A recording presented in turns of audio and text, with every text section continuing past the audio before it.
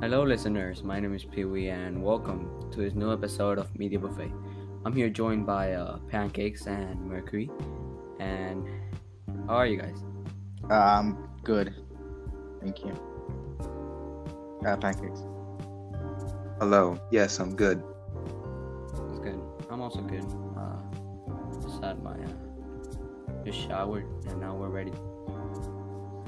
Today we're gonna do an interesting topic about was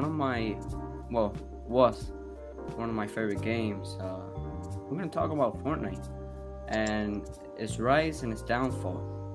And I want to start out with Mercury here.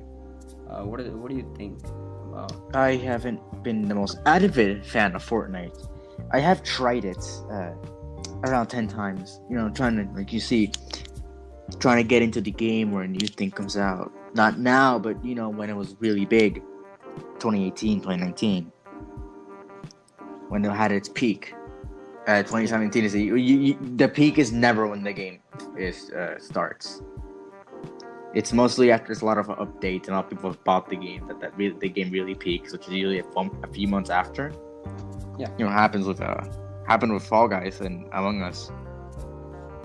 Yeah, then they fall down. So the peak was 2018, early 2019, 2019. It was never 2017. When the game actually came out. So I tried it around then, and it's just the gameplay. I didn't really like it. To me, it's just the same game. It's the same game over and over again. Which it's the same map. I haven't played in a while. I don't know if it has different drops every time. I don't know if they're randomized or they're static. So I think when you know where everything is, you can probably map down where the best things are. So then you just get better at the game. I don't know. Yeah, I haven't played in a while. I don't know if they're always there, or I haven't played again. I haven't played in a long time, so I don't know if they're always there or if they're random. I mean, if you mean the loot, actually, then I don't know, season 2, 3, or 4, since there were no bosses or anything of the such, they were just chests and such. Yes, there were some places that you could go ahead and collect your chests. Some places had obviously more chests than others, but it was, I don't want to say it's random, but it wasn't like you just go into one spot and just get the best food. It's the same thing, but it's not the same thing. Yeah, exactly. But yeah, as we all know, Fortnite is a battle royale where 100 players fall down into this big ass island, and they just select their loot. Well, not select, they just pick up their loot, fight anyone who comes in their way. Obviously, with the mechanism that was added, building and editing. Then you do that, and then you just defeat following players that come in your path, and then you just come out with a victory royale. But you see, this became, I don't want to say it's too repetitive, because I don't want to say trend, but many games that have come out in these few years have been repetitive. And I think that people who play games know what a battle royale is. It is the most popular game mode right now, for shooters. Yeah, that's exactly my point. Being too repetitive, people say, you know what, I don't like Fortnite because it's too repetitive. I don't agree with that, because so many games today, a year ago, 2 years ago, were repetitive, and many people liked it. But yeah, what's your take on this, Pancake? Time to break out the big guns. Ah, shit.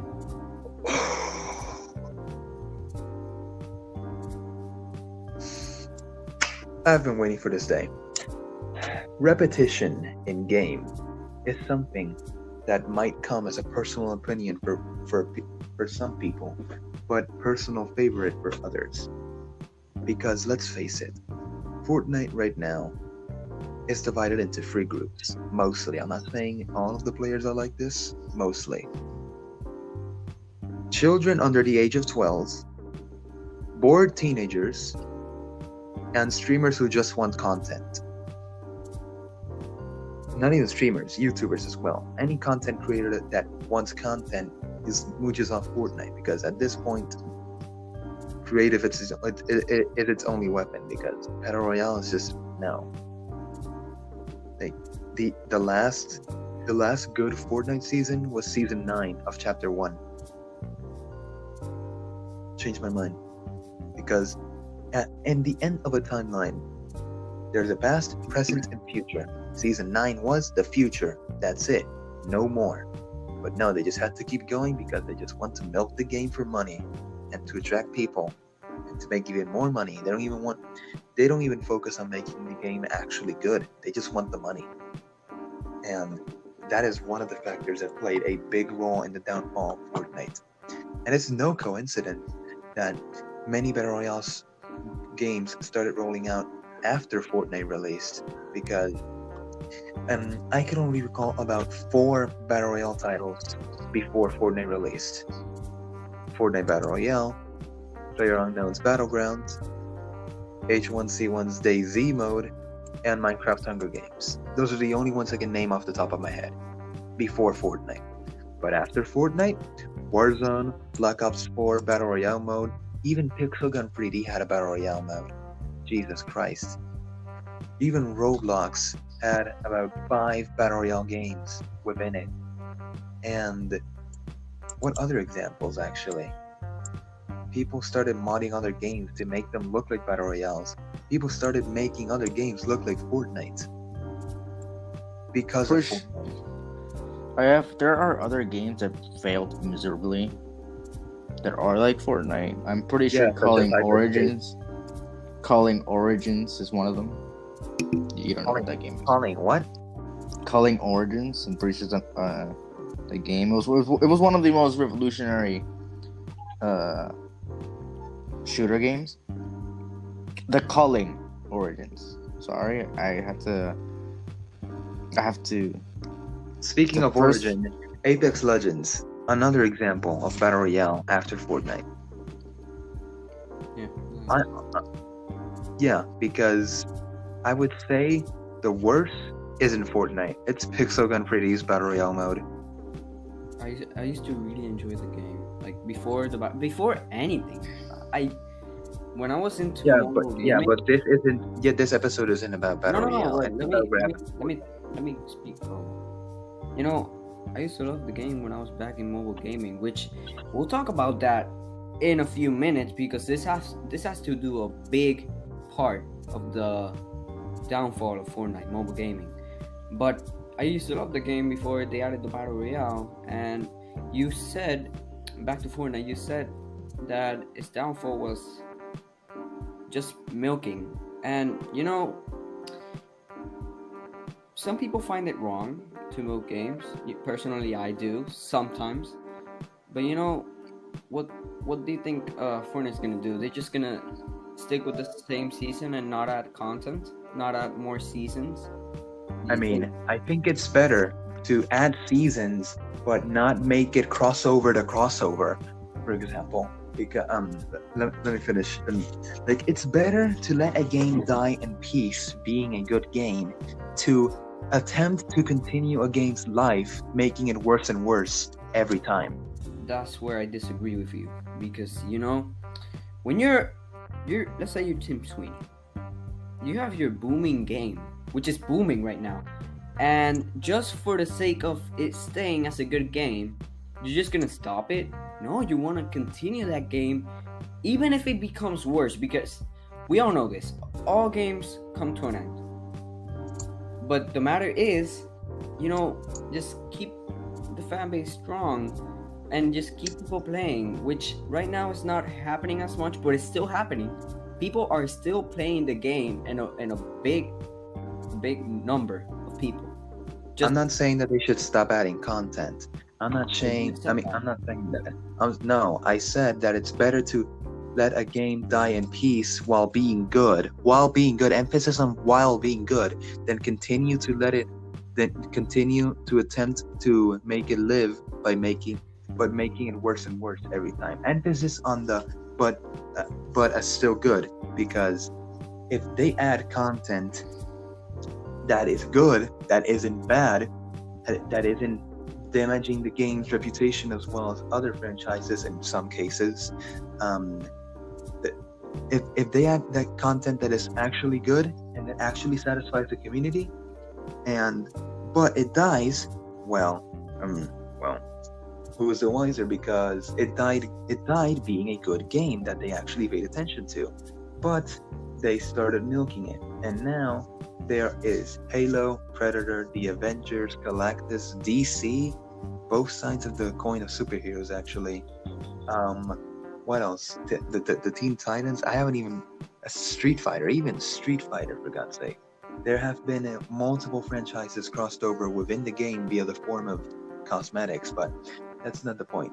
What's the point is that it's better to make good content for a game, and even if it dies, okay, you tried. It's a good game. You tried making it. Yeah, you tried living it by adding good content. But no, I'm gonna say this from a personal perspective, because I quit Fortnite a long time ago, and I played it for a long time as well. Epic started vaulting. Vaulting means removing weapons. Yeah. All of the players' favorite weapons, and including of all ranges, including shotguns, alternative weapons, pistols of every kind. Yeah. And I know that this may be another attempt at trying to live the game, but come on, man. If you remove the community's favorite features, then there's a chance that some people aren't going to like the game anymore. Yeah. Because of how the game plays. Because compare someone in like season 4 or 5, killing people with pump shotguns, and then building up, and then destroying their base using the plunger missile, and afterwards using the heavy sniper to kill them off their tower. It was a really good experience, but all 3 of those items aren't in the game anymore. Yeah, in that aspect, I have to give it to you. Epic, not just Epic, like many other gaming companies, but they vaulted weapons, which I don't want to say they have to vault weapons, which they don't at all. But if you want to experiment with, I don't know, new guns, because it can't stay all the same. It can't just be map changes and storyline changes. You have to change, obviously, the gameplay. For it, some people like you may not like it. Some people may like it for content, like you said, YouTubers may like it. Review of this new gun, but this one was vaulted. It has to be vaulted, because there's gonna be way too many options, which is not good. Way too many options is not good. But back to what I said, the idea of vaulting, it is a 50 chance. People may take it as a good decision, depending on the weapon or the item. Let's say, I don't think you played by this time, but there was a gun, which I don't remember what it's called right now. It was extremely OP. It was like a gun, and it had, I don't know, some type of ray that you hold it for like, I don't know, 4 seconds, and then boom, instantly kills the enemy. There's only, at least I've seen one gameplay footage of that gun. It was, I know what gun you're talking about. It was removed in like season 1, like the very first season. It only lasted for like 2 days. There's only like one or two clips on it in the entire in all of media. Yeah. But it was extremely OP.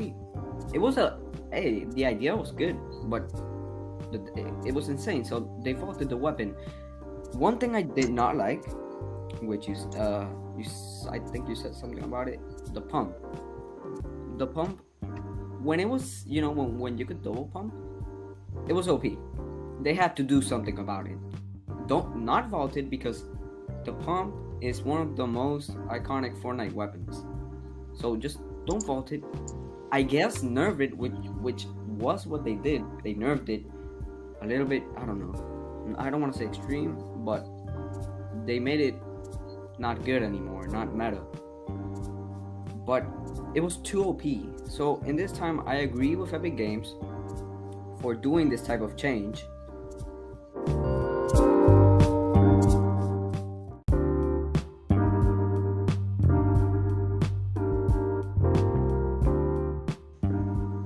In order to make the game more stable, I guess. But Yeah, it's good to remove overpowered guns yeah, to balance the game. That's good, but it also you can't remove half of the game's loadout to add a slew of weapons, all of which are bad. Because to be honest, there's no notable difference, but some people also like to compare the guns and test their ability for combat. And this is where people get content from, like videos of comparing guns and new updates and patch notes and everything. That's part of Fortnite's content, at least when it was good. Because, to be honest, Fortnite's core gameplay is good. Go around, land somewhere, get some loot, build, and try and survive and become the number one. Yeah. And that's a good element. What surrounds it is the thing that ruins it. Excess experimentation with loadout, excess experimentation with map locations and switcheroo. I mean, like, I get it, it's good to switch, refresh, map balance, and new things, but don't do it every week. Like, people don't want that. Like, yeah, occasional changes. I'm gonna compare it to Apex Legends, for example. In Apex Legends, you equip body shields of different durabilities, and then with different durabilities come different HP points. And one day they decided to add an item called the Evo Shield, which started out as a normal shield, the lowest difficulty, and then as you dealt damage, it kept increasing. And the maximum stage was a stage that was not found in shields that were not Evo. And that was a good addition to the game. And I'm going to cite a Fortnite example. Once, a gun came out called the Heavy Sniper that could eliminate a piece of building in one shot. Yeah. Something that no other sniper at the time could do. And if skilled enough, it could also one-shot a player with full shields and full HP. And that would be 200 points. This was a very powerful weapon, and I am surprised that it lasted very long before it was vaulted. And we forgot to clarify that vaulted means that it gets removed, but it gets added again later on if they decide to do it. And Like a vault. yeah, like a vault, exactly. It's just stored in the files. Yeah, because all weapons, vaulted and non-vaulted, are available in the game's alternative creative mode, which I still think shouldn't exist, but yeah. Anyways, what Piwi mentioned earlier about the overpowered gun, it lasted for about 4 days in Season 1, and it was called the Zavotron. the Sapotron, yeah, you're right on that. The Zavotron was found in supply drops, and it was a legendary rank item. It acted as a hunting rifle, if you know what that is, but it shot a ray, and it could instantly kill a person. Yeah.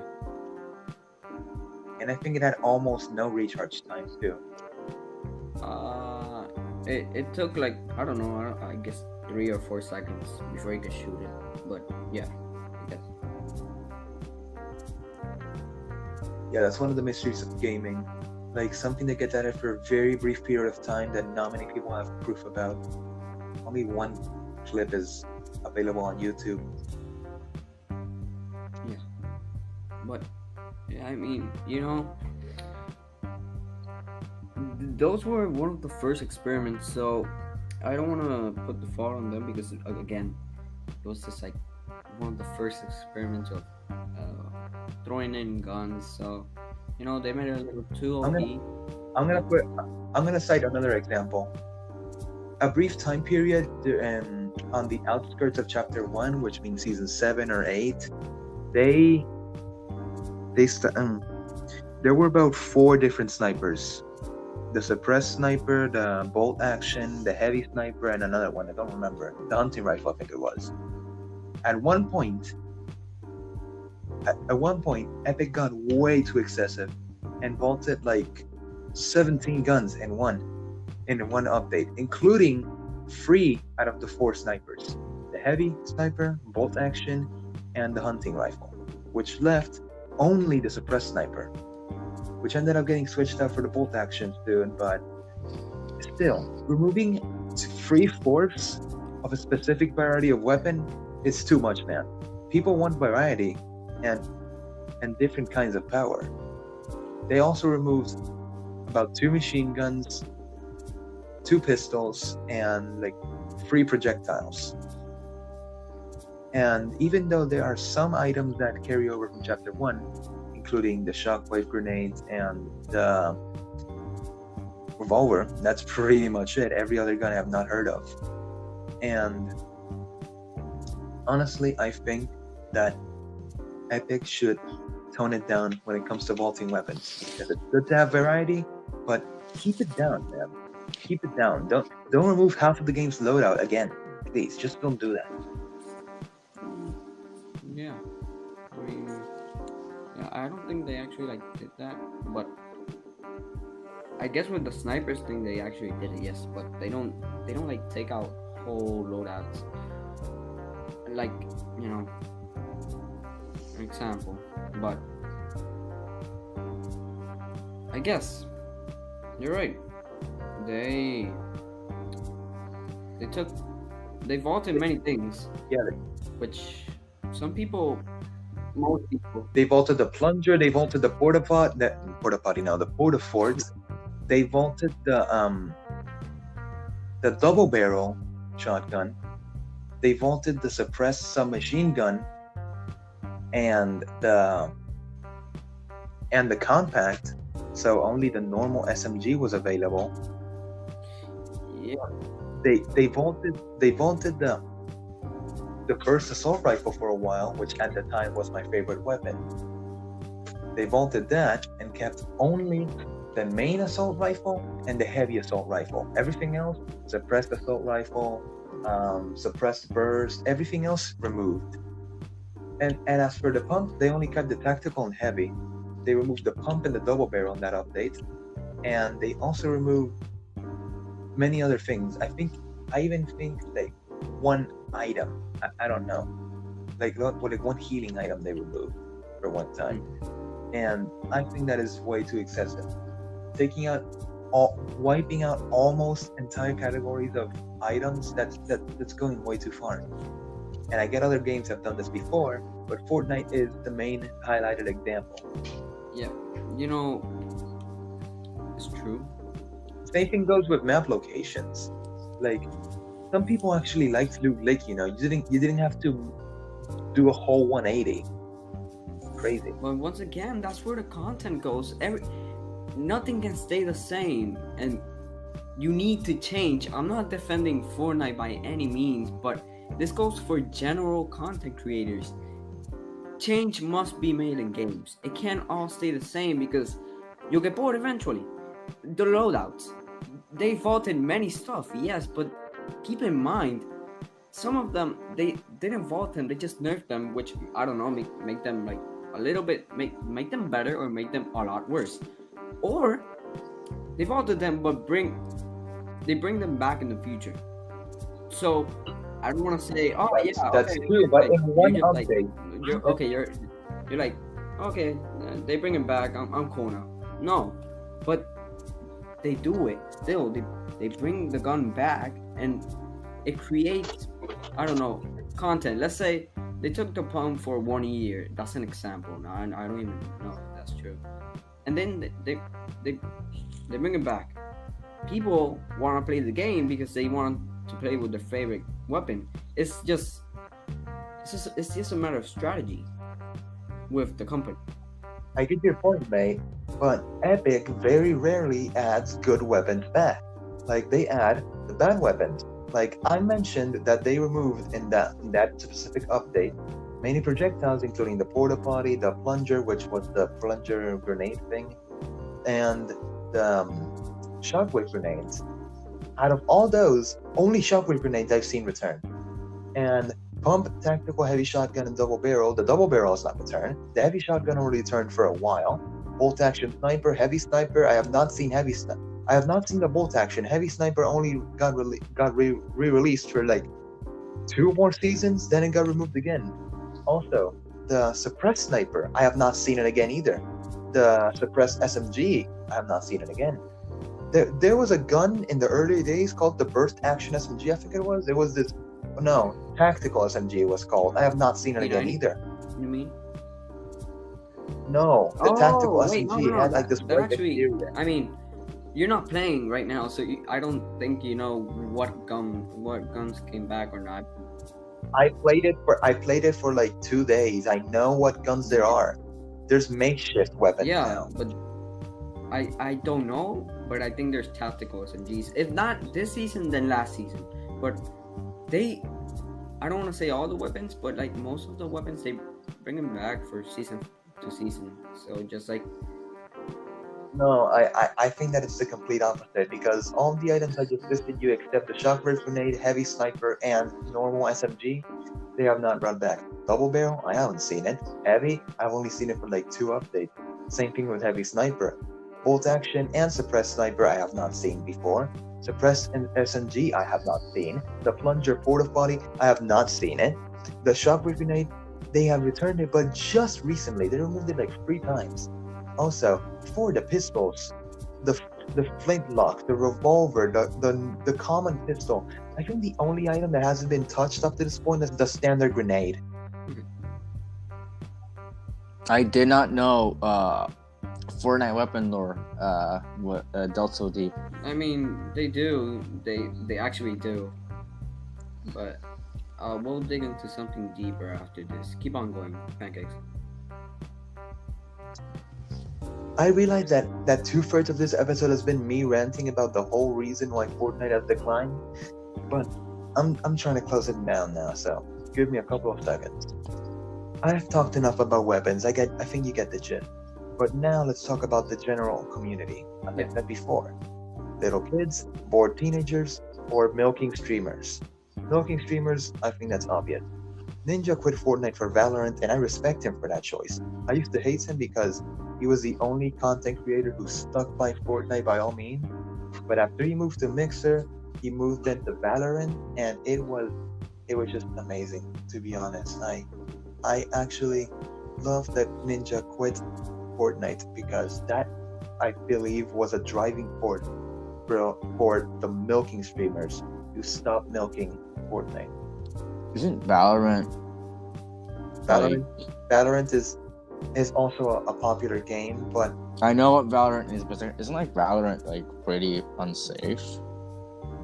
sorry, what? I heard that Valorant is a community more toxic than Fortnite. Well, Valorant is just developing. It is a new game. We have to check that out too. We have to wait how it evolves to actually value that. So let's just wait and see what happens. But the gist is that for bored kids, there's nothing you can do about bored kids. I've seen plenty of children who love Fortnite, and they have said, "Bro, Fortnite's my life, dude. I wanna play it forever. I wanna be a content creator and I want to teach other kids to play Fortnite so they get good." And casually, like just casually out of the blue, I recently moved from one apartment to another in early 2020. I recently moved, and as it turns out, one of the apartments we were checking out for consideration was a children's room. And how did I notice? the wall was covered with Fortnite stickers. And I'm not kidding, Fortnite stickers. Like you cannot see a single piece of paint. Everything was Fortnite posters, stickers, and anything else related to games. Like very minimal things weren't Fortnite. The bed was Fortnite, the posters was Fortnite, even the freaking desk was Fortnite. Yeah, okay. But you know, they're just kids. I don't agree. Yeah, I know they're just kids, and I believe that kids make up 2/3 of Fortnite's current audience. Because if we divide it into instead of thirds 6, then kids make up 4/6 of Fortnite's audience. The other 6 is for teenagers, and the other 6 is streamers. Once again, man, you can't blame them for Fortnite playing a also- game they have fun with. They're kids. They may Yeah, annoy you you, can't- but kids. No, I'm not saying that they annoy me. Like they're kids, they can do whatever they want. But I'm saying that they make up the majority of Yeah. the audience. You see, children in gaming at least, and if they're in voice chat, are loud, and well, People who play They GTA can- 5 can tell you that. and let's put a hypothetical. You're in a game, right? In any game, voice chat, and there's a kid right on the other line, right? He's loud, and like most kids in games, if he loses, he screams. Unless you're a collective kid, and you know that, which means you're mature, and I respect you for that. And I don't know why you're listening to this podcast, but thank you. But let's go to hypothetical. He's a kid, loud, toxic, and he gets so toxic, you leave, and because you can't deal with that, so you're alienated from the game because of him, and because you don't want to encounter that again. So you know that these people are all over the game, then you might get alienated from the game because Other I like the game, but I don't want to Yeah, encounter other these. children, like I get what you said, Piwi, about children having fun with the game, but yeah, those children are those children, and they may be distinguished. But there's also other types of children. For example, Epic Games recently bought. I don't know if it's no. Yeah, Psyonix. They bought Psyonix, the makers of Rocket League, the game where you play soccer with cars. And after that happened, there was an uptick in Rocket League players.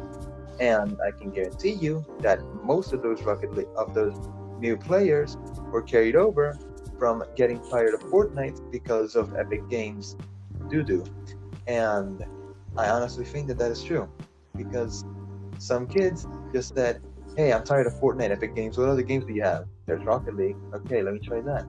And that's how they got interested in the game.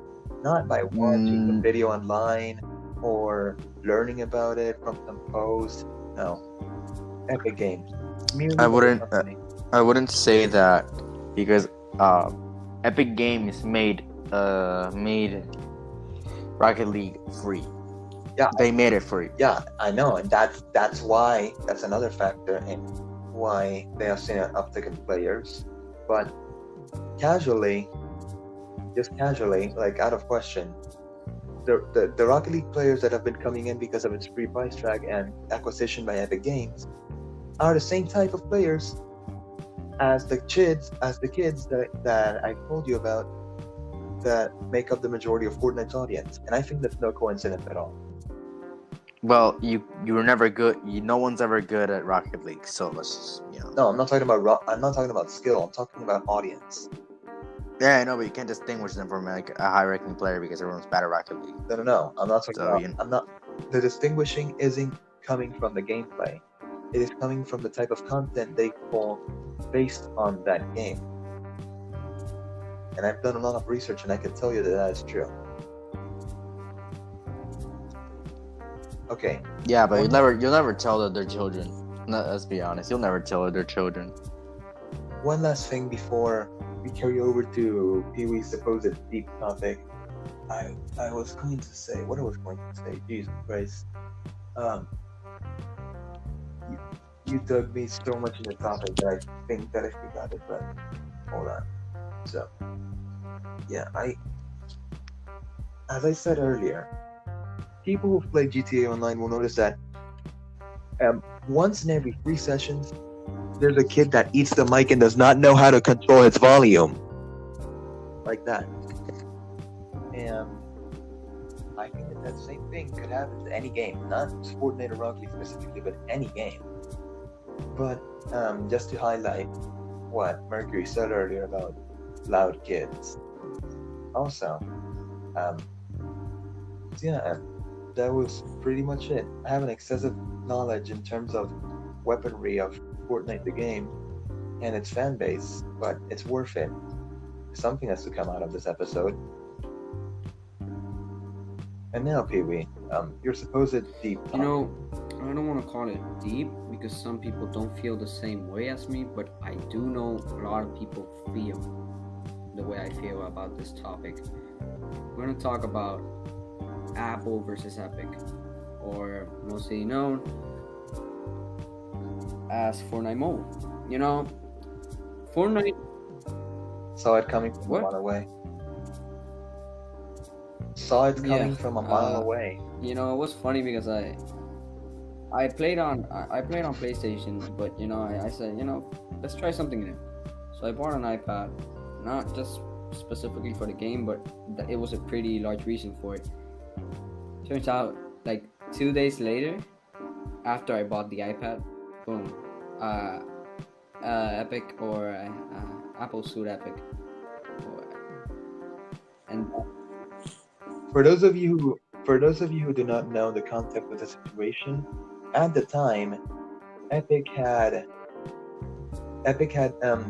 released an update for Fortnite in terms of the in-game store, that if you bought things from the Epic Games Direct store instead for Fortnite, instead of the normal in-game store, you would get a 10% discount.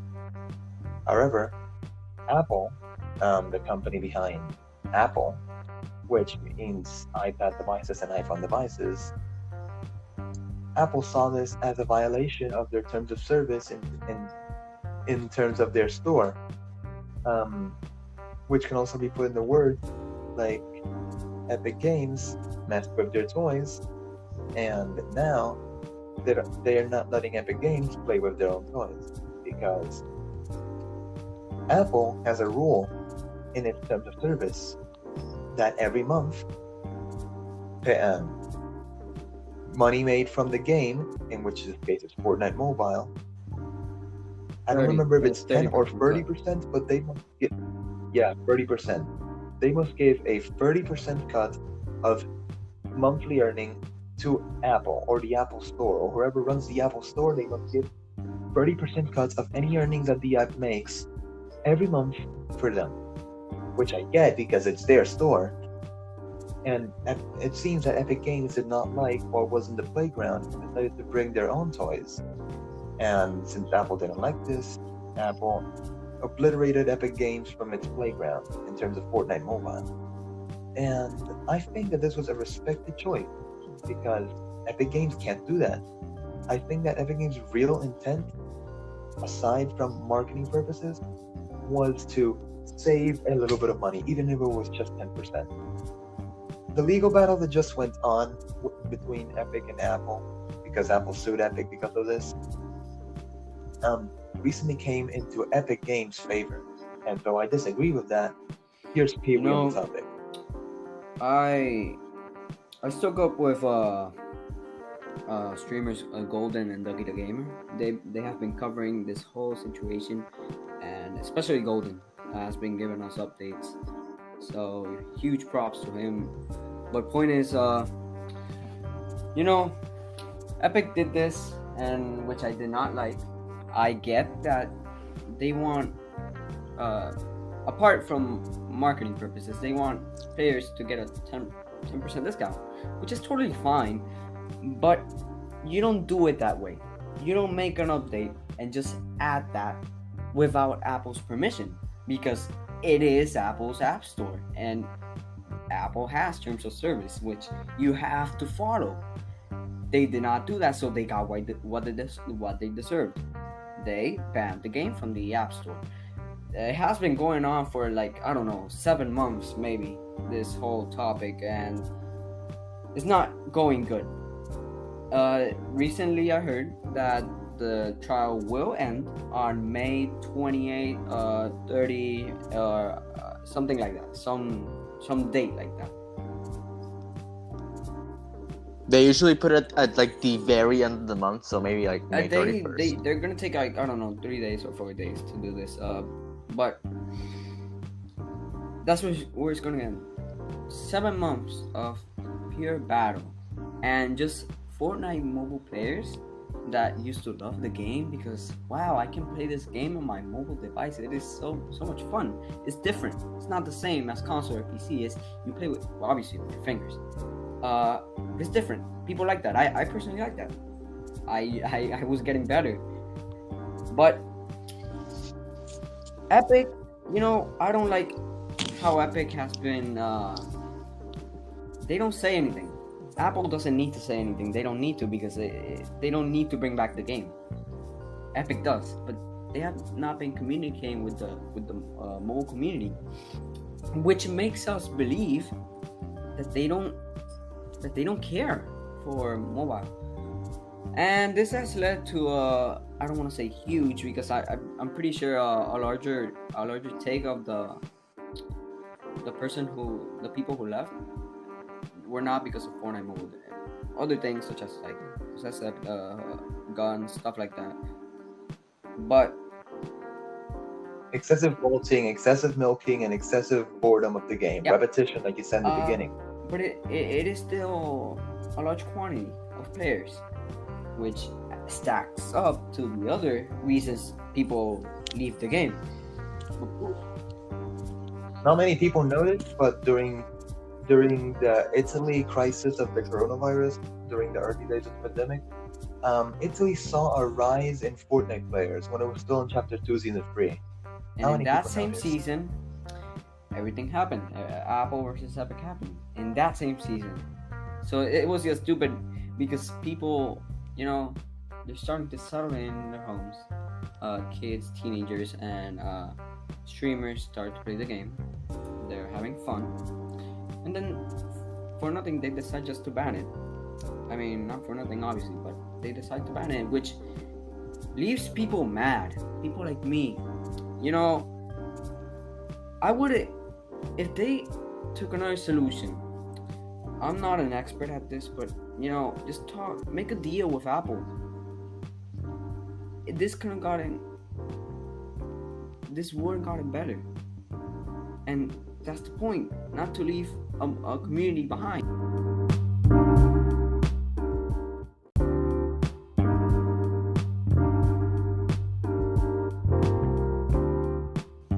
Point is, they did not do a good job at this.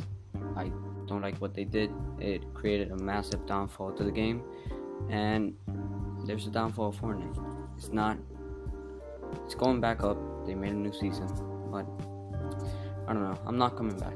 Not at least something good, really good happens. I'm not coming back. I'm going to leave due to personal. Give me a second. I wouldn't say it's going back to personal up. reasons. I will leave Mercury in charge. So see you guys later.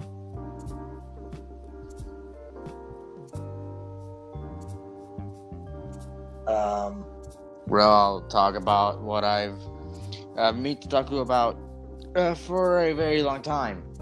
I've been quiet this whole time, but hang on. Before you say something about that, I just wanted to point out that I wouldn't say it's coming back up. More like a small uptick, but it's not coming back up like, oh, Fortnite's back, best game ever. No. So, well, now, to continue my argument, because I was sadly interrupted. Yeah, we spent about half an hour talking about guns. I think that of course it is repetitive. Once you know where everything is, and where every chest, where every blue where everywhere, every hiding spot, everywhere. You know, everything is in the map. Yeah, but That gets seems boring. That also gets updated as locations get removed and added, which is another issue. But that is the thing. They don't need to do that because they don't need to do Fortnite. They don't need to do that every season.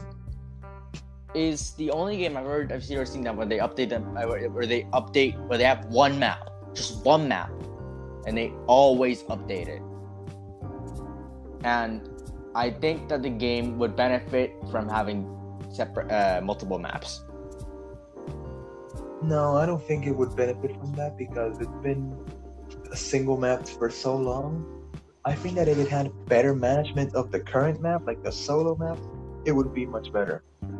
I truly think it would benefit from other maps because then that could change up the meta. Yeah, but hey, for example, during Chapter 1, as you might know, there was a location called Loot Lake.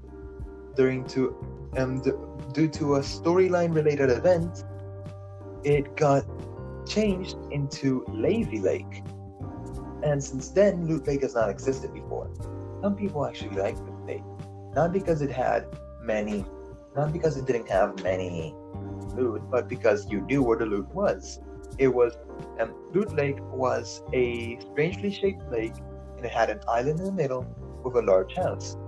Most of the chests were within this house, random boats within the lake, and an underground area that was underneath the house. And I get that you say that it was bad that you already knew where the chests are, but let's be honest, Loot Lake was an iconic location for the time it existed. Same thing with Tilted Towers, the probably most iconic location of the map in Fortnite's history. Tilted Towers is a metropolis, basically, like a city. It was destroyed during a meteor shower event in that closed Season 8, but it got brought back as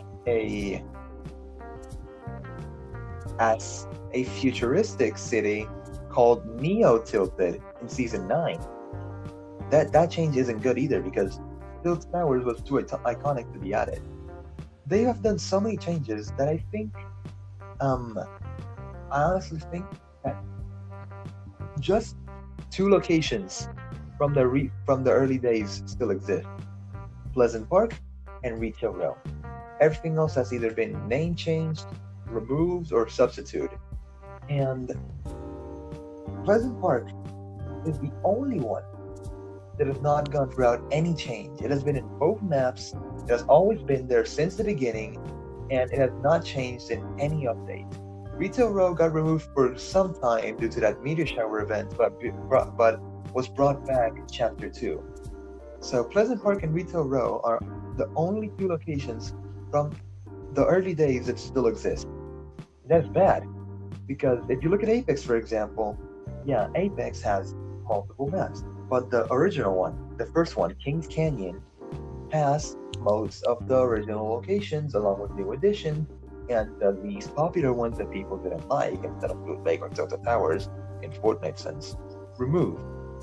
Because if you remove minor locations that no one talked about, for example, Fortnite had, I'm not sure if it was Weeping Woods, a woods location, it got substituted by Weeping Wood. It also had a location called Lucky Land, and got substituted by Misty Meadows. Greasy Grove. Meadows. Yes, Meadows. Popular locations that get substituted for no reason. People didn't want these locations to be removed. And this is an issue that must be dealt with. For example, probably the second most iconic location, Dusty Depot. It was a place with free warehouses, and in Season 4, an event struck that a giant meteor with a rocket inside it, for some reason, hit that location and turned it into Dusty Divot, which was a very big crater with government facilities inside, with trees growing around it. And there's that, because for the entirety of Season 4, it was a dry location. As the season ended, it started to grow trees, and in season 5, it was still Dusty Diva, but it had trees on it, which meant that it was actually a good addition. Now, after Dusty Depot got destroyed by the media, 1.5 warehouses got destroyed, which means that after the incident, only two of them actually remain. The left one, which is the red one, and the middle one, part of it. Also, Anarchy Acres, also a very old location that not many people talk about these days. Anarchy Acres was removed, I don't remember by which location, but it was substituted in season 4, I remember. And Anarchy Acres was removed because of some reality sense thing, but it got replaced by, hang on, I'll tell you in just a second. I'm trying to look for it. Give me a second. I can't find it. Yeah, I think I found it. Lazy Links, which in its core sense was a golf course. They removed the entire farm for a golf course. Also, Tomato Town became Tomato Temple. Wailing Woods became Weeping Woods, and they changed location entirely. Shifty Shaft, it doesn't exist anymore in any sense. No substitution, nothing. No, it just got removed. Same thing with Flush Factory and Junk Junction. Iconic locations that got removed, sadly, and have not been substituted by any sense whatsoever. I have been ranting enough about the map now. Let's move over to other things. Mercury, take it on. I will also add to the crossover discussion where if you're gonna do crossovers, don't explain them. Because and don't choose crossovers that make no sense. Exactly. Because, okay. Let's start with the first question. Don't explain crossovers. Just don't at all, because then it ruins both the lore of the game that you're crossovering with, and it ruins the lore of the other things, because then you have to explain that this guy from this universe, right? Like it's the same guy, but then like when it's ever mentioned ever again in the other universe, so like why did this happen? If we do a crossover, just like, hey, this guy's in the game, so you don't need to explain it. Like the whole Marvel thing, like they did a whole like thing with Marvel, like why? It's just a whole season, just Marvel. It's like don't explain it. Like if you're gonna add Thor, just add Thor. And also like, yeah, this is what I'm saying. Like, no one ever explains crossovers. Like in Mortal Kombat, when Joker or Spawn or a Terminator was added to the game, they were never part of the storyline. Mainly because they were DLC. But even when the DLC story came out with the others, there was Terminator. Well, by that time, Spawn, Terminator, and Joker had already come out, right? Yeah.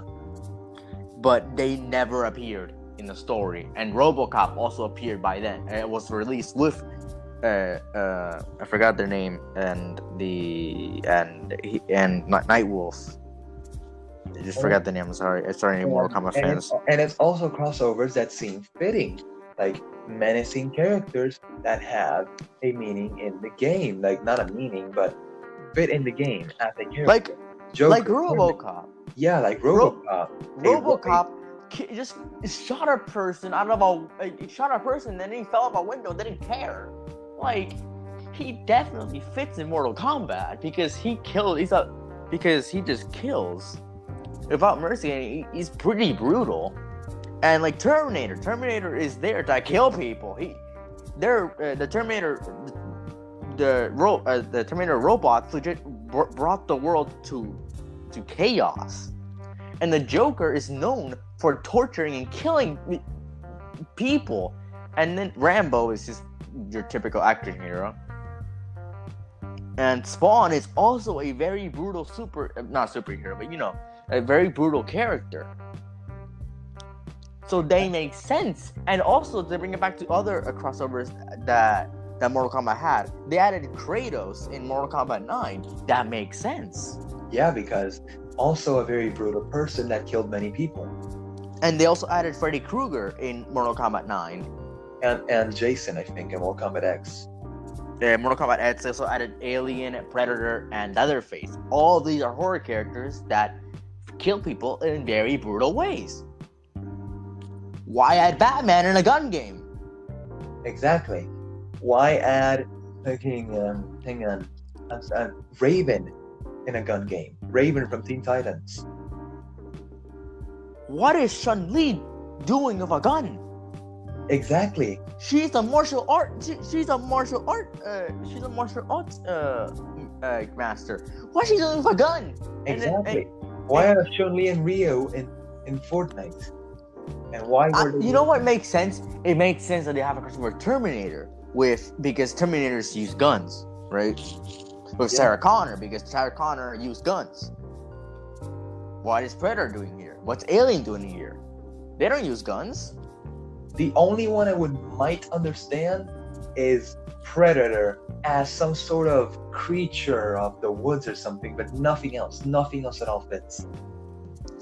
If you like I said, like what Mortal Kombat did, they never explain the crossovers. They're there because they're guest characters. They are guests. They're not. They're even explained. They're not meant to be there. They're just like things to pad out the roster. This is full-on explanation of what they're doing here. Yeah, because in the Fortnite storyline, a recent event happened that caused a crash between realities and dimensions, and that's the explanation they gave for every crossover. And also, like Flash I understand Green Arrow because I think there's a bow in Fortnite, but that's specific to one weapon. I haven't played Fortnite in like 2 years. I don't know if the bow still exists. There is some sort of bow, yes. So Green Arrow fits if you're counting one weapon. And also there are other characters that may fit, such as Master Chief.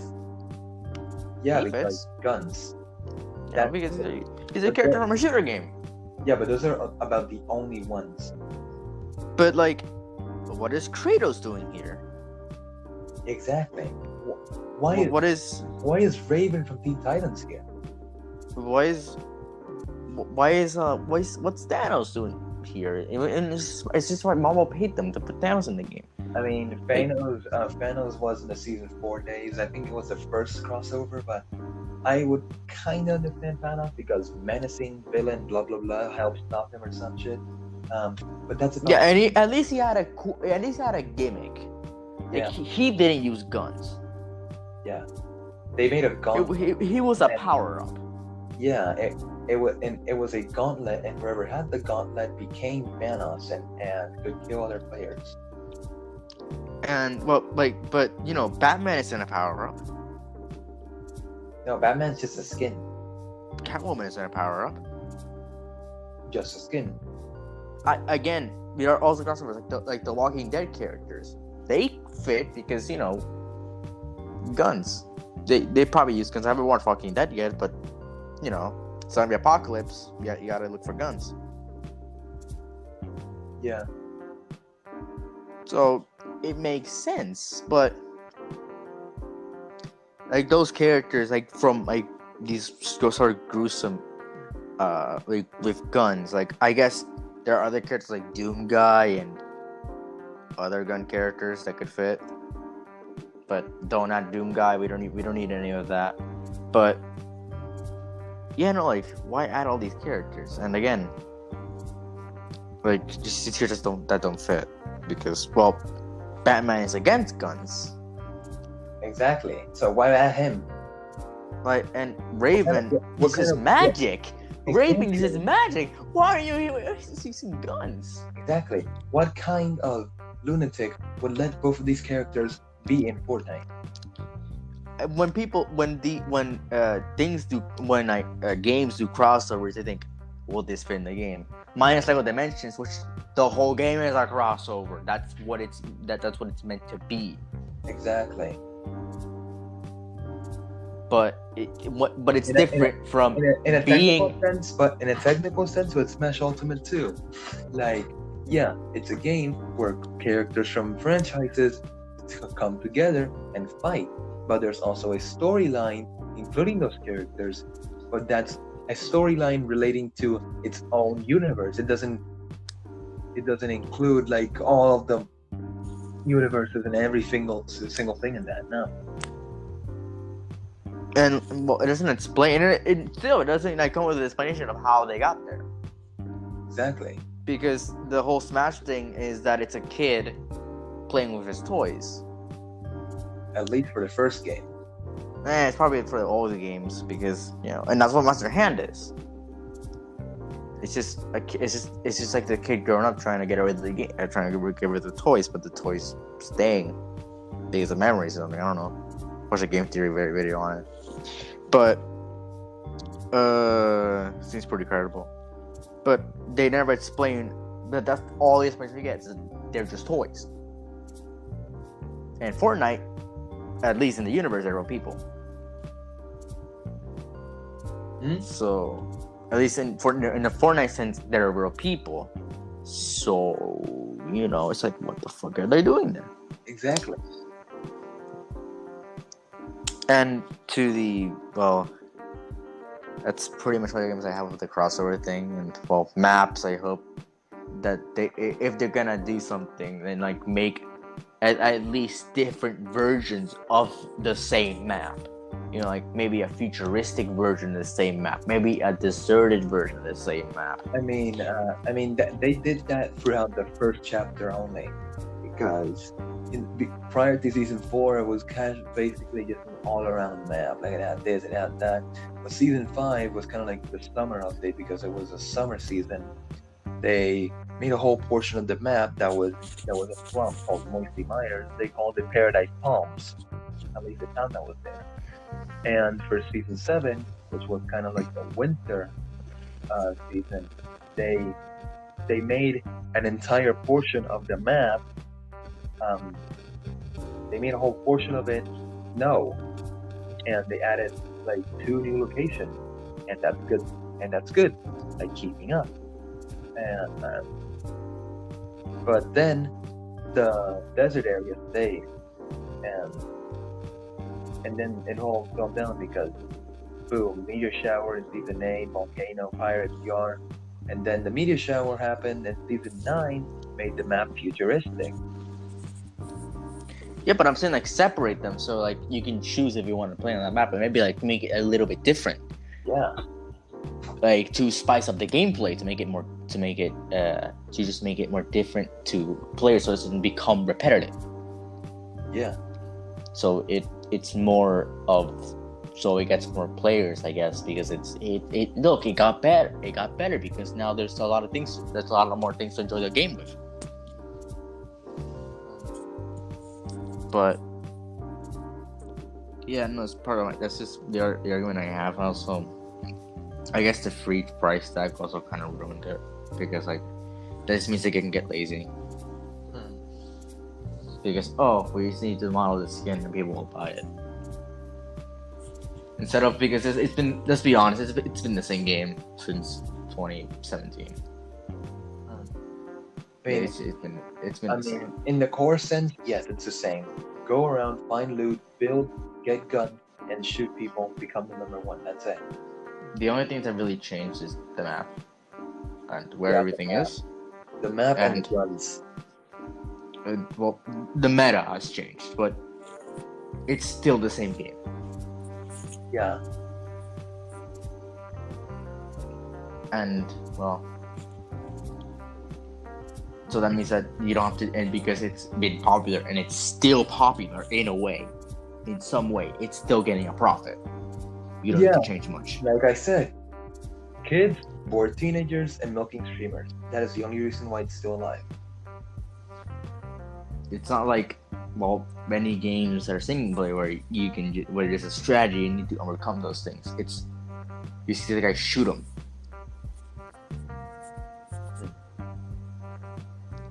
So when you really look at it that way, where it's just a game, where it's a game that you have one goal. It doesn't have anything else unless you pay. It has one thing: become number one. Yeah, one thing, and after a while that becomes one thing. You see that guy, kill him. You know that just seems, well, when you explain it that way, that seems kind of boring. And when you're playing Call of Duty, they have different game modes: capture the flag, death battle. So they also have multiple maps. I mean, there's things that spice up the gameplay, but Fortnite, one map, one goal. And well, that's all I have to say.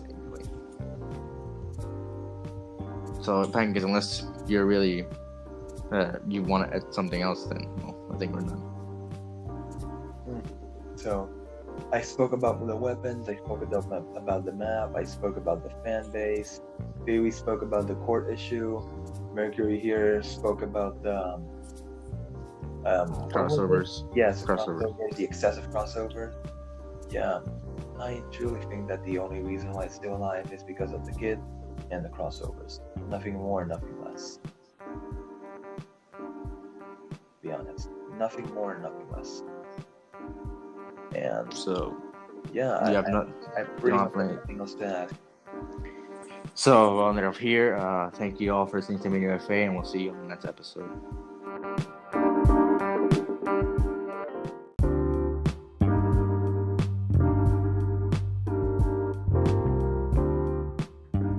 Hello, my name is Mercury, and welcome to this brand new episode of Mini FA. Today I'm joined by Pancakes. How are you, Pancakes? Brought to you by Raycon earbuds. That's not a thing we're sponsored by. How are you, Pancakes? I'm great, thanks. Apparently sponsored by Raycon earbuds. We are not sponsored by Raycon earbuds. Anyways, what are you talking about? What are you talking about? I'm recording this episode with the Raycon earbuds, and I feel like the most normal set of earbuds ever. Only $79.99, and that's just half price. So while we ignore that apparent scam, today is a news episode. Yay! And our first one in a while, actually.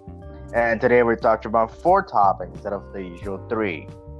And they are the current state of HBO Max, the announcement of E3 2021, the announcement of a Wolverine series being worked for Disney Plus, and the Nintendo Indie World that, at the moment of recording, aired today, earlier today. So we're gonna start off with the HBO Max, the state of HBO Max. So Pancakes, where do you think HBO Max is headed, or your opinions on HBO Max as a whole right now after the release of all these movies? I feel like there are way too many stream services. Way too many. I can name 10 off the top of my head. I already made this rant, but I'm gonna do it again. Netflix, Hulu, Amazon Prime Video, T-Mobile, TV Mobile, the random new streaming service by T-Mobile, Peacock, HBO Max, CBS All Access, Disney Plus. What else? I wonder. Paramount Plus and ESPN Plus. There's just too many, man. Too many. I like it when people actually watch TV. I mean, not that far. This is better. Just saying, there's way too many streaming services. This is better than TV. And HBO Max is one of the better ones, especially with this new thing they're doing, where they're putting all of these new movies that are coming to cinemas. They're coming to cinemas to their streaming service for 31 days, a month, pretty much. they're gonna be there for a month and they're gonna go away after that month passes. That's what they did for as of now.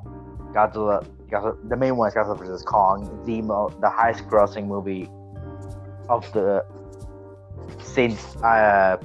highest grossing movie since I'm pretty sure Rise of Skywalker, because everything in 2020 bombed, or just no one went to see it, like Tenet. I mean, that's a Sonic movie. The Sonic movie came out before the lockdown and didn't make as much money as Godzilla vs. Kong, which is right now made almost $500 million. I'm sorry. And obviously they released Wonder Woman 1984 on there. That was a film they released. Then it was The Little Things. Then I'm pretty sure Judas and the Black Messiah. Then Tom and Jerry. And now Godzilla vs. Kong. And then the next one they're releasing is Mortal Kombat. Get over here! On April 23rd. So I think that this is a good business model, especially because that brings a lot of people to the app, especially Godzilla vs. Kong. And they have some really good originals, which I've seen one of, and that's the Snyder Cut for Justice League, which is good, and I've watched all 4 hours of it. Only people who have no lives have that amount of time. I watch watched a movie. I watched it in like a month. It took me a month to finish it, or like a few weeks. It took me to finish it because my original plan was to watch the entire thing in one sitting.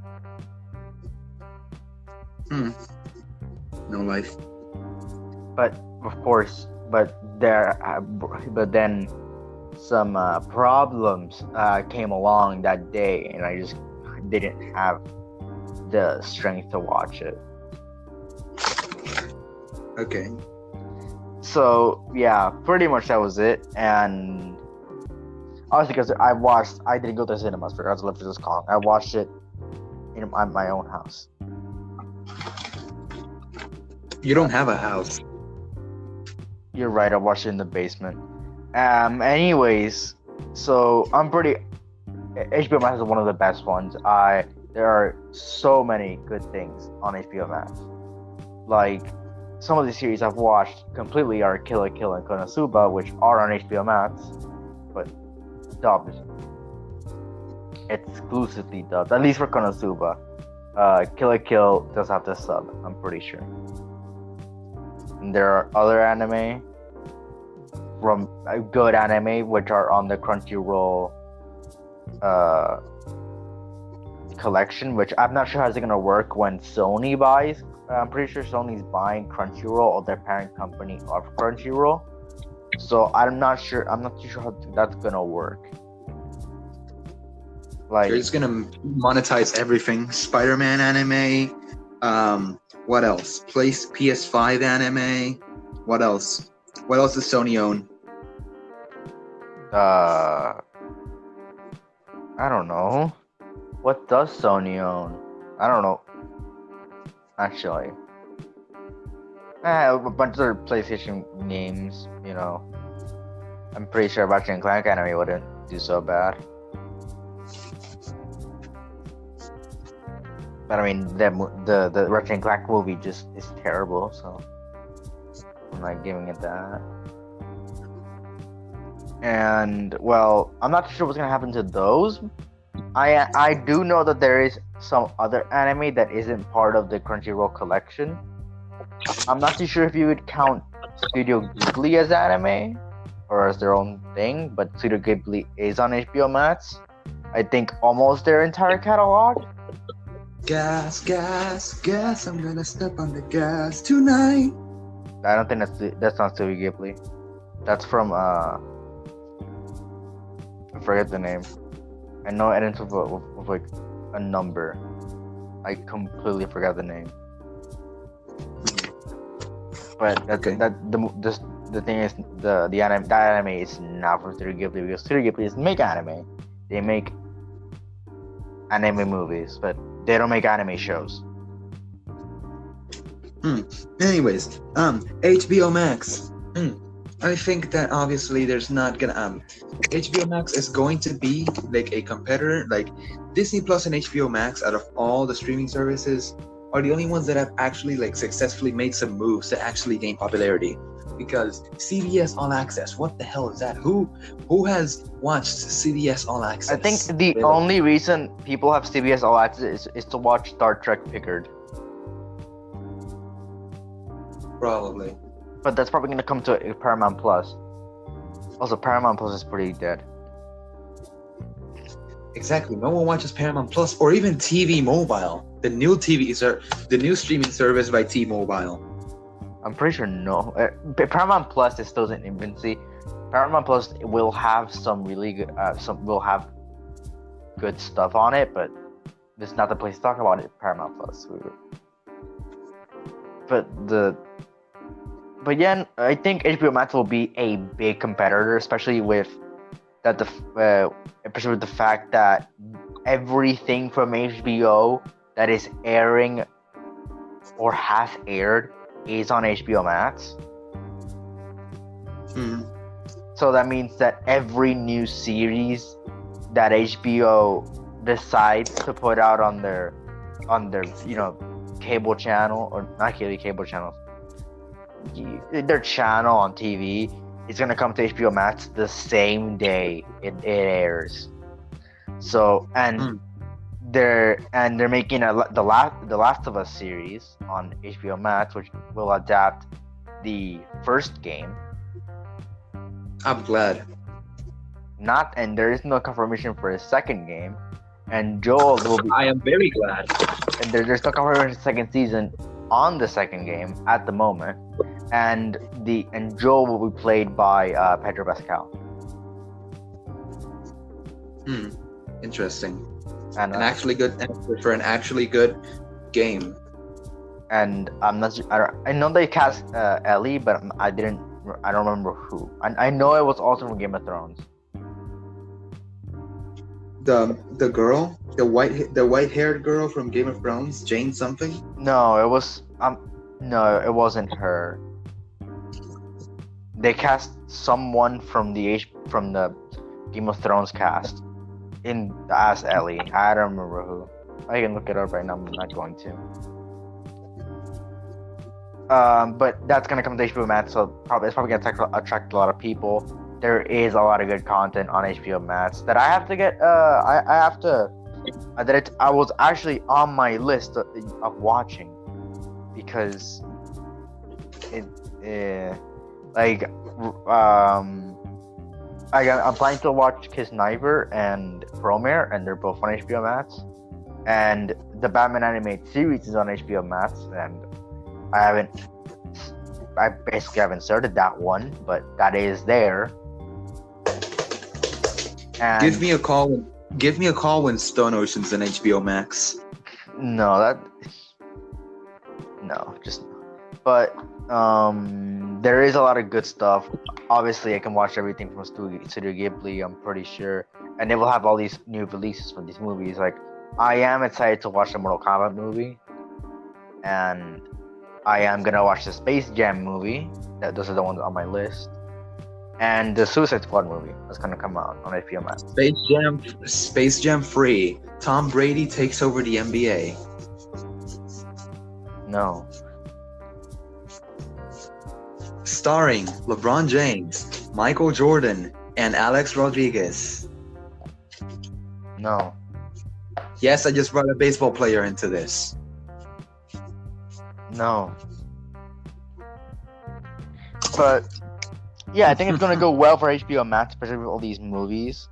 So there is one that I am excited to see, just to see how bad it is, and that's Dune. Dune looks. Wait, what? You're making another Doom movie? Dune. What's Dune? It's based on some novel, and the movie hasn't been released yet, right?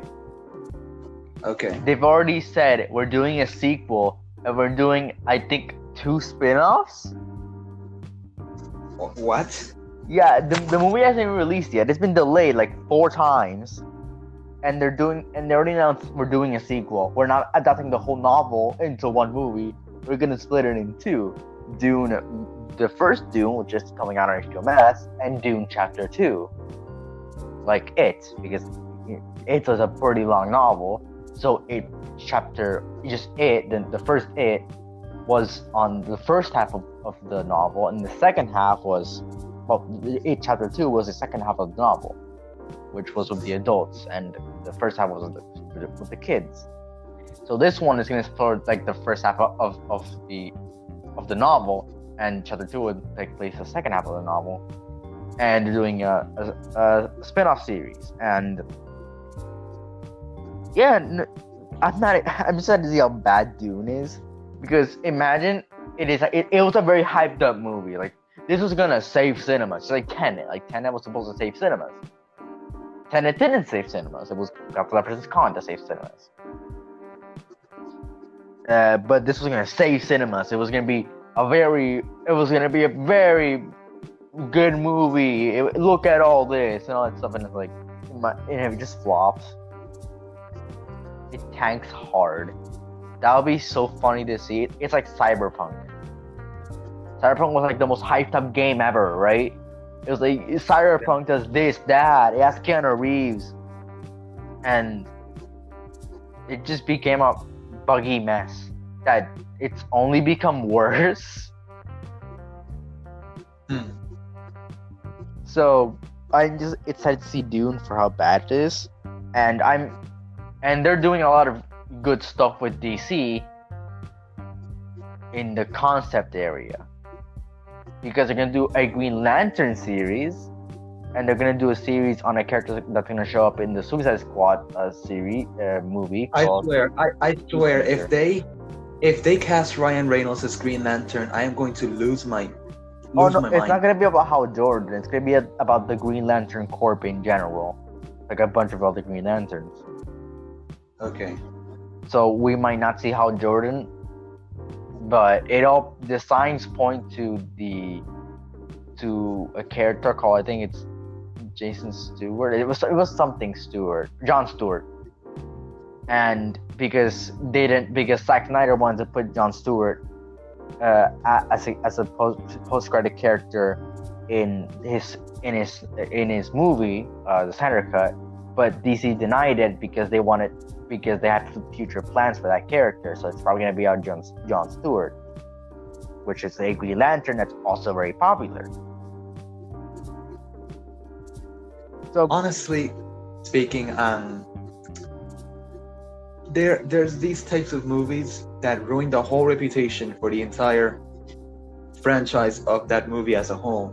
Examples include the Ryan Reynolds Green Lantern movie, because we have not heard anything of Green Lantern since that movie came out, at least in a big media sense. They actually planned to make a Green Lantern movie as part of the original DCEU lineup.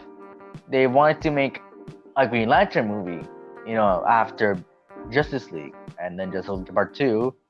We're gonna take a bunch of those other ones, and they were gonna make a Cyborg movie, and they were gonna make a Green Lantern movie. But the Cyborg movie and Green Lantern movie ended up scrapped, and now the current lineup is after Justice League was Aquaman, Shazam, Birds of Prey, Wonder Woman 1984, and now the Suicide Squad. And Shazam 2 and Aquaman 2. I honestly don't get why DC decided to put that, to release the movies out of order, because the first movie was Superman, but then it was Batman versus Superman, but then no, it's Justice League, but then no, it's Shazam, but then it's Wonder Woman. Like, what the hell's going on? And thing is, they were gonna make a Batman movie after Batman vs Superman, which is gonna be Batman vs Deathstroke, but it was scrapped because Ben Affleck left. But the only movie that's still part of the original vision for the DCU that's still being made is Ezra Miller's Flash. which will have Michael Keaton Batman in it. What? It will have the Batman from the 80s, Michael Keaton, in the movie. What happened with Ben Affleck? He will still appear. He will appear in the movie as Batman. There will be two Batmans in the movie because it deals with a storyline from the comics called the Flashpoint Paradox, which is the Flash going back in time and disrupting and pretty much making that so Reverse Flash doesn't kill his mother. Bro, relax. I watched the CW's Flash. No, at least 5 out of the 6 seasons. I know what it. No, Flashpoint Paradox is actually much more than what the Flash show actually shows. Basically, the Flash goes back and it's the same principle. So the Flash goes back in time and stops Reverse Flash from killing his mother, right? Yeah, but then spoiler alert for the CW series. In the CW series of the Flash, bad things start to happen, like the consequences, and then he goes back and reverses it, but that has an issue and he has to actually fix those issues that occurred when he reversed the changes that he made when he made Flashpoint. So basically made Flashpoint, suffered consequences, reversed Flashpoint, but then new problems came from reversing Flashpoint, and that's what season 4 was all about. Well, in the comic, it's actually a better storyline, where the Flash, stopping the murder of his mother, actually triggered a bunch of other things happening in the timeline that it caused a lot of other changes, like the fact that at the moment the Amazons and the Atlanteans are at war because Wonder Woman murdered Mara, I'm pretty sure. And that Bruce Wayne was killed by the man who originally shot Martha and Thomas Wayne. And then Martha became the Joker and Thomas Wayne became Batman. It's crazy. It's crazy, and it's like, and it's him. I think it's him trying to like fix it so it's back to his own timeline. So it does take inspiration, but the one from the CW show is resolved in like 3 episodes. No, the first episode actually reverses Flashpoint, but then everything else, like, yeah, he reverses Flashpoint, but then something's happened. If I remember correctly, whole particle explosion thing, blah blah blah. But then when it comes time for the murder of his mother, I mean, after season 3, I don't remember the order of events. I think it was the transition from season 2 to 3. He was tired of his parents dying, so he went back in time. He created Flashpoint, and then one of the side characters, Cisco Ramon, apparently owns Star Labs now. Something else happened with Caitlyn's relatives, something like that, blah blah blah. No, they to keep in mind that no other DC superheroes are mentioned during the entire show up until season 5, when something happens with Supergirl and that show's version of Superman. Yeah, you get it. There is a new show about Superman in the CW lineup, but I couldn't care less about the CW. So yeah, like I actually do not care about CW. Honestly speaking, there's kind of like an equivalent exchange here, no reference intended, because honestly speaking, Marvel has the better movies, but DC has the better shows. DC has the better animated stuff because everything they do that's live action is trash. Minus the current ones, because Batman, the Christopher Nolan Batman trilogy, and everything before DCU was pretty good. They are continuing with DCU with this whole HBO Max thing, where there is some other stuff, like of course Green Lantern Corps, and there's another series about a character who's going to show up in the Suicide Squad called the Peacemaker, which is his character that loves peace so much he'd kill for peace. That's his whole shtick. He would kill for peace. All he ever does is for peace.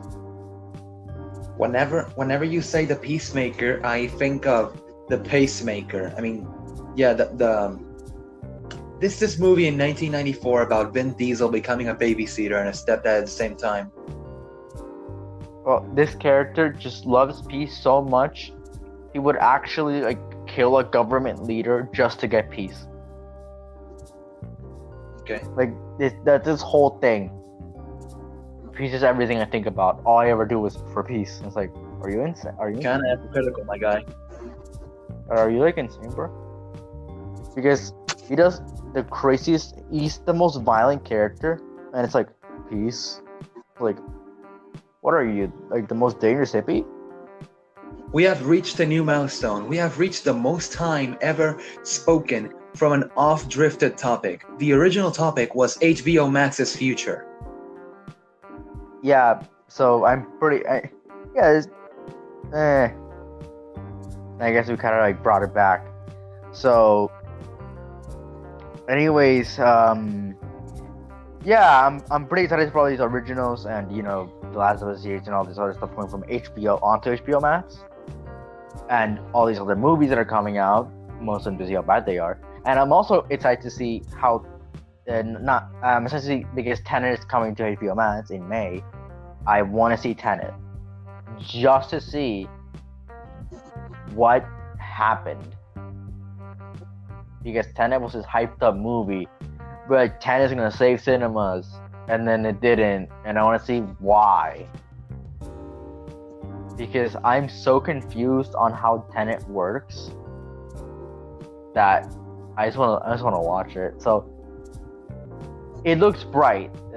The HBO Max future is very bright, and as one of the bigger competitors in the streaming service lineup, just because of this whole thing they're pulling off with the movies and all these other series they're coming out.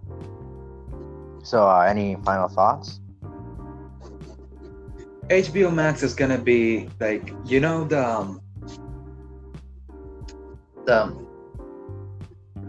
the major streaming services include, before the whole streaming service craze, the original duo was Netflix and Hulu.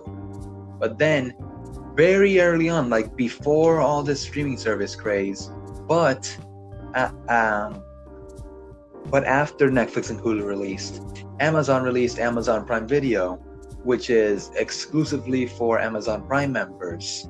And they have some pretty good things. The only things I can mention off the top of my head are The Boys and a random trendy movie from a couple years ago. I don't remember. Point is that they have some things, Prime Video, but I don't feel like it's going to be a good competitor because it's too old and they kind of just gave up. The only thing they have is The Boys. And that dystopian series about The Boys. There's a new series called Invincible, which is again about violent superheroes. But the superheroes are actually. Prime Video doesn't feel like a competitor to me. That's all I'm saying. So yeah, Netflix and Hulu, and I haven't heard much about it, but I hear it's still a bit prominent. So I'm just gonna leave it on the mix. So now the Holy Trinity would be Netflix, Hulu, and HBO Max, because Disney Plus is just Disney. Yeah, Disney Plus it's just like whatever Disney wants to do. Yeah, but it's still a pretty good streaming service, just not part of the Holy Trinity. Disney Plus sees what HBO Max is doing and says, we can definitely do this, but how do we get more money out of it? That's me jabbing at White Black Widow's $30.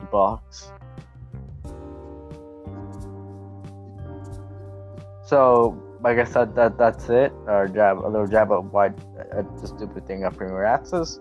So now we're moving on to our first and two of our gaming news.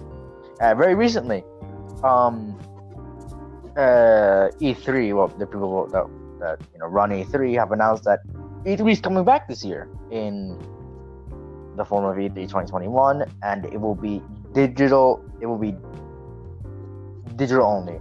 It will be a digital-only event. There will be no conference at a big room, and it will run from June 12th to June 15th. So, Pancakes, what are your opinions on E3 coming back? So, I get some sort of pleasure. Like I enjoy it when I make lists of like big departments of a specific like topic. For example, streaming services. I enjoy naming and listing the services. There's Netflix, Hulu, Prime Video. If you list vegetables, I enjoy naming them. Tomatoes are fruit. Carrot, lettuce, squash. You get the gist. And then there is, and then there's something like E3. Like what game companies, developers, or publishers are gonna be there? There's like, we have no confirmation, but game developers or companies in general: Nintendo, Sony, Microsoft, Bethesda, CD Projekt Red, Rockstar, Respawn Entertainment, Panic Button Games, Psyonix Games, Epic Games. I have no idea what others. Sega. I think Sega's pretty dead. Yeah, but they still exist.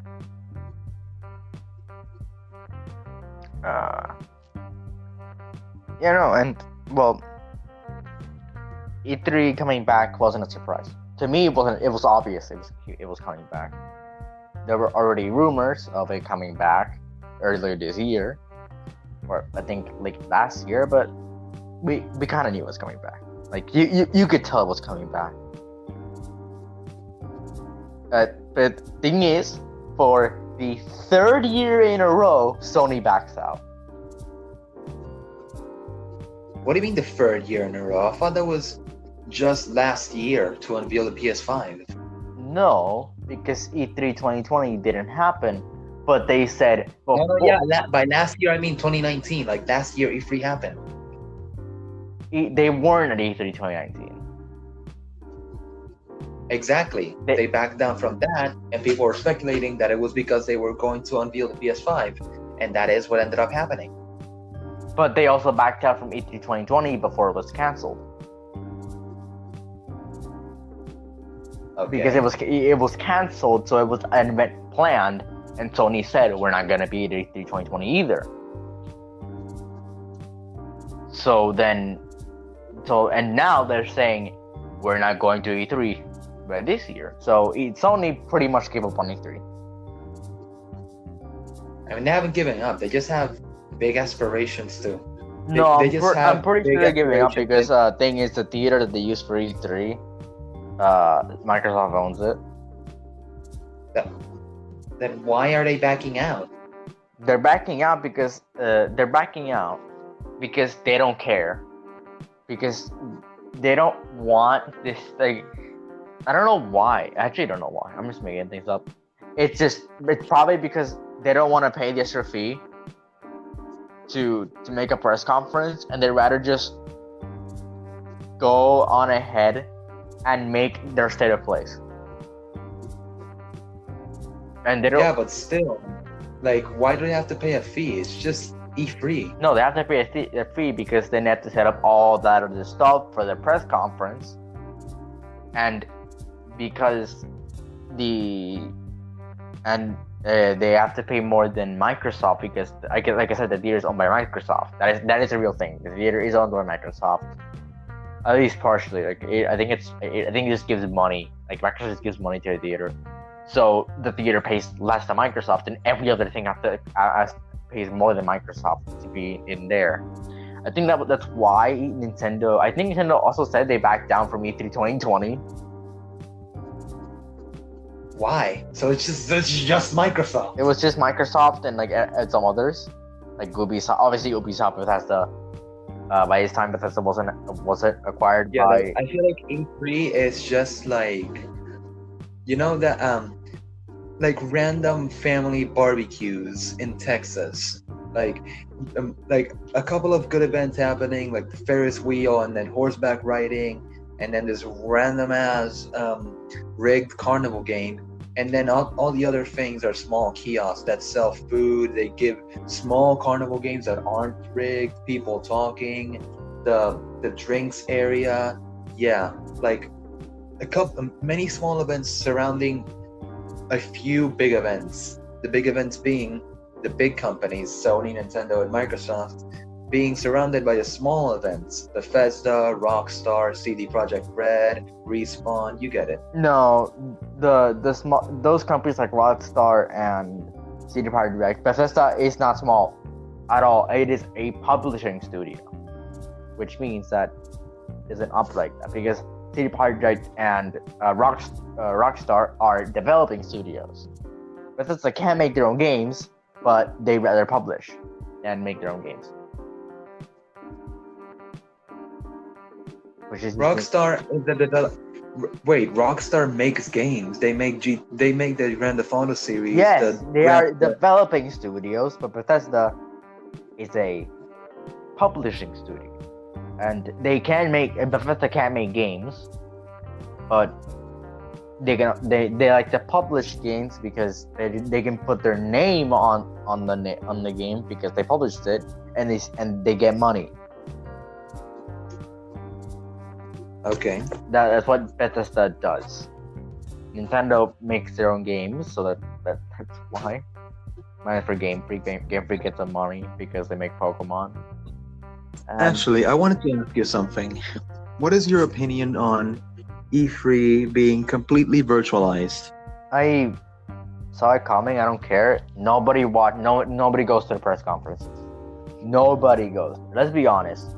Every time you watched an E3, it was through a screen.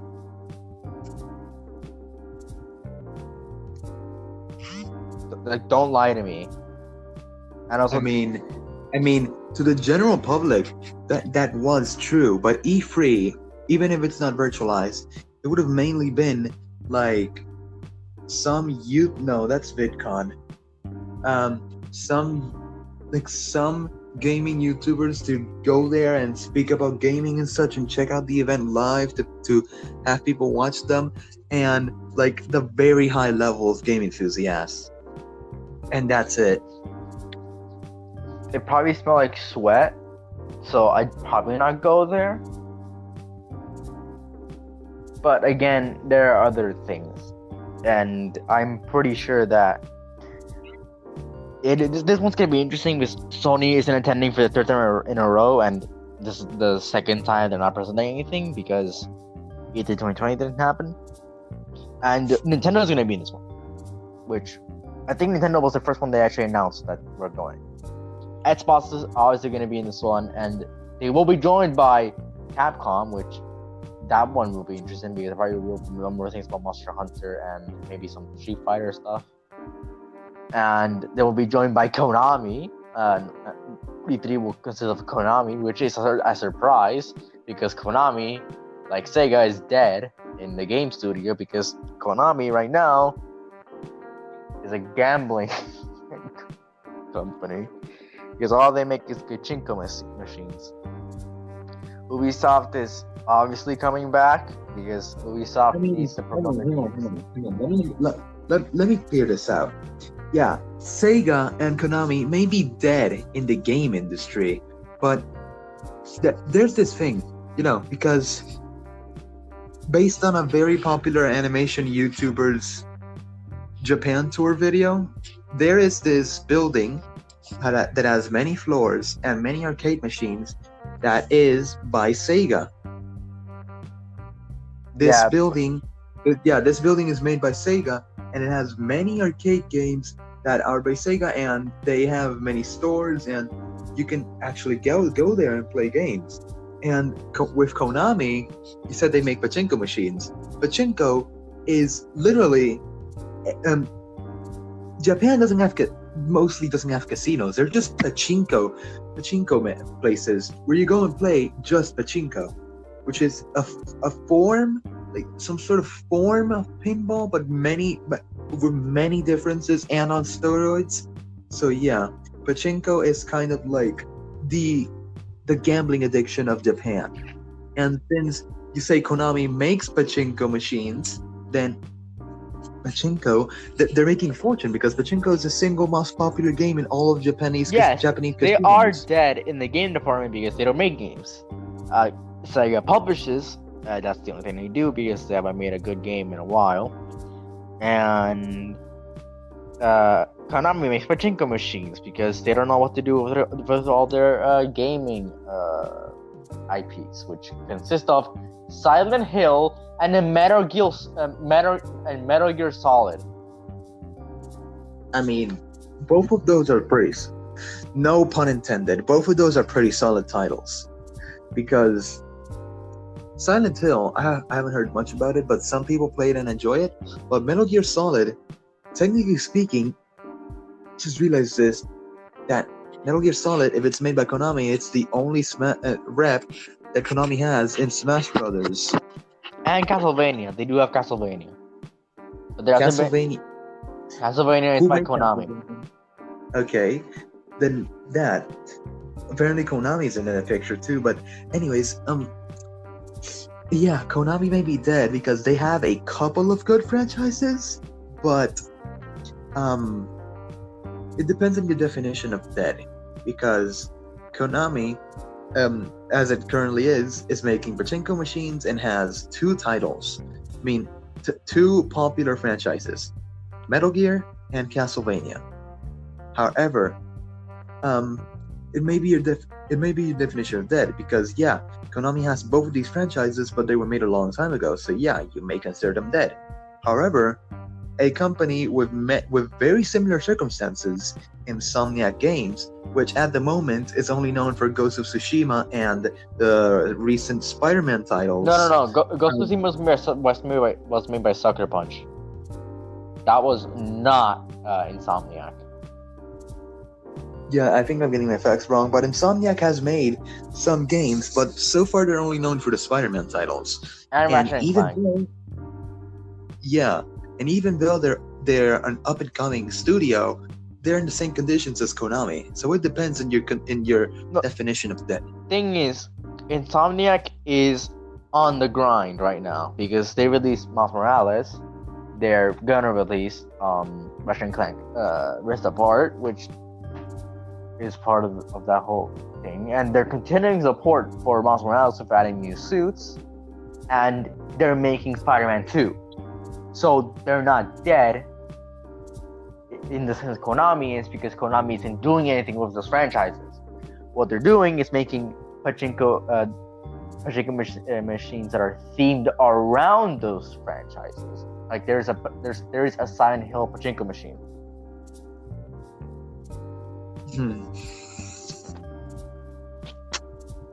But that's all that Konami's doing, and well, then we get back to E3.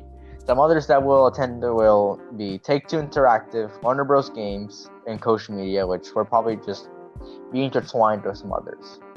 Warner Bros. Games will probably have their... Warner Bros. Games, I think I've seen them before. What are they titles? I guess Injustice 2, but yeah, what else? Anything to do with DC. Okay. The Batman Arkham games, Gotham Knights.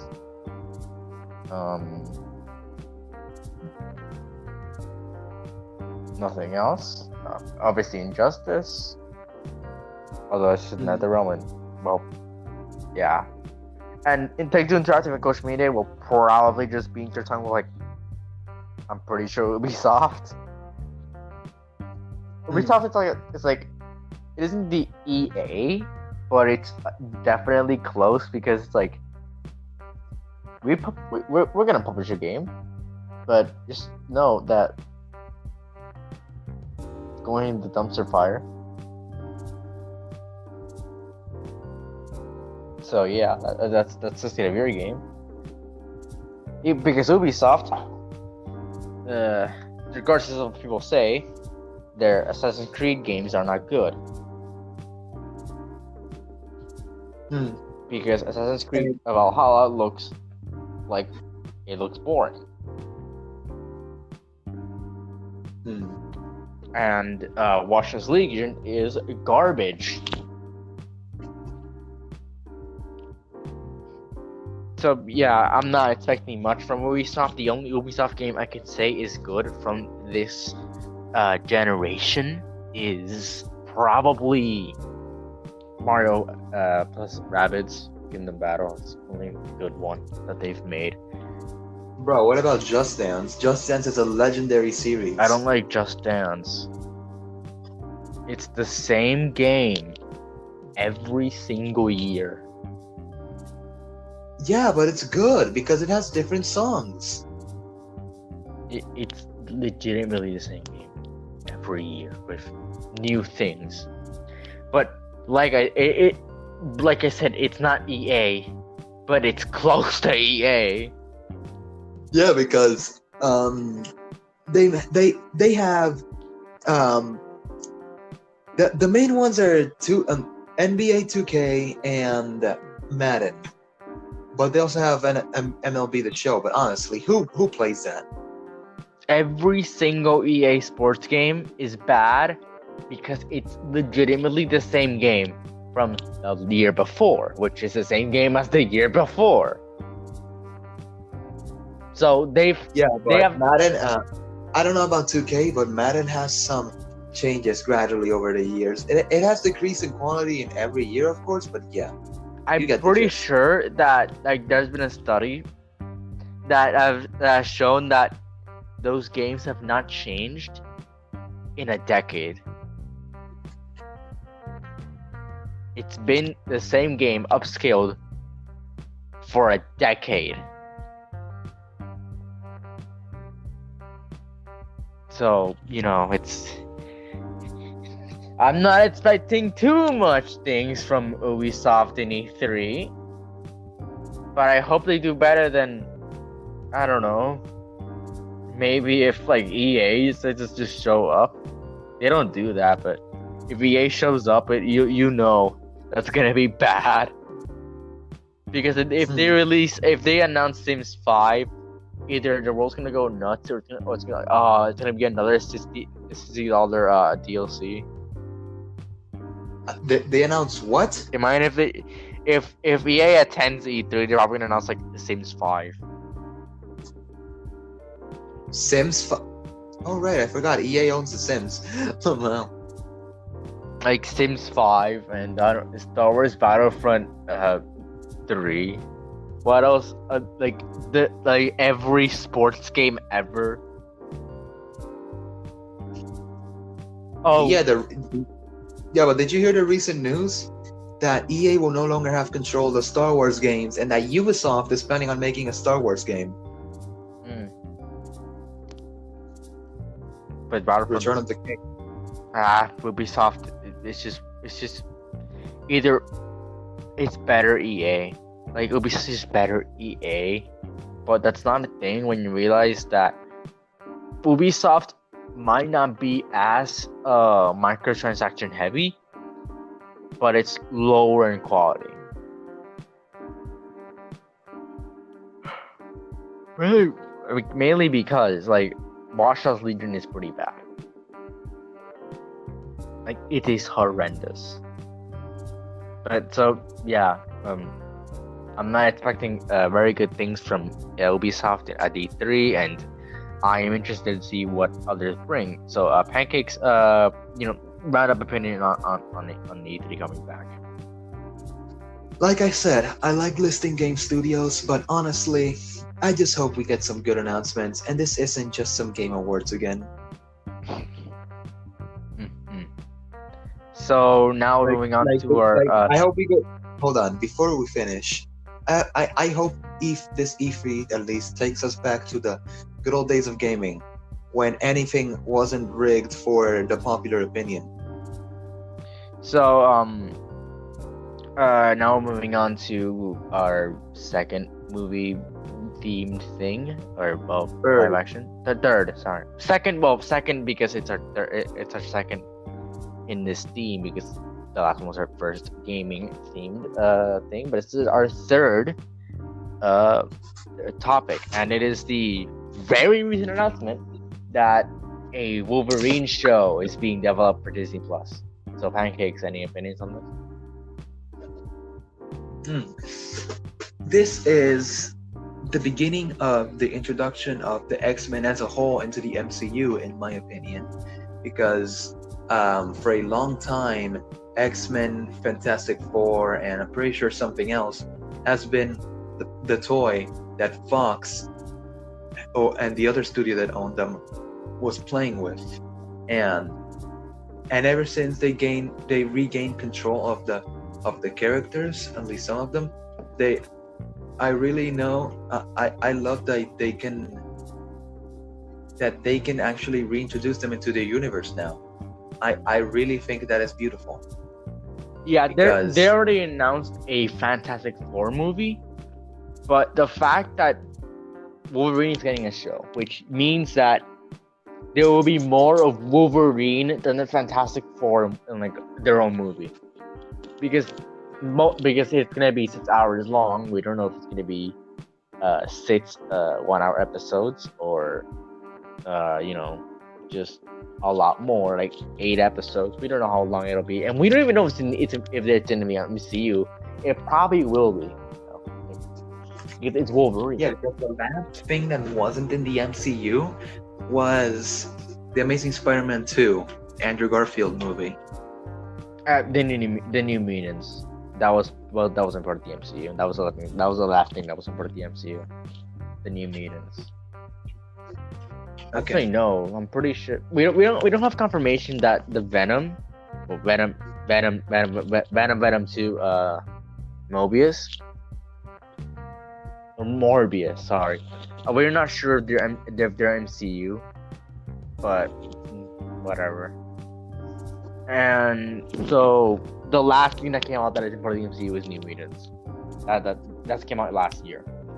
That's a part of Marvel, and it was either that or Hellstrom. Didn't they release a Hellboy movie featuring David Harbour? What? Oh, Hellboy isn't Marvel. I thought for a long time it was, isn't it? It isn't Marvel. It's part of this other comic. That isn't. That isn't. I have always thought that Hellboy was Marvel material or DC. No, that it's neither. Damn. It is. I think it is owned by Warner Brothers, but it's not part of DC. It's like Ninja Turtles, where they are owned by Warner Brothers, but they're not DC because believe it or not, the Ninja Turtles were comics. Wait, weren't the Ninja Turtles part of an Injustice crossover, I think? Yes, they were, like Hellboy. But no wonder. Damn. And as well, NetherRealm is owned by Warner Bros. Games, I'm pretty sure. So that's why the Joker crosses over in MK11, and that's why Sub-Zero, Raiden, and Scorpion cross over in Injustice. Epic. That's why it's much easier for them, because NetherRealm is doing that. It is their game. So, and not other crossovers of other franchises, which is, well, Hellboy and Ninja Turtles. But yeah, no, I'm really excited for this Wolverine anthology series, which means that every episode will take us to a different part of Wolverine's life. It won't be consistent, but every episode will be like fast forward. Or I don't know, maybe it's Wolverine in different time zones, time periods. Sorry, because Wolverine was born in the 1800s, and he got the adamantium. So he was always a mutant, but he didn't get adamantium until way later. So we don't know. It'll be an anthology series, which will just take us through Wolverine's past, which will make us probably catch up to where he is in the MCU now.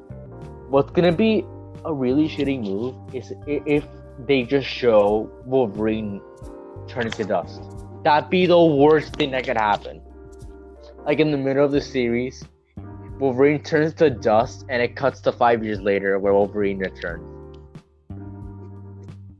That'd be the worst thing ever, because it'd be like every mutant, because that means that every mutant has to have somehow been so unlucky that they've snapped away.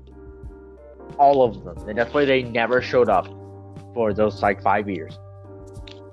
I mean, it would make sense. Or Wolverine could have survived, and we see like what he did during those 5 years. Because we've actually never seen anything during those 5 years. There has been like no series plan that's gonna take us in between those 5 years. Because in reality, the only thing he can do is, reintroduce new characters to them, put them in that time gap. The only thing we've come close to is the Flag Smashers in Falcon Winter Soldier, where they say we want the things like they were during the blip or the snap period where everything was gone.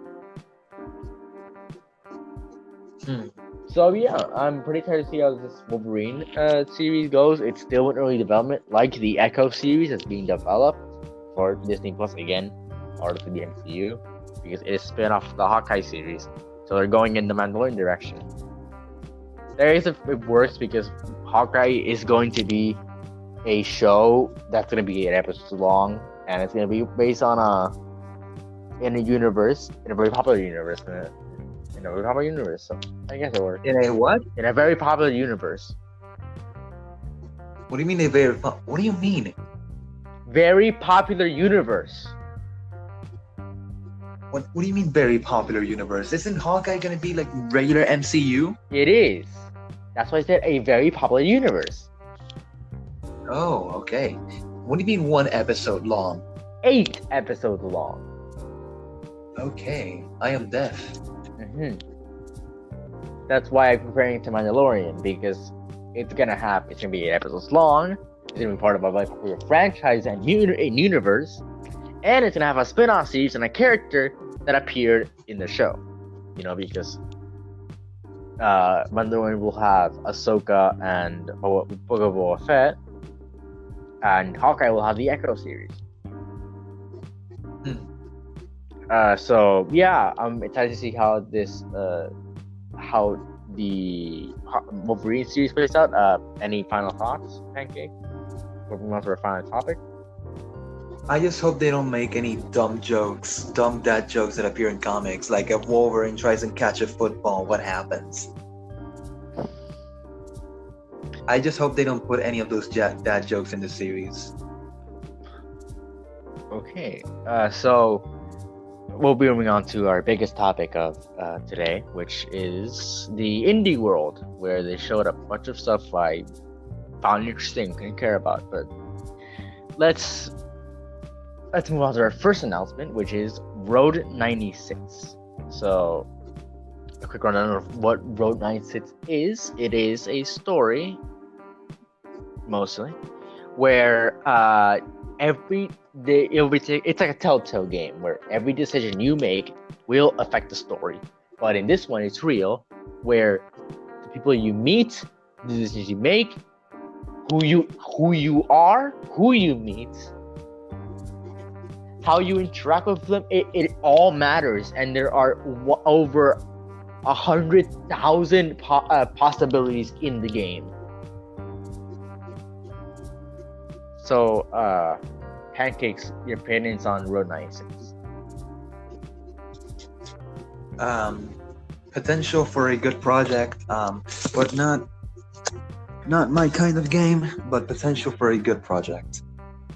Okay, so it interests me, but it's not something that I would buy. It's something that I would watch.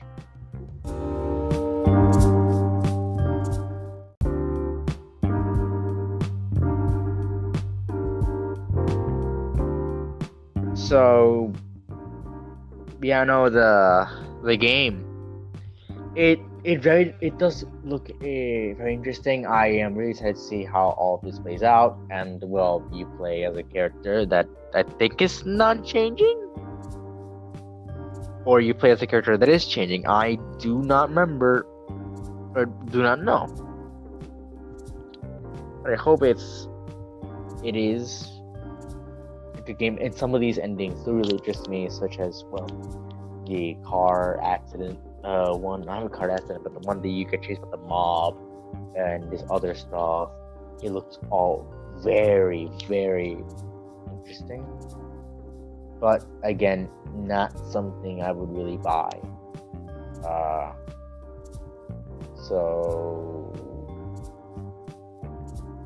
yeah, that's all. That's all I have to really say about this game. Nothing more than just it being a cool concept and a Telltale game done right, because Telltale doesn't know how to do these kinds of games, because Telltale just kind of goes and does all this other stuff where they have all these things like this character remember that, but it never comes again. I'm pretty sure it never comes back. So yeah, that's just what I think. It's just a better made Telltale game with engaging graphics and cool gameplay. So that is all I will really say about this. So moving on.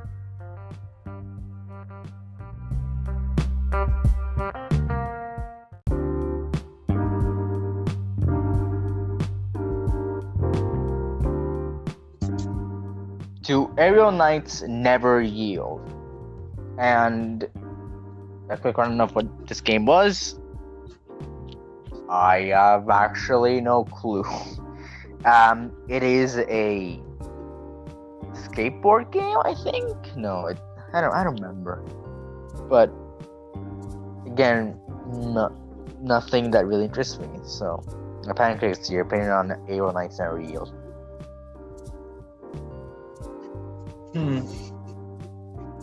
I am truly confused by the nature of this game. I think it's a skateboard game. I don't remember. I know it is a sports game. I don't know if skateboarding is a sport or it's an obsession.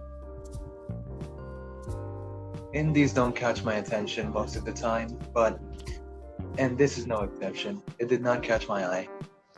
Well, for anyone who wants this game, it released on May 19th of this year, and the demo is available now. And I forgot to say, for Road 96, it will release on this year.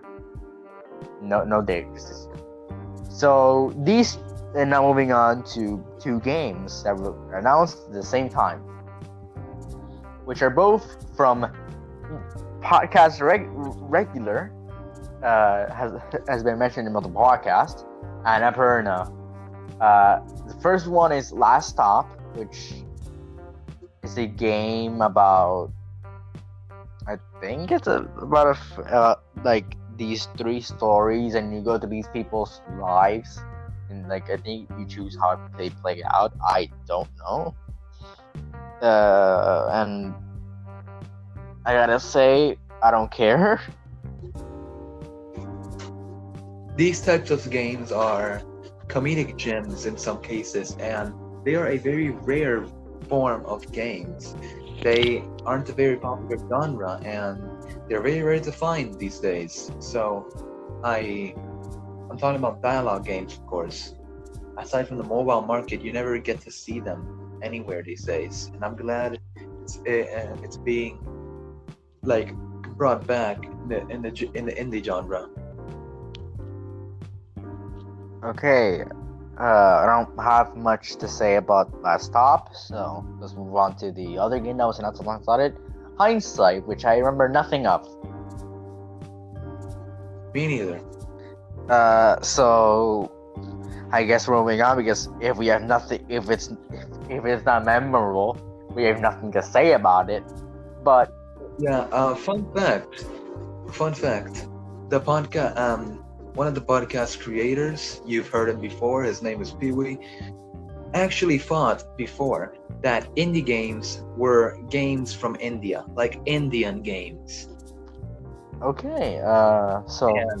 And and it was just weird for us. We had to explain that indie games meant independent, not Indian. I also had that mentality for a while, but whatever. Last Top in hindsight released this year, but hindsight will have as an unspecified release date. It will just release this year, and Last Top will release on July 2021. So now we're moving on to Oli Oli World, which I do remember. This one is a skateboard game. This one is just a 2D skateboard game. So I don't care. The only skateboard game that I would buy is Tony Hawk Pro Skater. That's the only 1+2. like honestly any. Mine is like 5. I buy any Tony Hawk Pro Skater. Mine is 5. Cool. So any opinions on Oli Oli World? Nice atmosphere, but yeah, it's actually like the first one. It was also a pretty interesting project to watch. I enjoyed it, and it was nice. Okay. So the next so it released winter 2021, and the next one is The Longing, which is a game about you doing things in a dungeon, I'm pretty sure, and it is in the game it's supposed to take 400 real-time days to finish. That's interesting. It will actually take the game has a countdown. Like it's about this servant trying to awaken his king, or like put him to sleep. I don't remember. And it will take 400 real days for him to like wake up, or for him to wake up. So you have to play the game for 400 days straight. That's interesting to know. So you have to spend a year to see the ending of this game, and there's no fast forward. So the only way you can get to the ending is by playing it for a year and a week. A year and like a half. So yeah. Any more opinions on The Longing? 400 days. Wow. Just wow. That's it? Just wow? Yeah, just wow for me. The Longing is available now as of time of release. I'm not sure about recording. The next one is There Is No Game. There's No Game is coming to the Switch? Let's go. There Is No Game, Wrong Dimension. An installment in the There Is No Game franchise at the moment, and I don't remember much of it, so it seemed you're enthusiastic about this. So Pancakes, any opinions on There Is No Game, Wrong Dimension, or just There's No Game? I really like the first one because of many YouTubers playing it, but I am really interested to see how they're gonna play out a sequel for a game in which there's no game at all. So There Is No Game, Wrong Dimension is available now at the time of release of this episode. And the next game caught me by surprise. It is Teenage Mutant Ninja Turtles Shredder's Revenge. Okay. In an indie presentation. And this is a Ninja Turtles game as a beat 'em up game, which I have expressed my love for beat 'em ups, so I really like this game actually.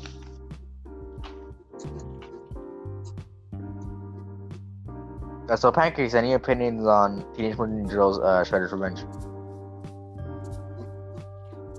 I remember playing. I'm not sure if it's the same one, but I remember playing a game on the Wii about Nickelodeon's cartoon version of Teenage Mutant Ninja Turtles. Not the recent one, like the 3D animated one.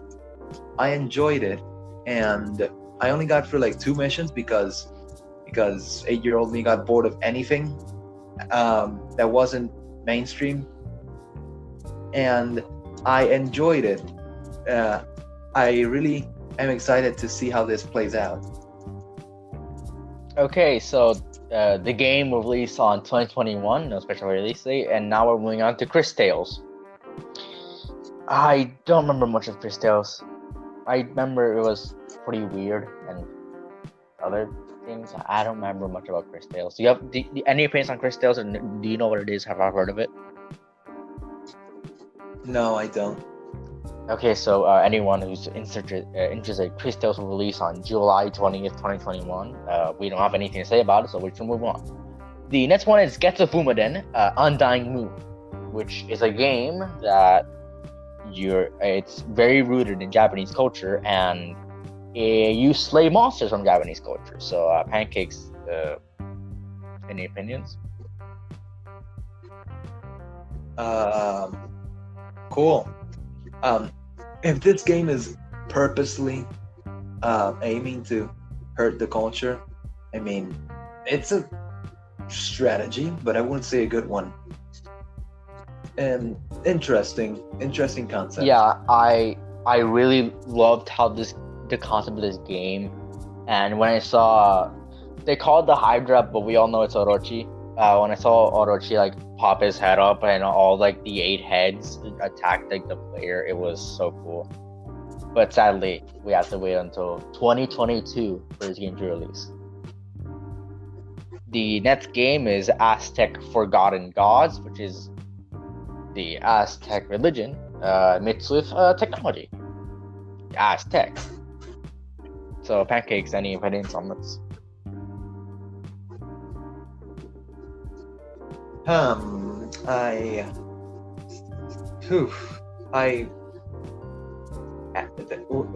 The Aztecs, pretty interesting thing if you ask me to make a game out of, because Los Aztecas, pretty good.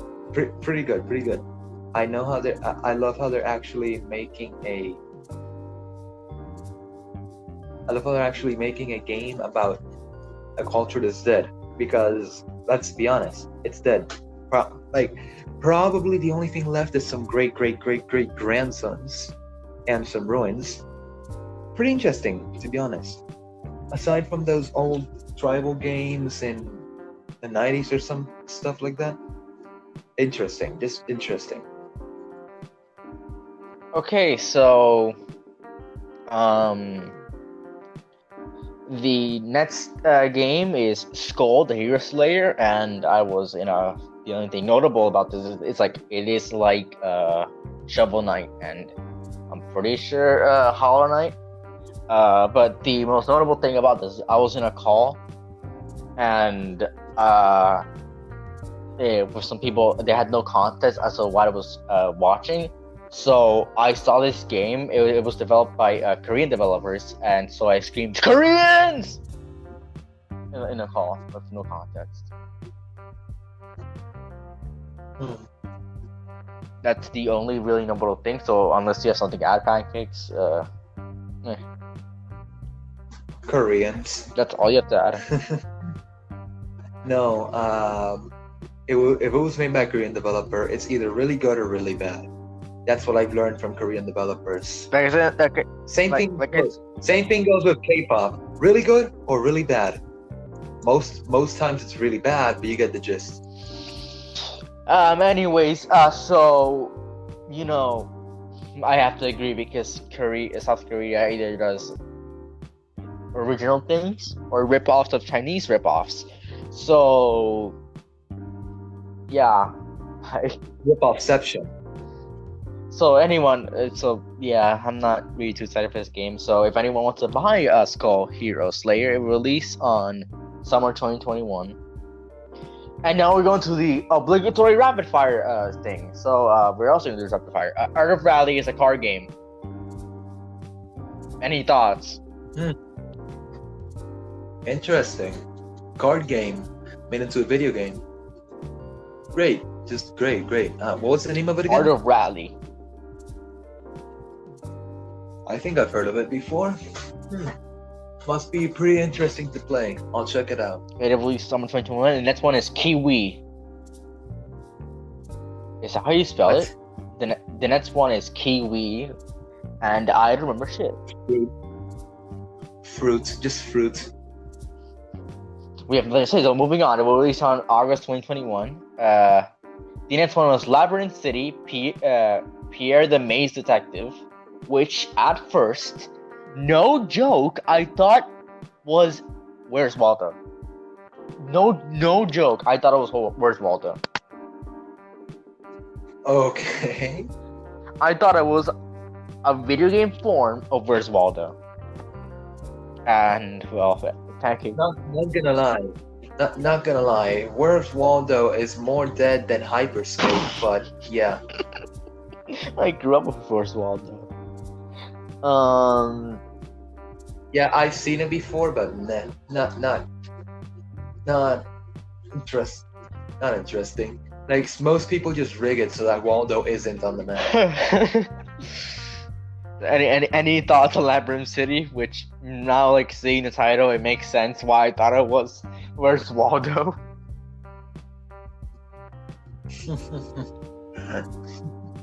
Where's Waldo RTX? I legit thought it was Where's Waldo. I am not joking. I saw like this is Where's Waldo, but no, it isn't. So, do you have any thoughts?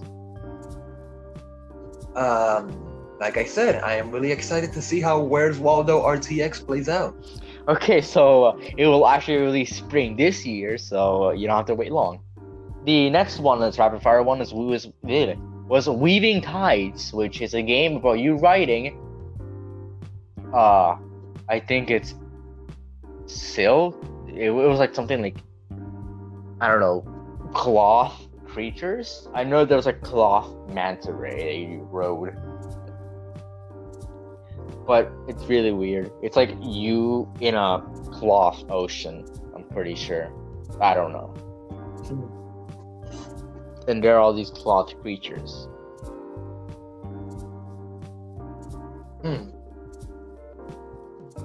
So any thoughts on this game? Good features, to be honest. Okay, so it will release on May 21st. 2020. It'll just release on May 2021. There is no May 21st. No release date, it's just May 2021. The next one is the House of the Dead remake. I've never heard of this game. Another zombie game? Hold up. Did you say House of the Dead? The House of the Dead. At my local bowling alley, that one time this arcade machine, that was an arcade version of a game called House of the Dead. And that's how the announcer said it. Basically you wandering into this haunted house, and there's a bunch of things and you have to shoot them.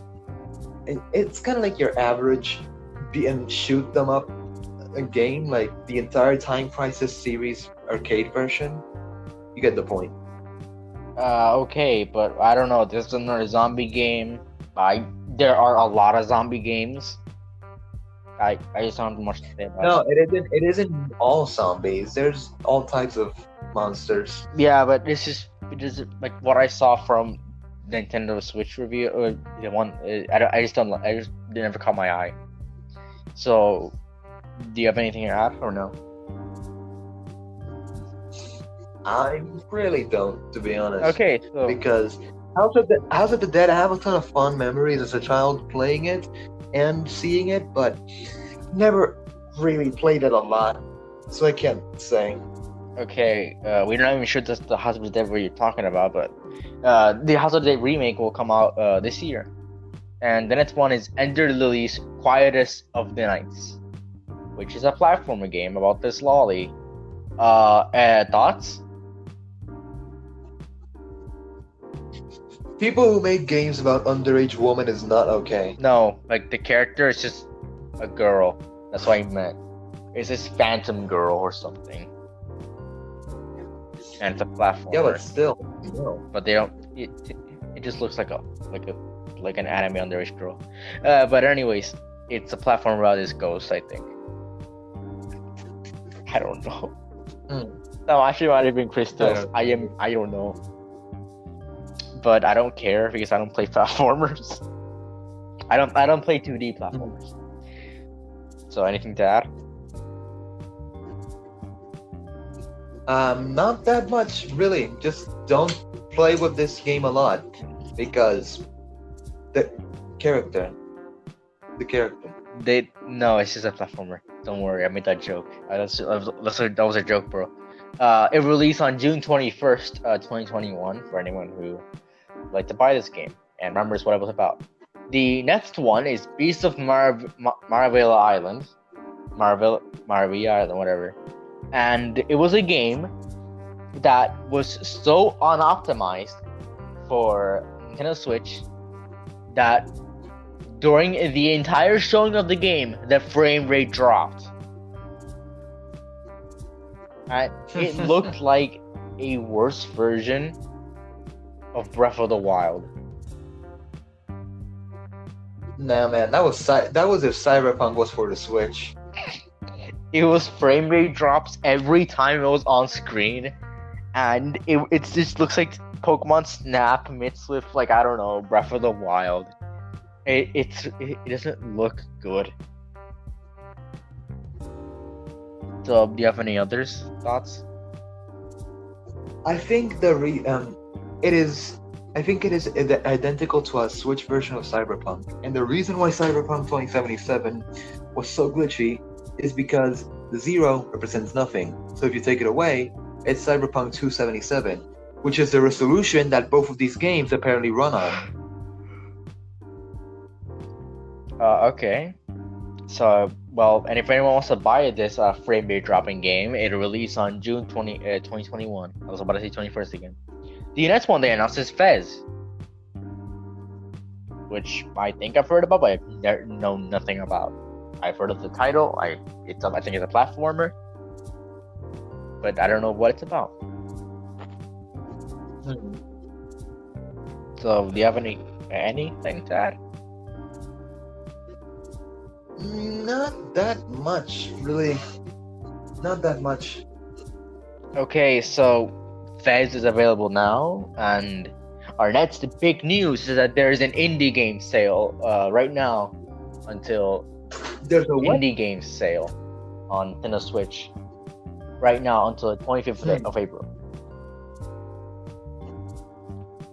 So if anyone wants to buy some indie games, I think now's the time, but never buy Balance Wonderland or Balance Wonderland. Just don't buy it.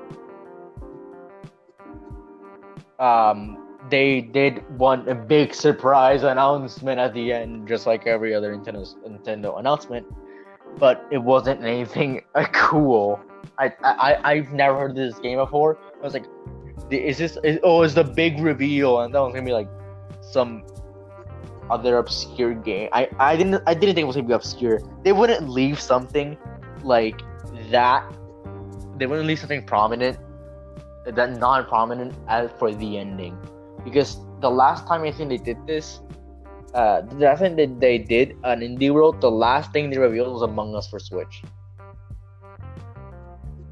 So the fact that that presentation was pretty sus. So yeah. So the fact that they thought that ending it off with Oxenfree 2 Lost Signals was a good idea. I don't know who paid you, but it wasn't Nintendo.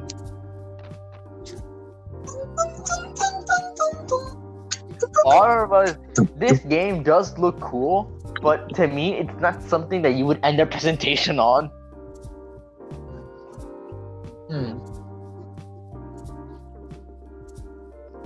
It is this game about I think family or cult, I don't know, that is on this island. There's a watchtower, there's a lighthouse, I think, and there's all this reality bending stuff. So yeah, Doctor Strange the game. Any thoughts? Doctor Strange the game. Doctor Strange the game.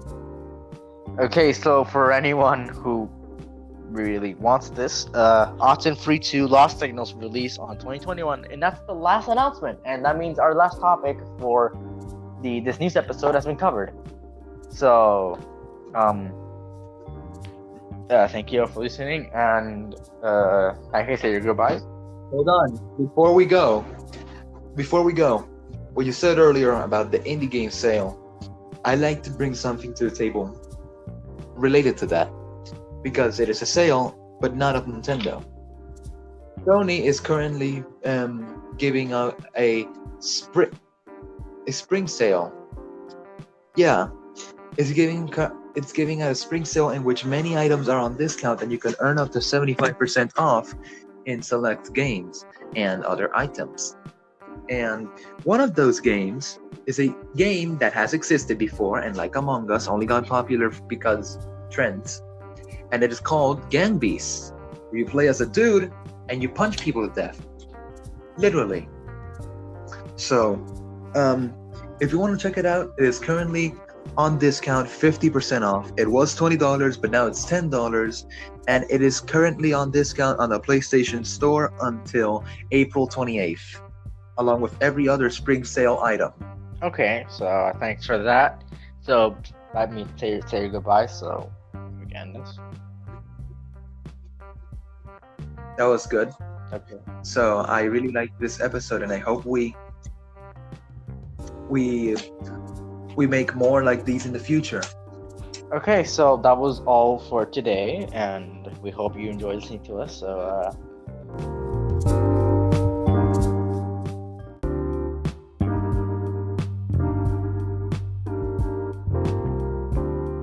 hello, my name is Mercury, and welcome to this brand new episode of Media Buffet. Today I'm joined by nobody, as Pancakes has some personal problems, and yes, he has not decided to join us today. Today we'll be continuing our Clone Wars coverage with our second part of this 13-part series, and today we'll be talking about some of season 1, sorry. Mostly the first half of season 1, episodes 2 to 12, and we'll be starting with obviously episode 2, Rising Malevolence. The episode begins with Jedi Master Plo Koon searching for a dangerous separatist ship and finding it. They're asking for reinforcements to Anakin and Ahsoka. Their transmission is jammed by a separatist. Plo's fleet is then attacked by Grievous's weapon, which disables their ship. They then escape through the escape pod after all their ships were destroyed. While troops are repairing the pod, they discover that something is hunting down the pods. Meanwhile, Anakin and Ahsoka set off to rescue Plo Koon. Plo's troops are then attacked by the droids. They then manage to destroy them all before being rescued by Anakin and Ahsoka. They're detected by the Malevolence, but manage to get away. The episode ends with Anakin, Ahsoka, and Plo Koon going to tell the Council about the Malevolence. This is the start of the Malevolence arc and our first arc of this podcast. And I gotta say, I don't really care about this one. Sure, it did show the humanity, I guess, in Plo Koon and all these other alien species, kind of having this humbleness. I guess the Jedi have to have that humbleness, and yeah, no, it's just an average episode of Clone Wars. I don't have much to say about it, other than it was good and a sort of a pretty decent arc, but I don't have much to say about it. So I guess we're moving on to episode 3, Shadow of Malevolence. The episode begins with Anakin telling the plan to the clones. Meanwhile, the Malevolence destroys a Republic fleet. Dooku then tells Grievous of a medical station in the Outer Rim and that he must destroy it. Anakin then receives word of Grievous' plan. They didn't go to stop Grievous before he can destroy the station. They start evacuating the personnel at the station, with Grievous slowly approaching. Anakin's fleet reaches a place near the station, but they have to go through a shortcut in the nebula called the Balmora Run. They manage to get through it and reach the station, with the Malevolence doing the same. They then engage in battle. They then manage to destroy the ion cannon before he could fire at the station. The Malevolence is then badly damaged. The episode ends with Obi-Wan's fleet attacking the Malevolence and Anakin preparing his fleet for the coming battle. Again, nothing much to say. The Malevolence arc was decent. Didn't really impact me. It is the first arc of the first season because episode 1 is just this arcless episode. And yeah, no, it's nothing really. Sure, last episode really Grievous, but it's gonna have to be Grievous for the whole season. And as Pancakes mentioned in the last part, Grievous always manages to escape, which somewhat infuriates people, I think, because it just means, it's kind of like this plot armor that he has until Revenge of the Sith, because he has to survive until Revenge of the Sith, so they can get then killed by Obi-Wan.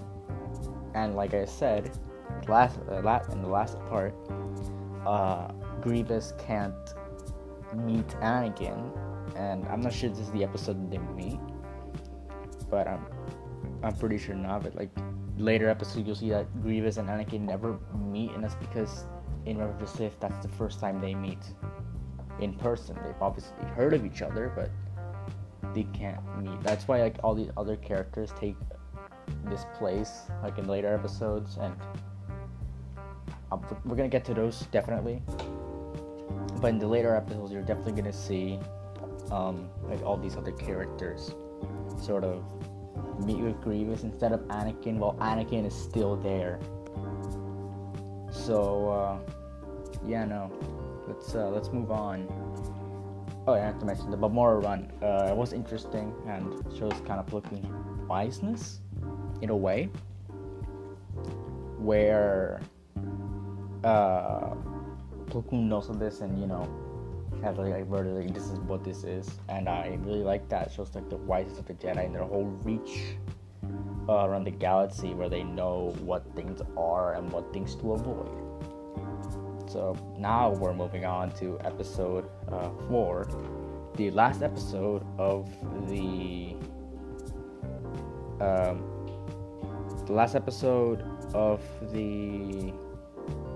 Malevolence arc. Season 1, episode 4, Destroy Malevolence. The episode begins with the Malevolence being under attack. Dooku then stages a trap to make the Jedi stop attacking them. Grievous holds Padme hostage, and the Jedi call off their attack. Padme blows up her ship and escapes the hangar. Anakin and Obi-Wan then go to save Padme. Anakin and Obi-Wan then reach the ship and fight through the Separatist forces. They then contact Padme and decide to meet up in the center of the ship.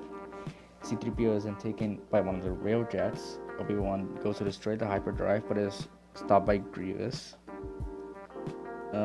They engage in battle, but Obi-Wan manages to escape. There are a lot of errors that I've made here. But whatever. R2-D2 then finds C-3PO. Meanwhile, Anakin and Padme then reach the bridge. Anakin then sabotages the ship, and they all head back to their ship. When Grievous forces try to go to hyperspace, their ship then crashes into a moon. The episode ends with Grievous leaving and the group heading back to the fleet. The end of this arc, the episode that ends off this arc, is decent, I guess. I mean, it's like this big climactic one, and it's I didn't like the fact like Padme is there, like, oh, what do we do to make this episode interesting? Padme is captured by this dude, by Grievous. And the C-3PO, I'm gonna definitely see that later on, where it just gets dumb. Like, it actually just gets dumb. Some of the later ones are so dumb. But, again, no one's here to discuss me with that, so, it's sad, but I think it's gonna be a very short episode. I don't have much to say. In terms of these, I haven't watched them in a long time, so that's probably why. The next one, moving on, is one that I have a lot to say about. And, well, now we're moving on, but round out the Malevolence arc. Decent, kind of a good introduction, but, not my cup of tea, if that's where you want to go, Now moving on to my favorite episode of this batch, season 1, episode 15. That's way later. Rookies. This begins with a clone looking around the area he is in, while the others lounge around. Their sergeant then disciplines the clones. After Anakin and Obi-Wan receive a message from Cody, meteors crash down in the base the clones are in. The meteors turn out to be disguised for droids to get into the base. The droids then infiltrate the base and they start fighting with the clones. A small squad of clones manage to escape and the droids take over the base. The droids then contact Grievous and continue forth with their plan. Cut Up is then eaten by an eel after going outside with the others, with them continuing even after that. Rex and Cody then arrive on the moon but are driven away by the droids. They then meet up with the surviving clones and form an alliance. The clones then infiltrate the base themselves. More droids come and they continue fighting. After the other clones escape, Heavy detonates the explosives they planted, destroying the outpost and killing himself. Then the clones are retrieved and the separatist forces flee. The episode ends with Echo and Fives being recruited into 501st. As you can see, that's me learning from the fan base of calling it the 501st and more of the episode by calling that, because it's supposed to be 501st, but the 501st sounds cooler. This episode kills off my favorite clone up to this point, Heavy, which I mentioned was my favorite clone. And I'm not too sure how to feel about that, because again, it's my favorite clone, but he did die in a hero's death, so I guess it is justified in a way for this to be a what this ended up being, his death. And obviously we're gonna see Echo and Fives later on. I think Fives dies. I'm not too sure, but I know Echo supposedly dies in season 3, but then comes back in season 7, a whole 4 seasons after his supposed death, and it's gonna come back in Bad Batch. So, yay. But yeah, no, it's my favorite episode, mainly because, all this other stuff coming around, all these other concepts, not concepts, but, clear characters that later show up. This is the first experience of Heavy, Caught Up, Echo, Fives, and they are later explained in season 3 where they came from. And anthology series, we don't, it's weird. We're going chronological order, and I don't know what to feel about Caught Up being a throwaway joke. I mean, that's what his character is. He's a joker. But I'm not too sure he died, and it was a joke. It's like, poor Caught Up. Like, you were part of the same squadron. Like, don't you even feel like a little bit of remorse that your comrade just died in front of you? I mean, nothing. That's just weird. Like, of course, the clones have to get used to seeing death, but in your own squadron where none of you have died, and now a guy, just one of the ones that passed the test with you, just died in front of your eyes, and he's like, oh, poor Caught Up, he got killed by a giant. And he was like, what? I don't know how to feel about that. I didn't laugh, so I guess it's not funny, because with context, it's not funny. With context, it is not funny. But hopefully we'll see something later with the other ones, which the one to continue this sort of storyline is R-Troopers Season 3, which does go in the chronological order. So we're gonna have to wait for that one for until maybe the episodes, but we don't know. We're gonna have to wait for that one, definitely. But we're gonna see what happens to these characters. But let's move on to the second arc of this season. I think it's R3S6 arc. Yeah, R3 assets. Episode 1, Season 6, Downfall of a Droid. The episode begins with Anakin and Obi-Wan discussing a strategy against the Separatists. The Separatists then arrive and Anakin engages in battle. During the battle, Anakin's ship is damaged and R2-D2 is lost. Anakin and Ahsoka are then sent to retrieve R2-D2 and are given a new droid named R3S6. They then find a salvaging ship, but they don't find R2 there. It is then revealed that the owner of the ship has taken R2 hostage, while Anakin is searching for R2. R3 causes a malfunction and alerts Grievous of his location. He manages to fight them off after getting reinforcements. The episode ends with them escaping and Anakin continuing his search for R2-D2. That was a quick one, and I don't know how to feel about the R3-S6 arc. Obviously, we know how it's gonna end because R2 shows up in every other movie, like in every single movie he shows up, minus Solo. I think he shows up in A New Hope for no particular in Rogue One for no particular reason. So yeah, like we know what's gonna happen. Obviously, R2 isn't lost forever, and you don't fear for R2 really because you know he's gonna make it out. But I guess it is cool to see like all these other models.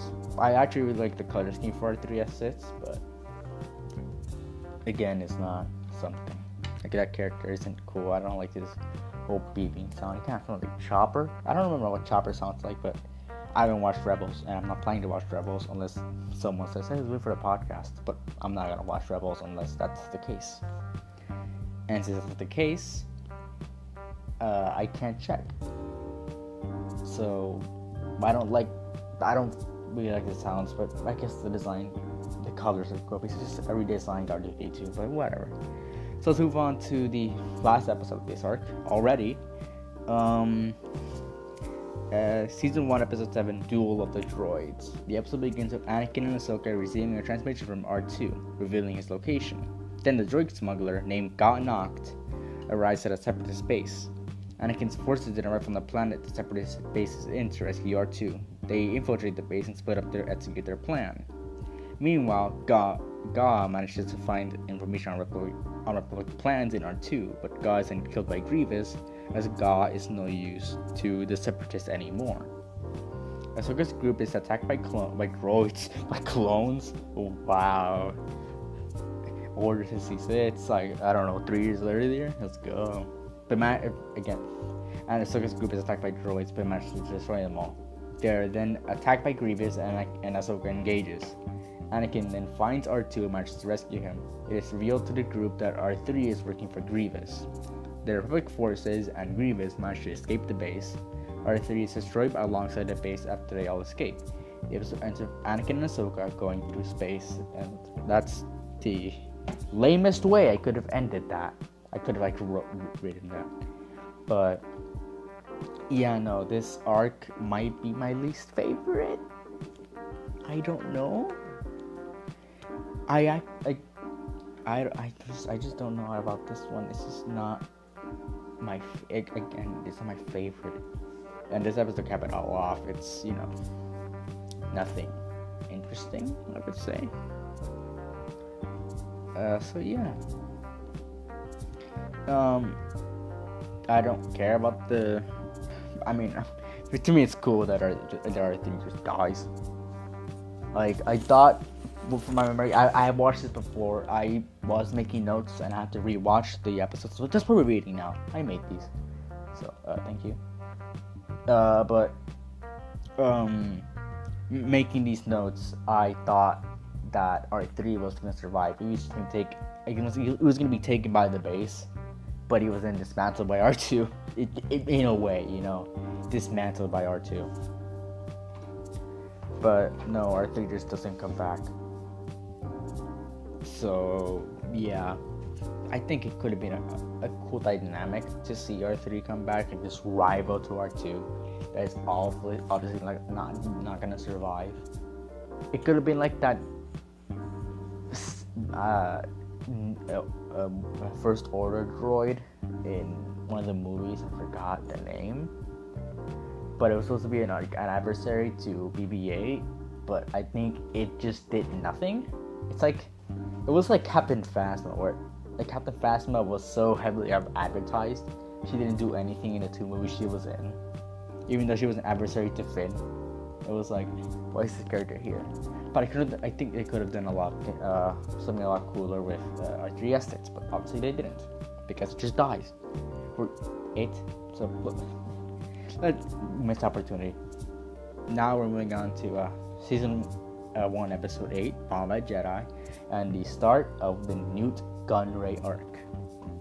The episode begins with Padme, Jar Jar, and C-3PO arriving on the planet of Rhodia. Padme goes to converse with Senator Farr, with the other two staying at the ship. She learns that Farr has allied himself with Viceroy Newt Gunray, and Padme is then captured by droids. C-3PO and Jar Jar manage to fight off some battle droids somehow. After being attacked by them. Newt then arrives on Rhodia and attacks Jar Jar after mistaking him for a Jedi. Khan says he was wearing a Jedi robe that he just found. Padme manages to escape her cell after tricking the battle droids. Padme then meets up with 3PO and discusses a plan with him. Padme and Jar Jar then meet up, but she and 3PO are captured. Jar Jar then saves Padme and 3PO, and then Newt is arrested by the Republic, and the episode ends. So, this is the start of the Jar Jar hijinks. I guess that was more last part's season 3, episode 3. That was the start of Jar Jar hijinks, but this is the official start of Jar Jar hijinks, and it is so dumb. I do not like Jar Jar at all. Jar Jar is my least favorite character because all he does is mess up. He always messes up the situation, and it is the worst thing that could ever happen to Star Wars. I swear to fucking. It's terrible. I just don't like Jar Jar. And Jar Jar causes the most problems of him destroying the ship. Obviously, he saves them, but he's not. I hate Jar Jar. He's not a good character. He's just dumb. That's the thing. He's dumb, but that's his whole character, and you have to deal with it because that's everything he is. He's dumb, and that's the end of it. And who made a representative of Naboo? Why? Who made a representative of Naboo? And Naboo sounds so dumb. Like the name sounds so dumb. Man, if it was like growing up, it would be a lot funnier. But no. Leia. I forgot the name. Bail Organa. Bail out of prison. Halamao. But Bail Organa is an Alderaan, so I guess he had to survive until he didn't. He just shows up in the prequels, and that's it. Like, we never see him again. Probably got destroyed by the Death Star when it destroyed Alderaan. So, we're moving on to the second episode of the Newt Gunray arc, which is, let me find it, season 1, episode 9, Cloak of Darkness. The episode begins with Jedi Master Luminara on duty and Ahsoka arriving at a prison transport to deliver Newt Gunray. After arriving, Newt Gunray is placed in a cell. Dooku sends Ventress to free Newt Gunray from the prison. After an unsuccessful interrogation, the Separatist forces attack the prison transport after boarding the ship. Ventress plants a few bombs in the engine room and makes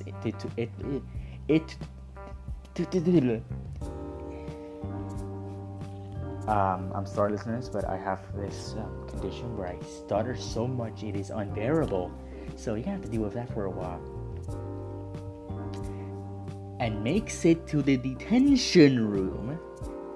After a battle with Ahsoka and Luminara after a battle with Ahsoka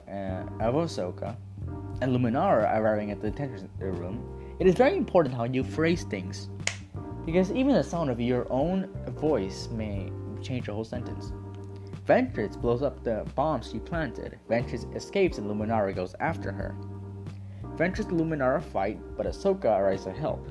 Then a soldier named Argius. That sounds like Arceus.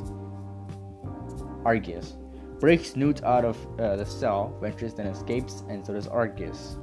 With Gunray, Ventress then kills Argius on the ship. Argius? I don't know. The episode ends with Luminara and Ahsoka reporting to Anakin and Yoda, and Jedi Master Fisto Fist, being assigned to hunt down Gunray. Okay, so Cloak of Darkness again. Ventress always escapes until I think she dies. I don't know when she dies, and I'd probably look it up and mention it later when that shows up. And it's for everyone that she just dies, but I don't know. I sincerely do not know what happens to Ventress. I know she was a Jedi that turned on them. Again, it's not really a spoiler when the series is like over a decade old. You know, sorry for the kind of bursting your bubble of people from the 2000s. But Clone Wars started 12 years ago and ended a year ago. So it was actually no, it started 13 years ago. I think. I want to say 13.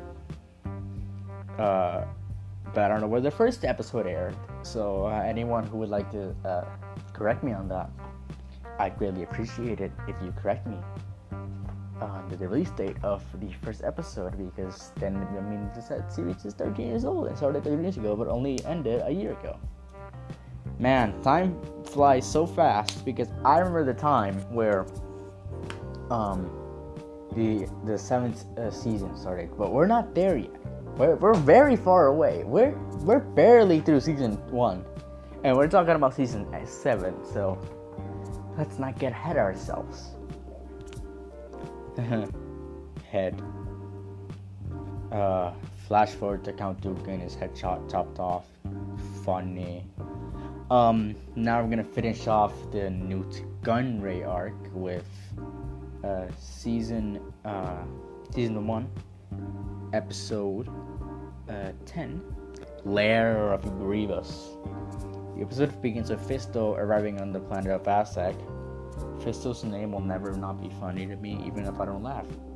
Where he meets his old Padawan, Nadar Veb. They then enter what they think is a separatist base.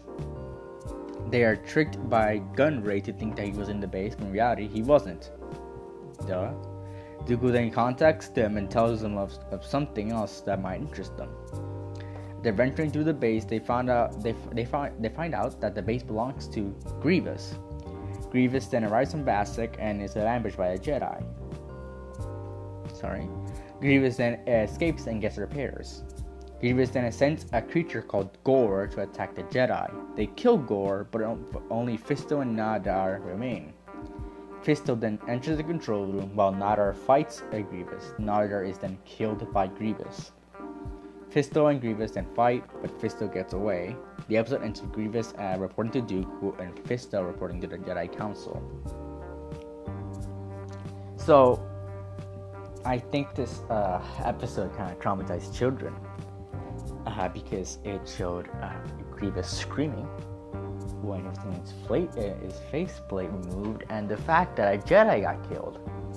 And this is the first time that Jedi gets killed in the series, I'm pretty sure, because even though chronologically D is the first one that we see getting killed, this one was the first one that actually got killed. No, he's not D. He's called Die. I got it right. His name is Master Die, which is accurate, I guess, because oh man, is that dark humor? Semi, I guess, because I don't know. This is a kid series and deals with death. Lots of death. I'm allowed to make that joke. Whatever. Newt Gunray arc. I guess entertaining. I actually, this is my favorite episode because it kind of showed Grievous's care, I guess, because I think he cared about Gore a lot. It seemed like it was his pet and kind of like liked Gore being there, and it's kind of sad when the Jedi just like go up there and kill him, like, and we see Grievous kind of screaming in grief, I guess, where he sees Gore dead. I guess he took care of Grievous took care of Gore, and Gore is kind of mechanical. So again, I guess that's that. So yeah, Gore's dead. Grievous in pain, and that's where the gun rare ends. Oh well, no, not really. Whatever. This is all of that was Dooku's testing of Grievous, even though my notes are poorly made because we don't want to have another WandaVision episode where it's an hour and 30 minutes of talking about one show. We're not doing that. We're gonna have more shorter episodes on this, even though this is very much not a short episode. Even though we're 28 minutes into the episode, it's not gonna be short. You can definitely say that. But there's probably like 2 minutes left. But I don't care.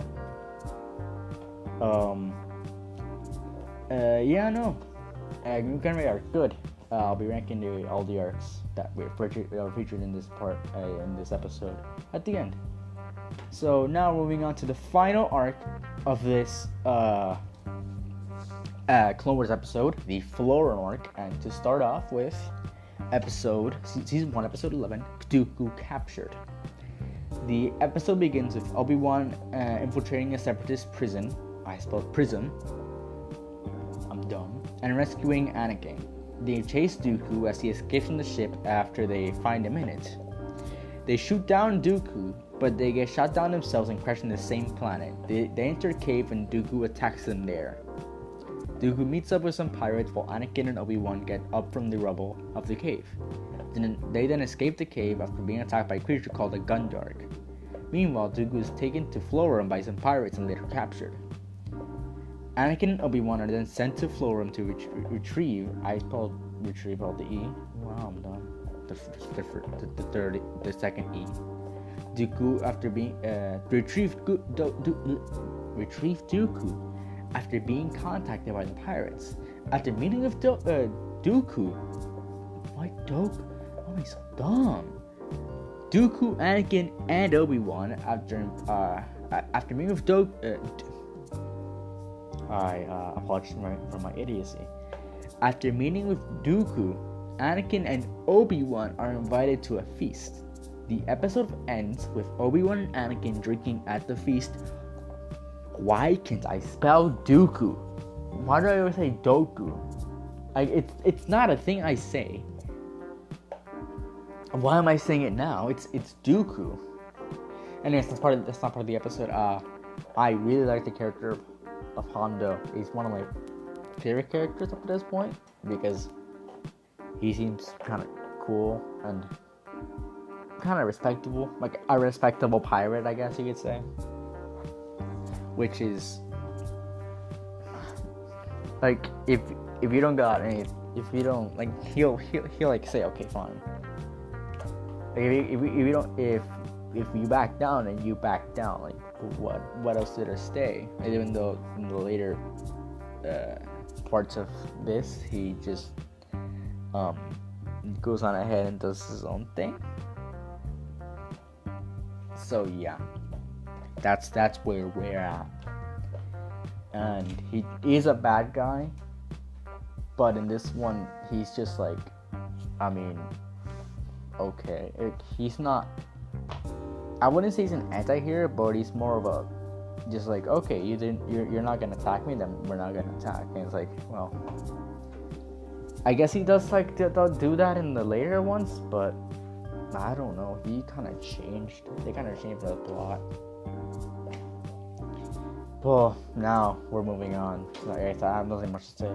Now we're moving on to the final episode of this, and the final episode of the Floran arc, which is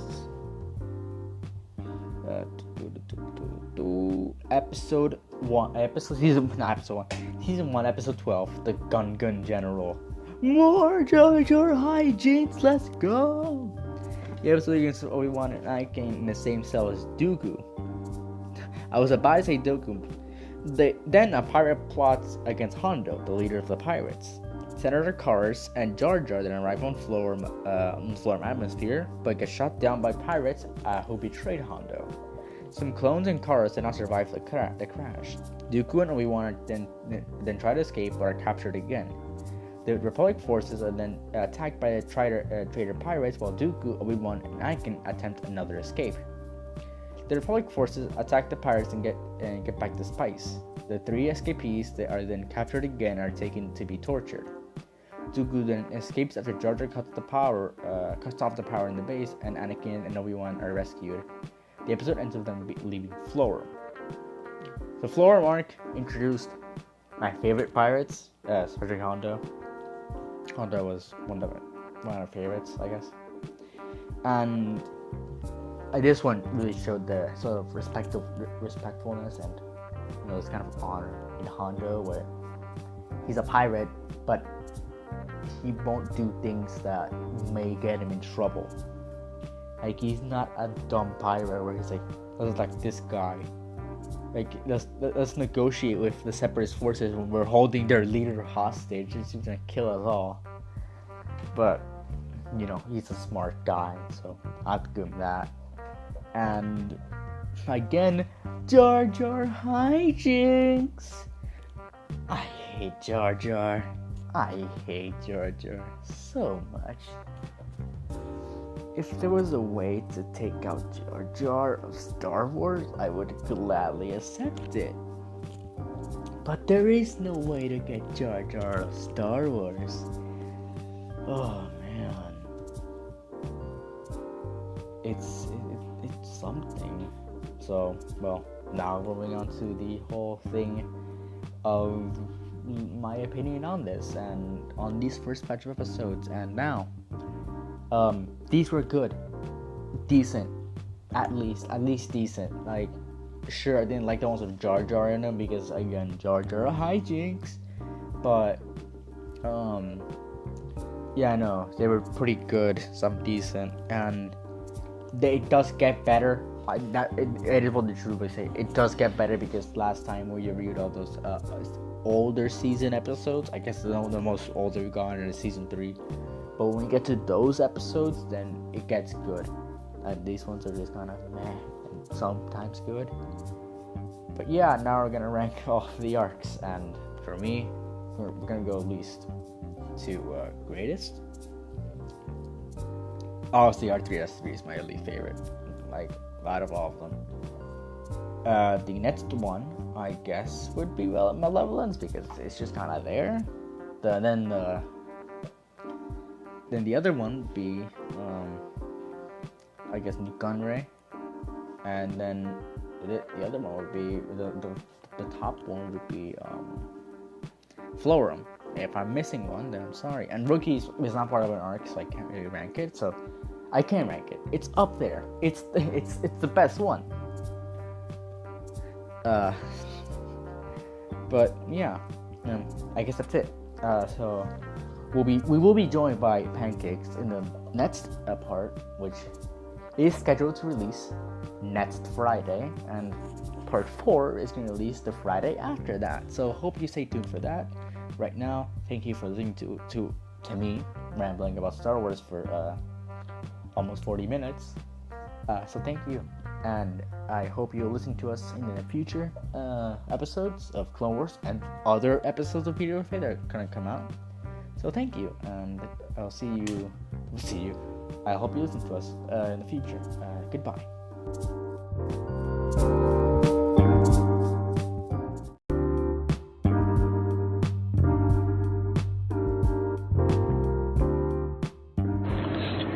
Hello listeners, my name is Pancakes and welcome to this brand new episode of Media Buffet. Today I am joined by nobody. This is yet another of the solo episodes, and the second one I host, following the Joestar Inherited Soul event episode. Today we are going to discuss the current state and impact on the internet of the famous game Friday Night Funkin. Casually enough, this is releasing on a Friday night. We're getting freaky on a Friday night, y'all. That was really bad. Anyways, so today we're going to discuss Friday Night Funkin. We're going to start off with the game first. What is Friday Night Funkin? Friday Night Funkin is a rhythm game similar to the popular arcade cabinet title Dance Dance Revolution, where you move your feet on a dance mat to the arrows of a song, and even though it's really complex and full of techno songs, Friday Night Funkin' varies slightly from this format. It uses different genres of songs with different difficulty levels, so yeah, kinda the same thing, but not at the same time. Friday Night Funkin' was first released on itch.io and Newgrounds. Newgrounds is a game that, no, not a game, a website. Newgrounds is a website that was kind of similar to Adobe Flash. It contained lots of popular games that many people played during their childhood, and it was a dead website before this game came along, and it kind of revived the whole website. Friday Night Funkin' started off on collaborations, because Friday Night Funkin' also has a storyline. You play as Boyfriend, the standard blue-haired character with a white shirt and red cap and drippy shoes, and you have to win over the heart of a girl character in a red dress, similar to Pauline from the Mario series. You have to win her over by rap battling random people as you go across the different rounds of the game. The rounds here are called weeks. Yes, weeks. And yeah, you want to win her over, but her parents don't like you. This is evidenced by the first week, Daddy Dearest, who is girlfriend's dad. And yeah, you kinda just like battle the dad on free songs. The first one being Boofy Boo, considered one of the easiest and most bad sounding songs of the game. Not that bad, but it's not that good compared to others. However, let's move on. So, we have Daddy Dearest in the first round with the first song, Boofy Boo, one of the easiest songs in the game. Then we have Fresh, which is kind of like a mid-tier song that sounds good but not that good. And this used to be my favorite song before it got replaced by South. More on that later. Anyways, so we are going to move on to the next song, Dad Battle. Dad Battle, for some reason, was considered before the Week 4 update the hardest song in the game. And that changed quickly because there were other songs that were really hard as well. Moving on, this character is actually the first original content, meaning the character was made for the game. Remember how I said Friday Night Funkin' was full of collaborations? Yeah, I meant that literally. Friday Night Funkin' has a ton of collaborations, mainly with the website Newgrounds, which is why the website itself has been revived. Moving on, we have the second round, or week as it's called here. The subjects in question are the Spooky Boys, as they're known, Skid and Pump. They are a pair that are also seen in a YouTuber's channel. This YouTuber's channel is called Señor Pelo. Some people call it Sir Pelo, but since he is of Spanish origin, then Señor Pelo is the correct pronunciation. Anyways, so as you can see, we this round actually contains 2 songs instead of 3, unlike the Dad. And these 2 songs are Spookies with a Z at the end, and this is considered one of the bad songs too, but it's not that bad either. And there's that. There's not much to say about this song, only that the 2 kids play as they were towering on top of each other. I forgot to mention that instead of the song itself, the game puts vocals for each character. There's kind of like beeps and boops sounds, similar to the chorus of the Tetris theme, Corin Beniki I think it's called. Just dun dun dun dun dun, get that kind of stuff. Anyways, moving on, we have Spookies. It was a decent song, but not that good. The vocals for Daddy Dearest were the vocals for many of the characters were provided by the multiple developers of the game, including Ninja Muffin, Phantom Arcade, and Evil Skater. However, we know that the vocals for this round in specific was provided by the creator of the characters themselves, Señor Pelo. And since they are from another YouTube channel and the vocals are from the creator of those characters, then this is the first collaboration we see in the game. Moving on, we have round 3, or week 3 as it's called. We have Pico. Pico actually has a very extensive history. The character itself... Wait, man. This round was almost that forgetful that I forgot about the second song, South. This song was my favorite one before being taken over by Roses in week 6, but yeah, there is that. So, yeah, South is actually kind of like a trap hip-hop theme, and it is actually a way better song than Spooky's, and it slaps, not gonna lie. Moving on, actually now, we have Pico. Pico has a very extensive history. He used to be the mascot character, the title character for Newgrounds, the previously mentioned minigames website. And yeah, this is the second collaboration we see in the game, as Pico is originated from a game that is on Newgrounds called Pico's School. Pico's School is a game about Pico going to school and the many adventures he encounters across the way. So yeah, moving on, we have, this is it, Pico. He was the title character for Newgrounds before he was taken over by Tankman, as he's called. The free songs are Pico, which actually has some connections to his games. Moving on, we have Philly Nice. This was actually a really good runner-up for my favorite song, but it's not my favorite. Philly Nice, as its fully name is, instead of Philly, what the game calls it, is a song that is... Pico was actually in the lower level of mid, but Philly is actually in the lower level of high tier. It is it's a good song, but it's not my favorite. Next up, we have Blammed. It's pronounced Blammed. I used to call it Blamed because of the wording. No, it's Blammed apparently. And this one is also known to be a very hard song. I, however, got through it. That's good to know. So, yeah, based on that, all of these free songs are good. And yeah, Pico is a good character with an extensive history, including a YouTube series, because yeah, he has a series of games, a series on YouTube, and now an official appearance in another Newgrounds game. Pretty nice to see. Anyways, yeah, all the songs are nice, and I wanted to point out an Easter egg here.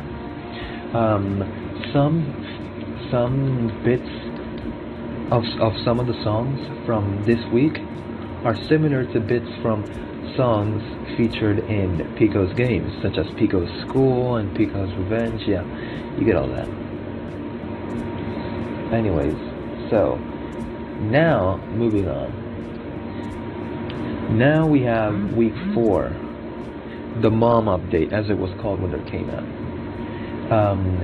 This update featured Mommy Miras, as she's called, and Mommy Miras is the mother of Girlfriend, the character you have to win over. And this song, this round, however, is infamous. Some of the songs have themes. The dad round is a former Rockstar round with some hints of rock.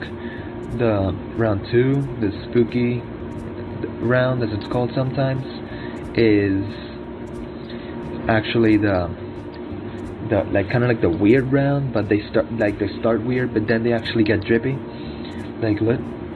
And the third round actually has kind of like a hip hop vibe, because all the songs sound like if they came out today. I'm not kidding, like in present day. That's pretty nice to know.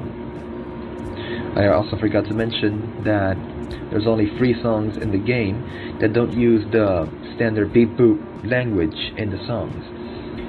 The free songs are, if you don't count the unused song Ridge, in order. Monster, which is also another unused song, so there's technically two. Monster, Pico, where he kinda sings in a lower tone but gargled, and Winter Horrorland, featured in week 5. So yeah, the theme for week 3 is hip hop, and week 4's theme is 80s themed, but then it gets into the 90s in the final song. You'll get what I mean. And it starts out with a really nice song, Satin Panties, and this gives 80s vibes all around. Some people might say this is the best song, but some people might disagree, and it is a really good song. It really is. I actually kind of liked it. And next up is the song High. This song is also similar to the 80s. It could be comparable to songs like Material Girl in some cases. What's the other one? Yeah, the one about Radio Gaga by Queen or Freddie Mercury, not sure. But yeah, it could be compared to those two songs in a sense. And this one also actually features 80s theme. And next we get Running in the 90s by Initial D, basically in the third song. The third song is called MILF, with dots in between all the letters. And for those of you more educated folk, you know what MILF means, but yeah. Next up is, MILF. This one is known as one of the hardest, if not the hardest song in the game. And it's basically running in the 90s, but overrated. I personally don't like the rhythm of the song that much, but I appreciate that it's very hard. And it's good, don't get me wrong. But it's not the best, in my opinion. I personally think that the best song out of this week is High, not MILF. Basically, MILF is slightly overrated. Good song, but not the best. Alright, so we had kind of like a hiatus with Friday Night Funkin' for a while, for like a couple of months, before the week actually, week 5 came out. There's kind of like these places where each song takes place, like the background.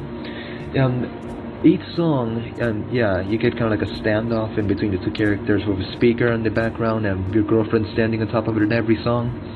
And that's basically it. However, the backgrounds differ for each song. For week 1, it's a stage, like kind of like a small stage. For week 2, it appears to be an old church of some kind, old mansion, old house, haunted house maybe? Yeah. Week 3 takes place in a subway station, old abandoned subway station vibe. And week 4 takes place on top of a limo. No, literally, you battle against the mom on top of a limo while demons are dancing in the background. And I am not even kidding on that, you can look it up, week 4. And next, week 5, week 5 takes place in a mall, with many collaborations of many different characters, not collaborations, like appearances of many different characters in the background. It takes place in a mall, and I would compare this one to the mall featured in season 3 of Stranger Things, and it would make sense based on the context, but yeah. So basically, the enemy for week 5 is the dad and the mom combined. They're sitting in a chair with Christmas-themed clothes, and the dad is holding a gun, threatening the dressed-up man looking like Santa to look at the kids. So they basically stole the chair, and boyfriend is just battling there with them. And it's Christmas-themed because this was released around December 2020 or January 2021. I don't remember. So there's that. The free songs are Coco, which is not the hardest, not a hard song, but a really good song in terms of rhythm. It's actually pretty nice if you ask me. Next, this one is also the first and so far one of the only two songs that features two characters singing in the same song, like on one side. Because yeah, you have two characters singing in the song. You have you, and then you have the enemy taking turns. But in one song on one side, you have two people, the dad and the mom, who take turns in some vocals. And there is that.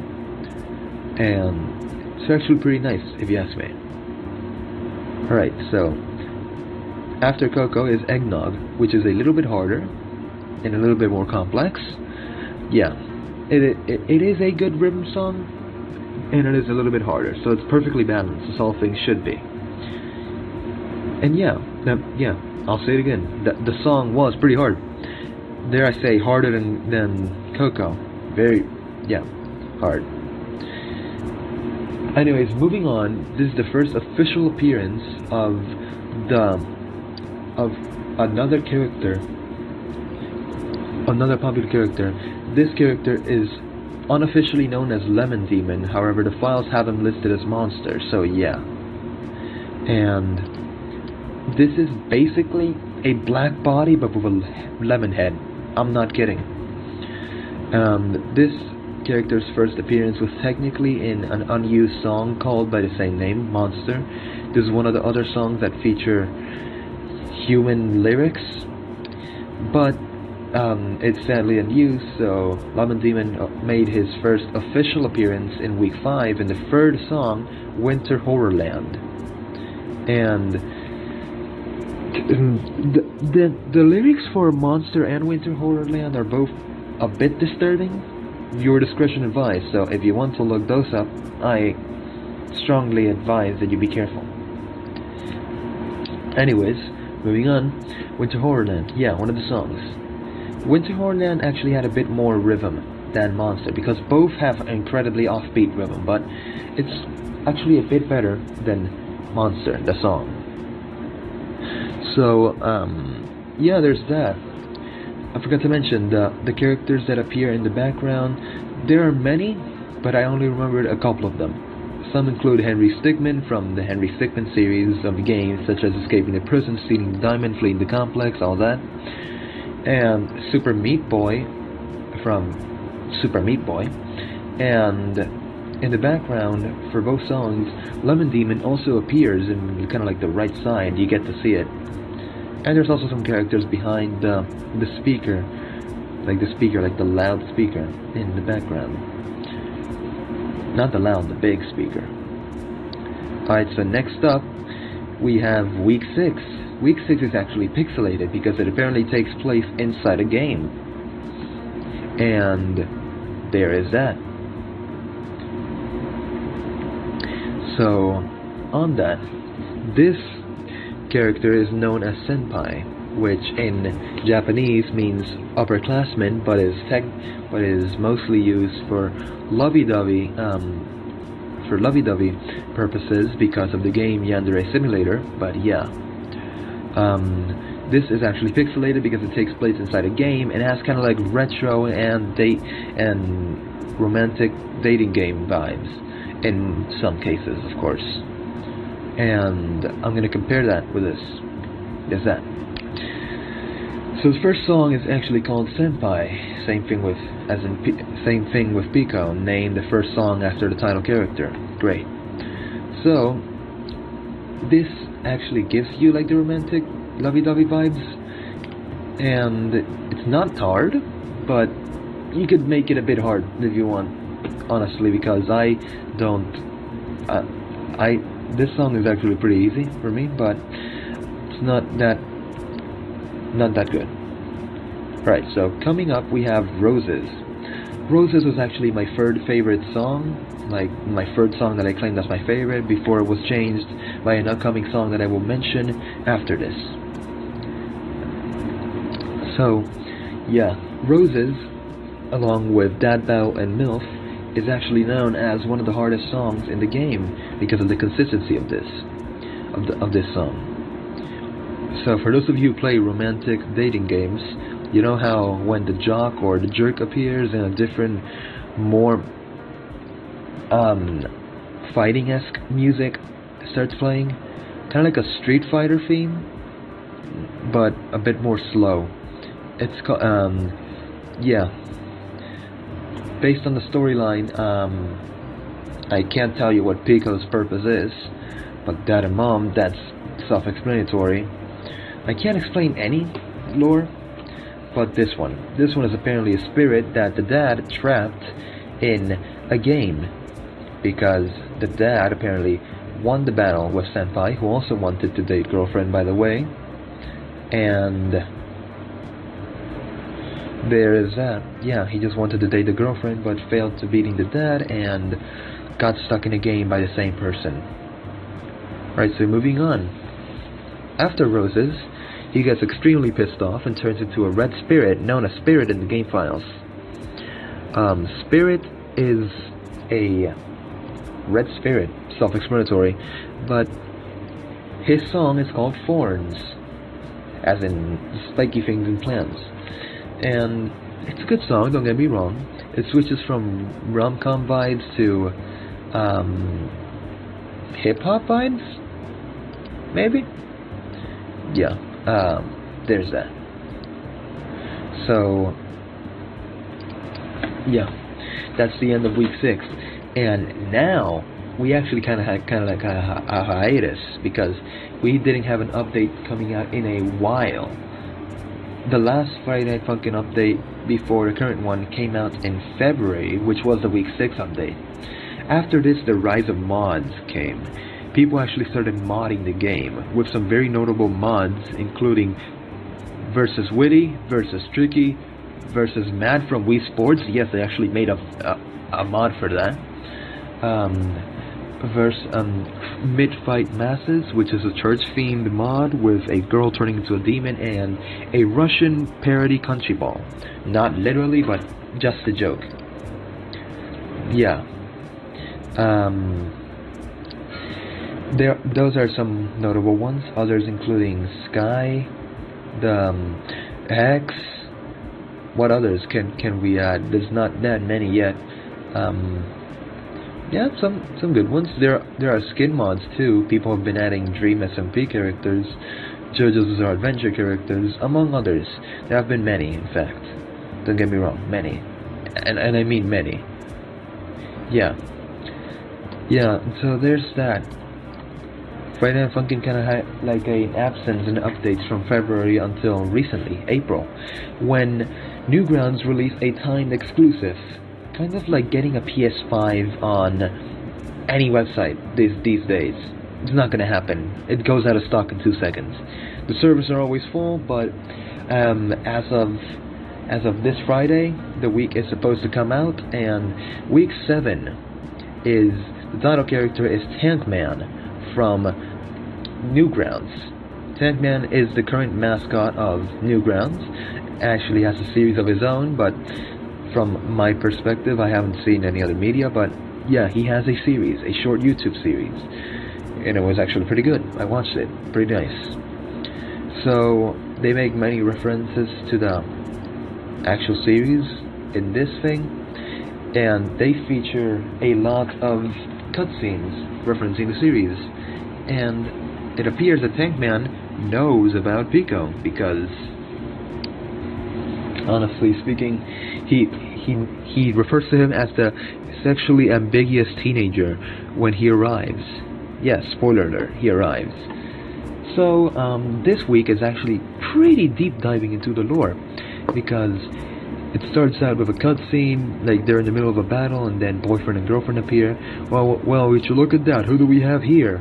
Then he just beeps, and there's that. He just beeps. And they start getting into the leaked song.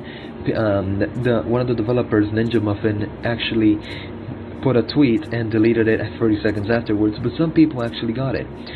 He said deleting this in 30 seconds, and it was a gif of, and Friday Night Funkin' style, of Ritz the Rat, a character that was rumored to be the Week 7 title character, but he ended up not being it because based on the song that was included, he wouldn't fit. So the first song is called Ugh. Yeah, like that noise, Ugh, UGH. And the song was actually leaked along with the tweet, and people pointed out that it actually kind of fit with Tankman. So they started making mods for Tankman, and it ended up becoming a real thing with the same sprites and same mapping and everything, except for the Ugh animation, which ended up being a custom one by the developers, where he literally looks like he's going Ugh. So the first song is the internet has already heard this song, and now there's a new update. Every time you hit a note, most cases, color splashes take place in the arrow. Not many people have noticed this, but yeah, it's a pretty cool detail. The background for this is a battleground similar to the Newgrounds banner on top, and the setting for the Tankman series. It features some of the enemies of Tankman, Tankman being the captain of his men. The Tankmen are called in general Tankmen, but I'm just calling Tankman Tankman because they have no official names, I think. Moving on, the first song is it was leaked to the internet. Many people thought it was Ritz, but it ended up being Tankman. And fun fact, during the Friday Night Funkin trailer, at the end it said, new playable characters coming soon. Playable, they probably meant as in you could play against them, because they included 4 characters, and all of them are from Newgrounds references. Pico from Pico's school, Tankman from the series Tankman, Cassette Girl, which is a character from Newgrounds that I have not known about, and Hank, which apparently is an assassin and is a kind of like game-wise, it's from a known Newgrounds game, but I don't remember the title.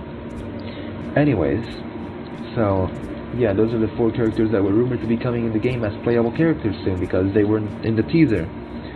But so far, only Pico in week 3 and Tankman in week 7 have released. Tankman not released yet, but yeah, you get the point. Right, so there's that. The second song, which is actually my current favorite of all the game, is Guns. The only reason this one's my favorite and not Stress, the next song, is because of a guitar solo at the end. I play guitar, and it was actually pretty nice to see this. Not a solo, kind of like a detail. And it was pretty good to see that solo, or detail, in there. Right, so next up, Tankman actually has cutscenes in between all the songs, and he uses the same voice that voiced the character in the series, Tankman, Johnny Utah. And yeah, there's that. So this cutscene insults girlfriend for wearing her mom's clothes, apparently. We didn't know this. And the boyfriend and girlfriend getting bummed by this. He insults them, like getting cocky and all that. And then Guns releases. Starts up. A really good song, not gonna lie. And next up, we get another cutscene where he curses. Yeah, he curses. Funny word, sus. Cringe. That was just cringe. Moving on. Yeah, we have that, and next he says, "This is war, kid, and in war people die. Men, get ready to fire." Now, I didn't mention yet that the girlfriend's parents are demons, as notable in their purple skin and red glowing eyes, or eye, as mentioned. The girlfriend, when surrounded by Tankman's men, is about to unleash demon mode, because apparently she has that too. But Pico, from week 3, came to our assistance, and girlfriend got knocked into boyfriend's arms, similar to the fashion of dad and mom in week 5. And then Pico proceeds to defend boyfriend and girlfriend against approaching Tankmen, and this is actually kind of like a cool custom background, in my opinion. mentioning backgrounds, I never mentioned week 6 backgrounds, senpais. There are actually 2 backgrounds in this, also true to week 5.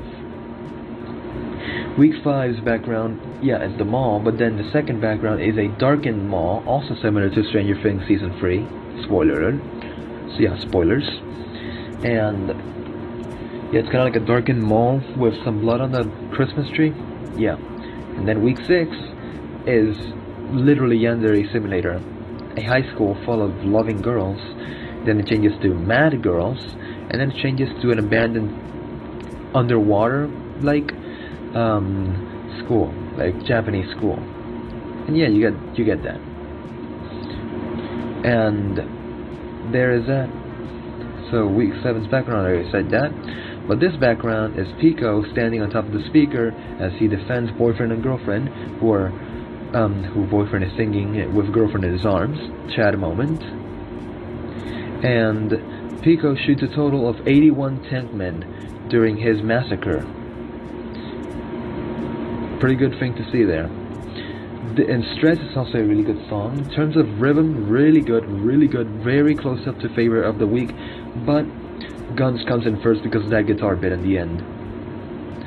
The one where it goes really high pitched for like 3 notes and it ends.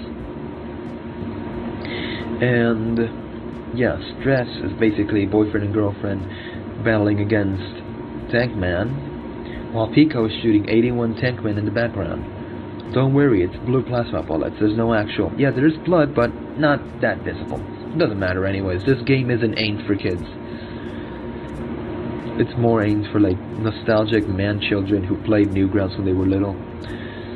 Coming up, yeah, Stress. This one actually also has a custom animation for similar to the ugh sound, and it's actually pretty good. There is that.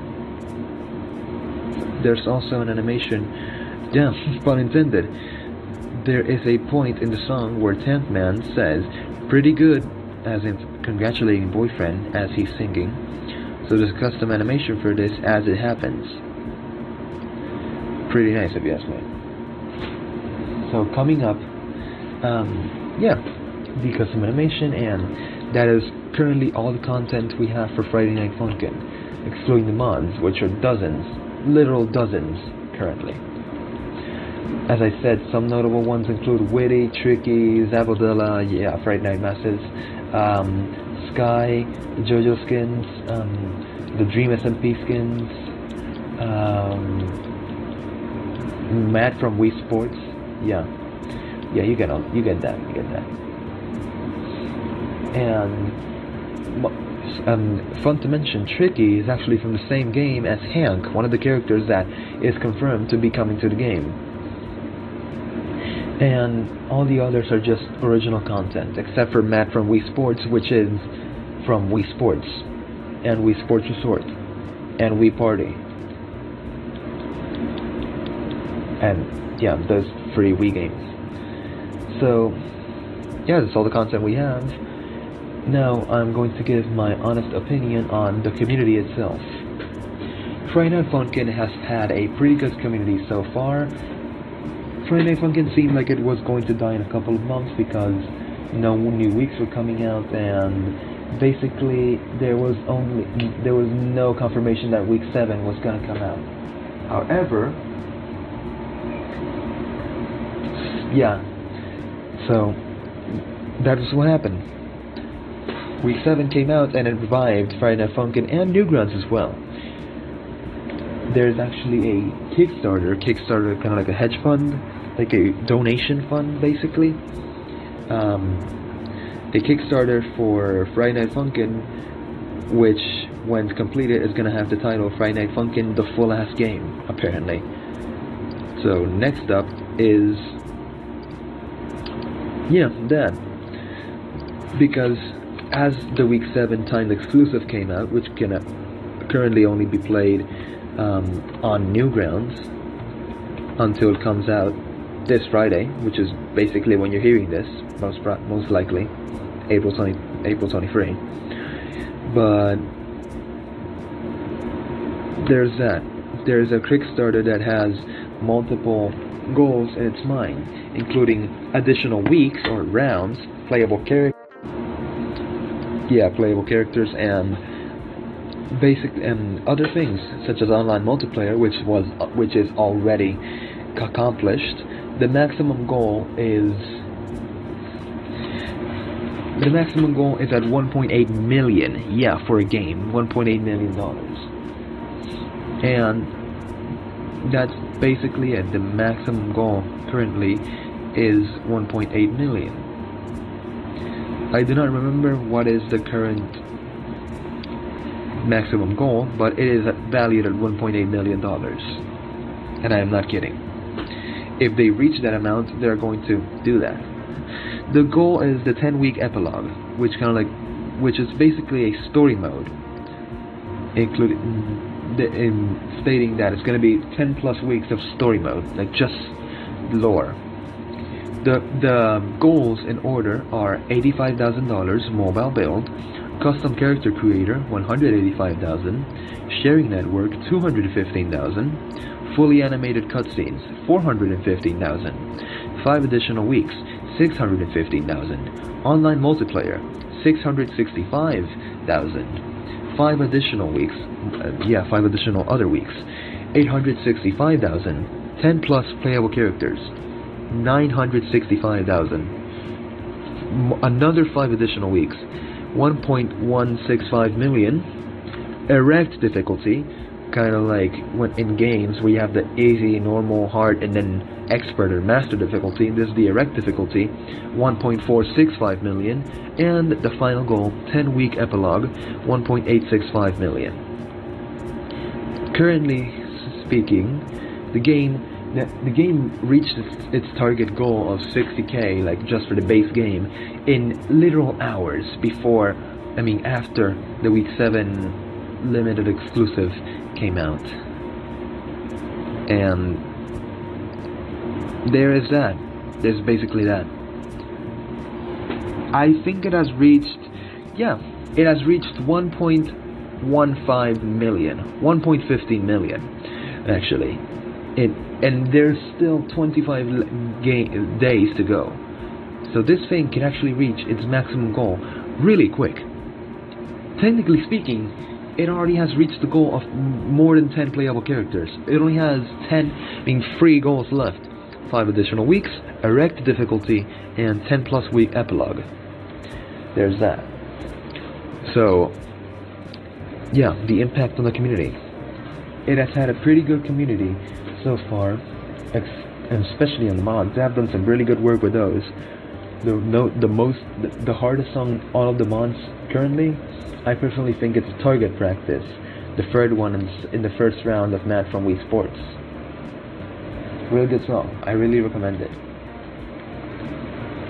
So there's that. The mods have really extended the community. Like all communities, it has its ups and downs. Some are downs because you have no idea what Friday Night Funkin fans have created. And then we enter into the Gulp fanfiction world. The song. Next up we have, there's that, the mods. They actually made the mod for Tankman before he was actually released, like semi-released, technically, but yeah. Next up, the impact on the internet. Friday Night Funkin' single-handedly revived Newgrounds, while simultaneously bringing advertisement to a YouTube channel, that being Senor Pelo with the Week 2 update, or song in general, week. And pretty good, if you ask me, pretty good. I am not gonna lie, it was pretty good. They have done collaborations with Newgrounds. They have also done collaborations with Senor Pelo, as I mentioned, and other people have voiced the characters themselves. Johnny Utah voices Tankman, as he does in the original series, and there's that currently. I think that this is really a good game that has a ton of potential. They almost let it die because week 7 didn't come out, but it finally did, and they actually have the Kickstarter, so this gave it a little bit like a revival, basically speaking. So there is that. Friday Night Funkin has become a really good rhythm-based game. I'm not gonna lie to you, and it has become a really good game that will live on as a memorable game. No, I'm not kidding. So based on the current Kickstarter goals, there are currently 7 weeks. Based on the current character goals, we're going to get more than 30 weeks based on the game's goals, and a online multiplayer system, sharing system, mobile version of the game. Pretty good news. More than 10 playable characters, a big difficulty, and animated cutscenes. Really good if you ask me. Really good. Really good. And I think that's pretty much it for the episode. Since there are no more opinions to share, there's no one else. So there's that. Friday Night Funkin', the current trendy game, aside from Gang Beasts. But yeah, more on that later. If there's anything we forgot, let us know. We have a social feed. We have Twitter. We also have other means that you could contact us. We're planning on releasing a website soon, but yeah. And there's that. Basically, there is that. So, we have concluded the episode. I hope you enjoyed, and I will see you on another one. Goodbye.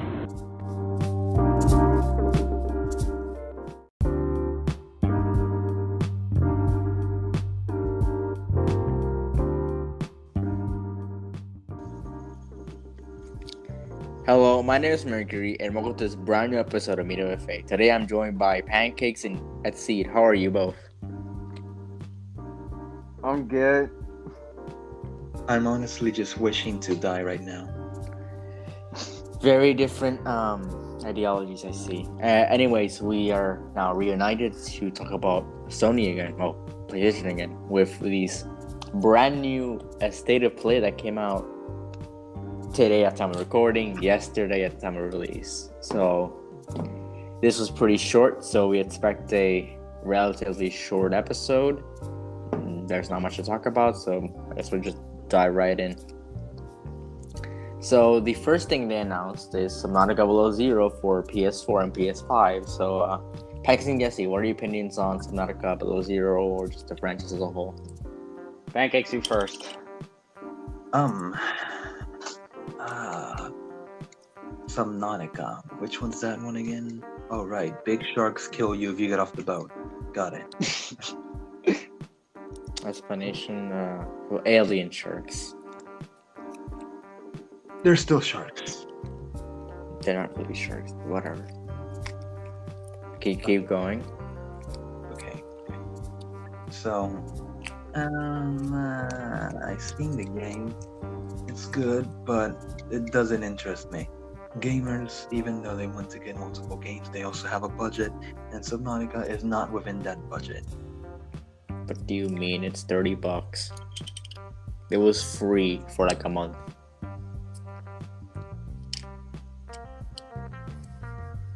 Oh, whatever. At that point, you have like almost just had no reason not to buy it, or then you have to get it. And Below Zero, I have been following. Well, let's see, you first. I say mine last. I guess that goes more to my realm, so I guess you do you first. Oh, whatever. Alright, you go. I go last because whatever. Whatever. Subnautica. Never really a fan of the game. Like, it doesn't interest me. But the trailer did look good. That'll give it. Okay, so here's my more in-depth review, I guess. I've been following Below Zero since day one, pretty much.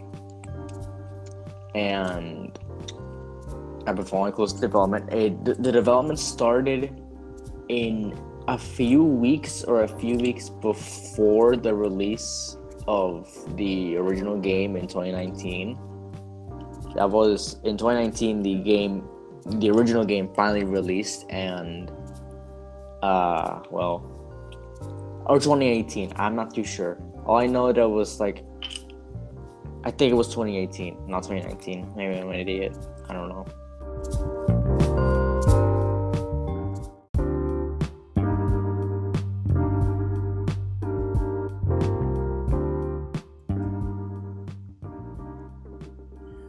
So, I've been following closely Below Zero's development ever since the original game came out, which is 2018. So, I think development started 2019, January, and it's just started as like a modest build. I've seen it develop throughout time, and I gotta say, the game.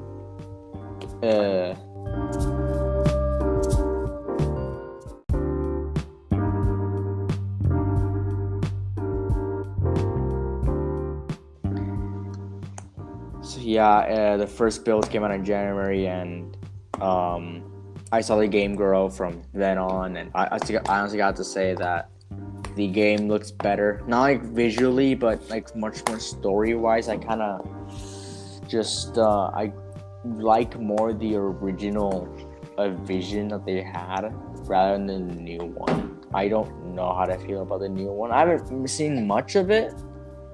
I honestly, the beginning was so much, I think, better than what we're getting right now, because it's just you just like in the other game, you crash land, and not when you're in the original and you're starting, you were already on the planet, and you were established to be this person who knows about the planet instead of just now coming into the planet and basically doing the same story as the first one, just on the icy biome. It's just the beginning is the only thing that's been ruined for me. It's the same gameplay as the first one.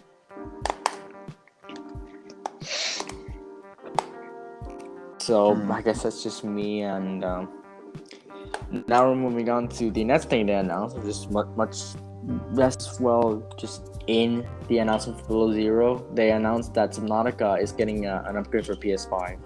So yeah, I didn't actually like enjoy this pretty much because I wanted to say not that much of my interest, but then again, Subnautica, the game where you play, the game that if you get off the boat you get eaten by an alien shark. So literally, it's not my interest, but actually a pretty good thing because PS5 just came out, new titles, good, but meh, honestly, in my opinion, I don't know. Can I say something real quick? yeah, Can y'all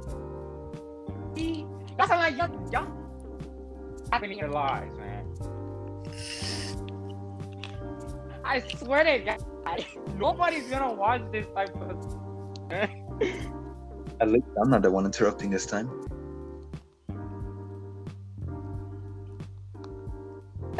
Alright, let's move on.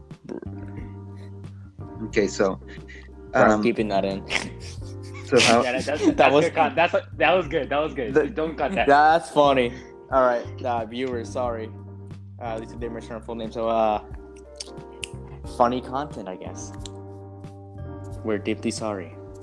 We're okay, tired. and now we're gonna sound even more happy. Subnautica, it wasn't that much of my interest, but I think it's gonna be a pretty good thing for PlayStation.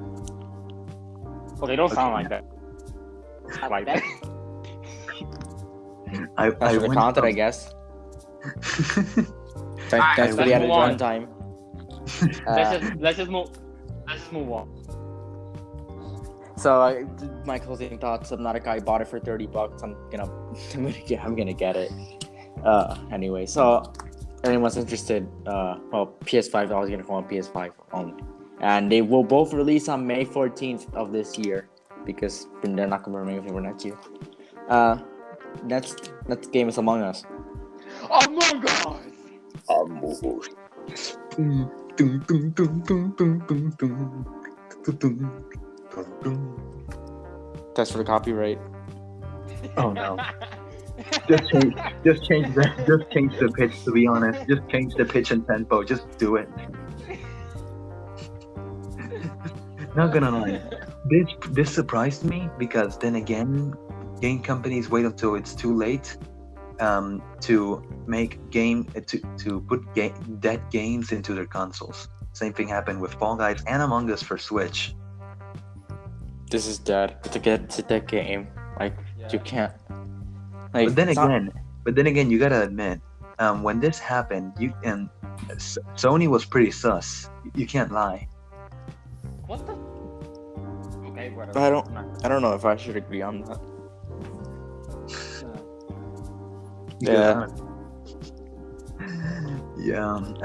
I'm gonna stop there because I don't want this to turn into bad Among Us joke hour. Anyway, so I think that our thoughts on Among Us were. Among Us. I think that Among Us was a good game until it died. It's not dead because we got the new map, but I haven't played the new map. That didn't save it much. That didn't save it much. No, I just didn't even care. I haven't uninstalled my phone. It aged like milk. I just like it's just Among Us. Like you can't really say much that hasn't been said in like the last year. It's just Among Us, man. I love how you said that. It's a good game until it died. I mean, yeah, because there was almost no new content. Yeah. Like when you don't update a game.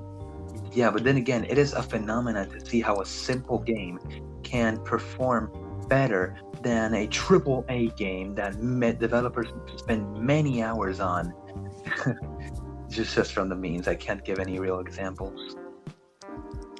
Well, it's really something. Like, sure, it's an accomplishment, but then again, after those 2 awards on the Game Awards, it was just kind of like, oh, okay. Like I was like, yeah, Among Us won. And then I got like a month later, I'm like, who plays this game? Yeah, Among Us was a good game for its time, but if it won Game of the Year, not even Twitter, just Reddit would flip out too. I'm still on the Among Us subreddit, and it's still alive. I'm like, how? Every community is alive because the members of the community are the active members. Everyone else just doesn't post. Therefore, you can conclude that it's alive, but it's actually not. It's just the community members. Same thing with every community. Why can't I say community correctly? Anyways, yeah, it's really weird. Just seeing it right now. Like it's gonna be in all of the home consoles because it's coming to Game Pass and it's already on Switch, and now it's coming to PS4 and PS5. Yeah. I can't wait to see the Imposter in 4K. I can't wait to see the PS4 voice chat of Among Us.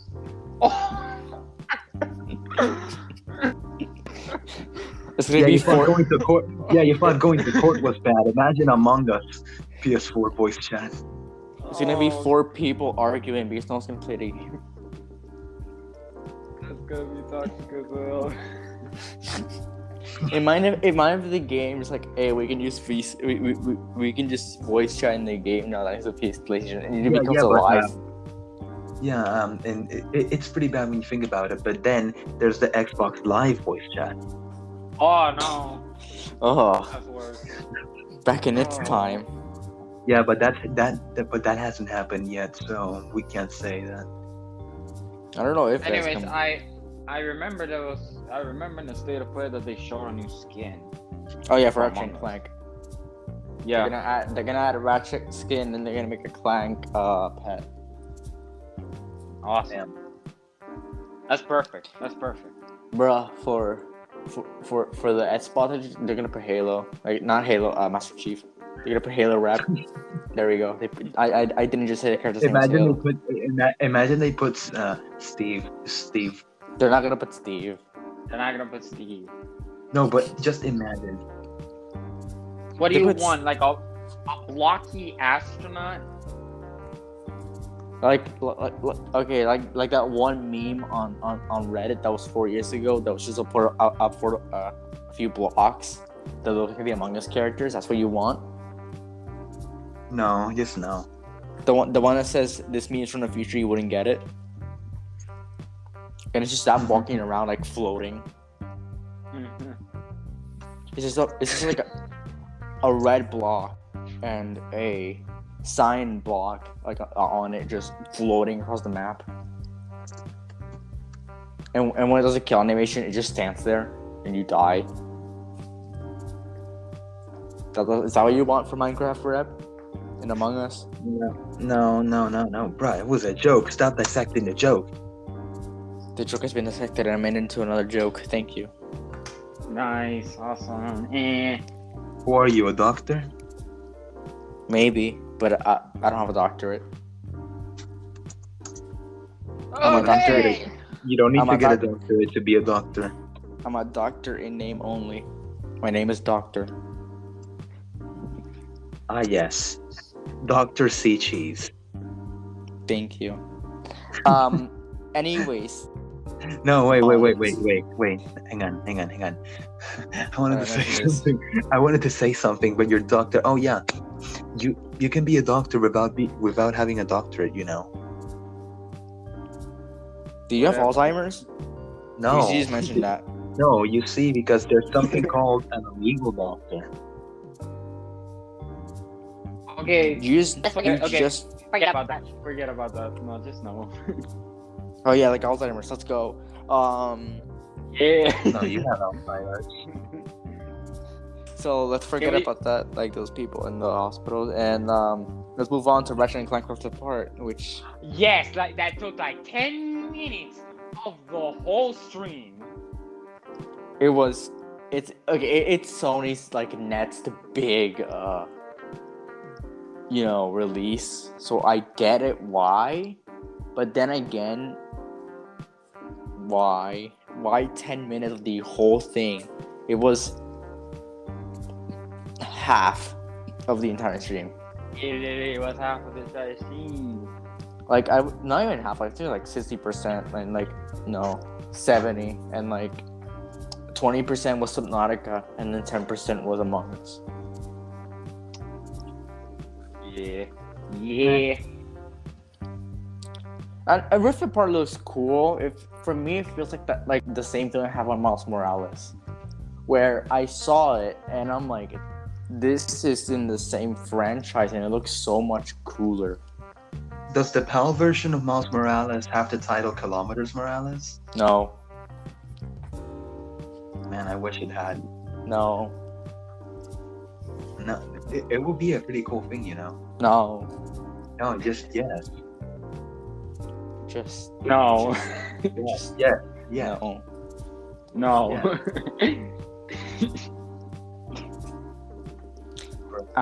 Anyways, that's not the point. We're not talking about Miles Morales yet. Rift Apart looks cool. It was first revealed last year in the original state of play, but the future of gaming, I think it was called. And it was just when they revealed the PS5 and it was there, and like I thought, oh, it's gonna come out for like in December. Nope. Just nope. December passed, nothing. What was it? January, nothing. Until they finally announced, oh, it's gonna come out in June.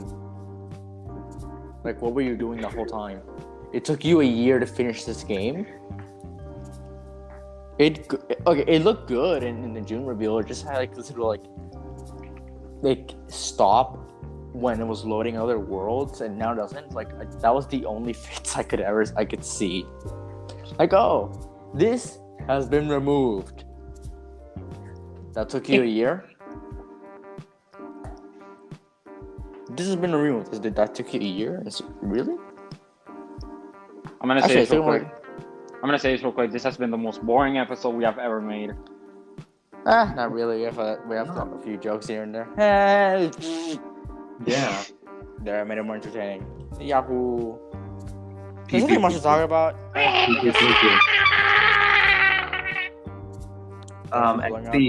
Exceed, I think we already recorded the April Fool's episode. Whatever. I think you're about 29 days too late. 28. This man kept count of the days. How? Because it's simple math. No. Bro. Math is complex. I don't even know what 2 plus 2 is. Fair. Five. What do you mean pair? I've always thought it was laptop. Stop it. I don't even get the joke, but I want you to stop. And you don't. I will, yes. Shut up. I will, yes. No, you will don't. Anyways, do you have any You shan't yesn't. Do you have any opinions on Ratchet and Clank? Any of you? Just like further than yes, I have an opinion on Ratchet and Clank. I think that you should yesn't. Can I stop? Just stop. Just please stop. Ratchet and my Clank, opinion. basically. What Ratchet and Clank in one line? Gender-bent creatures take on their own selves. Whoa. I don't know what Ratchet and Clank game you've played, but that's not what I remember. I don't know. All I've seen is the trailer where they encounter their opposite gender counterparts after a portal or something. I don't know. I don't know what you've been seeing on the internet, but that was definitely not Ratchet and Clank. Yeah. No, I can assure you it was Ratchet and Clank. I'm pretty sure you saw it on some other site. No, I saw it in the PS5 in the same stream where they revealed the starting price. Okay, so I'd see. Rift Apart. Basically, it's a pretty cool game, open world, but it's just I'm not gonna buy it. I'm not really a fan of Ratchet and Clank. Especially when it's $70. Ah yes, Ratchet and Clank Rift Apart. Rift Apart, the same thing. Man, Rift Apart. Bruh, can you let me yes? Okay. No, I won't let you. Stop. Shut up. I won't. Bruh. Okay, so Rift Apart, the same thing I do with Woman. Yo! Let's move on. Let's move on. Let's move on because I don't want to get canceled. Yeah, this Trying to get us canceled? no, bro. I'm saying that I drift apart from Woman. Wait. Rift. You said Rift Apart, and I'm like, okay. Let's move on. Rift is kind of like separation. Let's move on. Let's move on. Let's move on because we awaken any fetishes. Let's move on before this turns into a therapy session. I don't want to do another recording episode. So yeah, Ratchet and Clank releases on June 11, 2021 on PS5 only. It's the same price of Returnal for some reason. Returnal comes out the day this thing actually the episode comes out. So buy Returnal.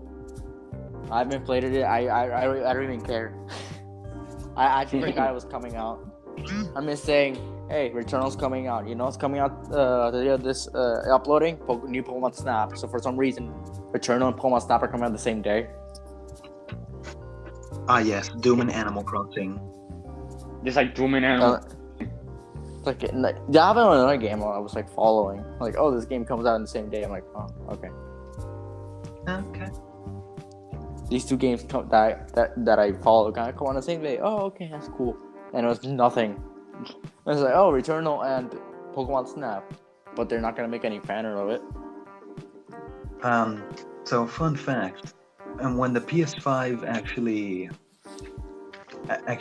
came out, like the stream with the starting price. When the starting price was revealed, for some reason I read it like it was $600 for the physical one. I almost had a mental heart attack because of that, but honestly speaking, I corrected it later on. I almost had a mental heart attack. That was the price of the PS3. Yeah, I know. Which is why I almost had a mental heart attack. Mental heart attack. Can you Beautiful. just let me establish the continuity between the episodes? Yeah, it's when your brain just stops processing blood. Blood Yeah. just doesn't run through it anymore, so it's like it's like the heart getting clogged, but not No, really. It's no, your brain No, getting clogged. That's it's when like you're- saying when you're- my kidneys are blind. No, it's when your soul takes your brain and dips it in a bowl of blood and puts it back in. That's very different from what I said. But it's still less blood, but that's more like a ritual than a actual medical condition. Ritual. Fucking Mortal Kombat flow. Mhm. Mortal Kombat. Yeah, so by Returnal, this thing's coming out on PS5 only, so if you don't own that thing, then you're unlucky.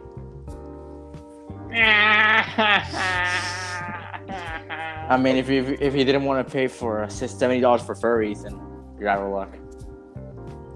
No, I'm not gonna get Furries RTX. Furries and robots. Nah, That's what nah. we're in for. no, I'm not getting that, honestly. I was never really a fan of Ratchet and Clank, so.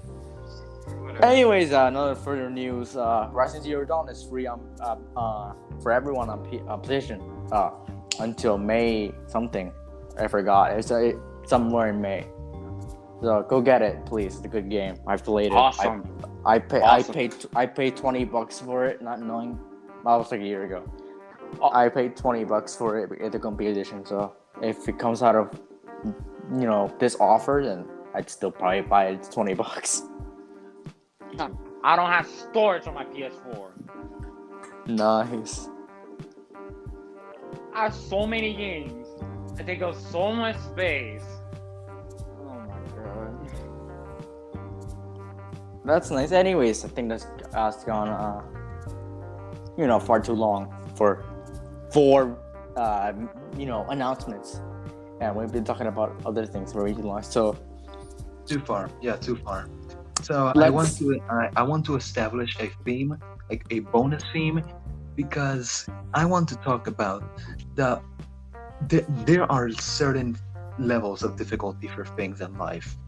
Only about 2% of the people who actually submit their resumes to Harvard actually get accepted into Harvard, and only about 0.9% of the people who attend the most prestigious school in Singapore actually graduate valedictorian. And among other things, there is a 1 in 0.0 by the power of infinite chance that you can get a baby zombie villager with fully enchanted golden armor riding a chicken in Minecraft. But At least it's not. all At least it's those- not diamond. At least it's not diamond. that is diamond. Wait, you said diamond. Okay, you said diamond or you said gold? I said diamond.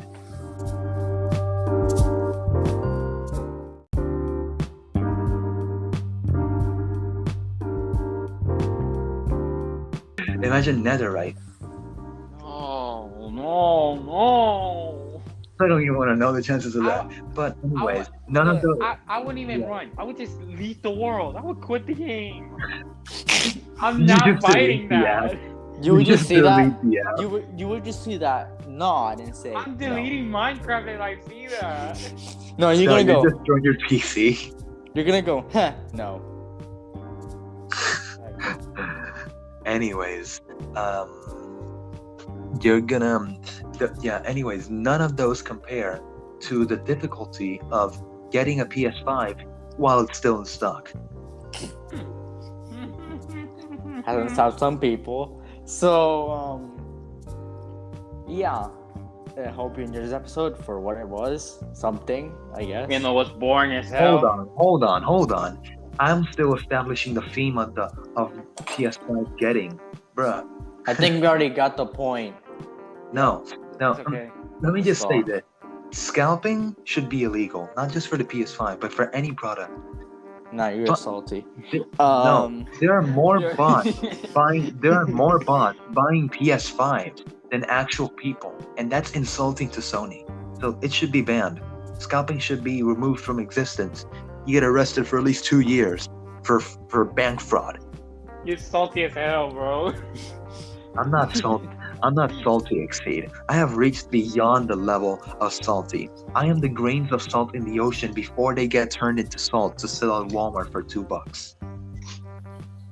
Okay. Okay. Anyways, I hope you enjoyed this episode, and we'll see you on the next one. Yes. Goodbye, I guess. We'll leave you on that note of worry and disappointment. Goodbye. Goodbye. Bye.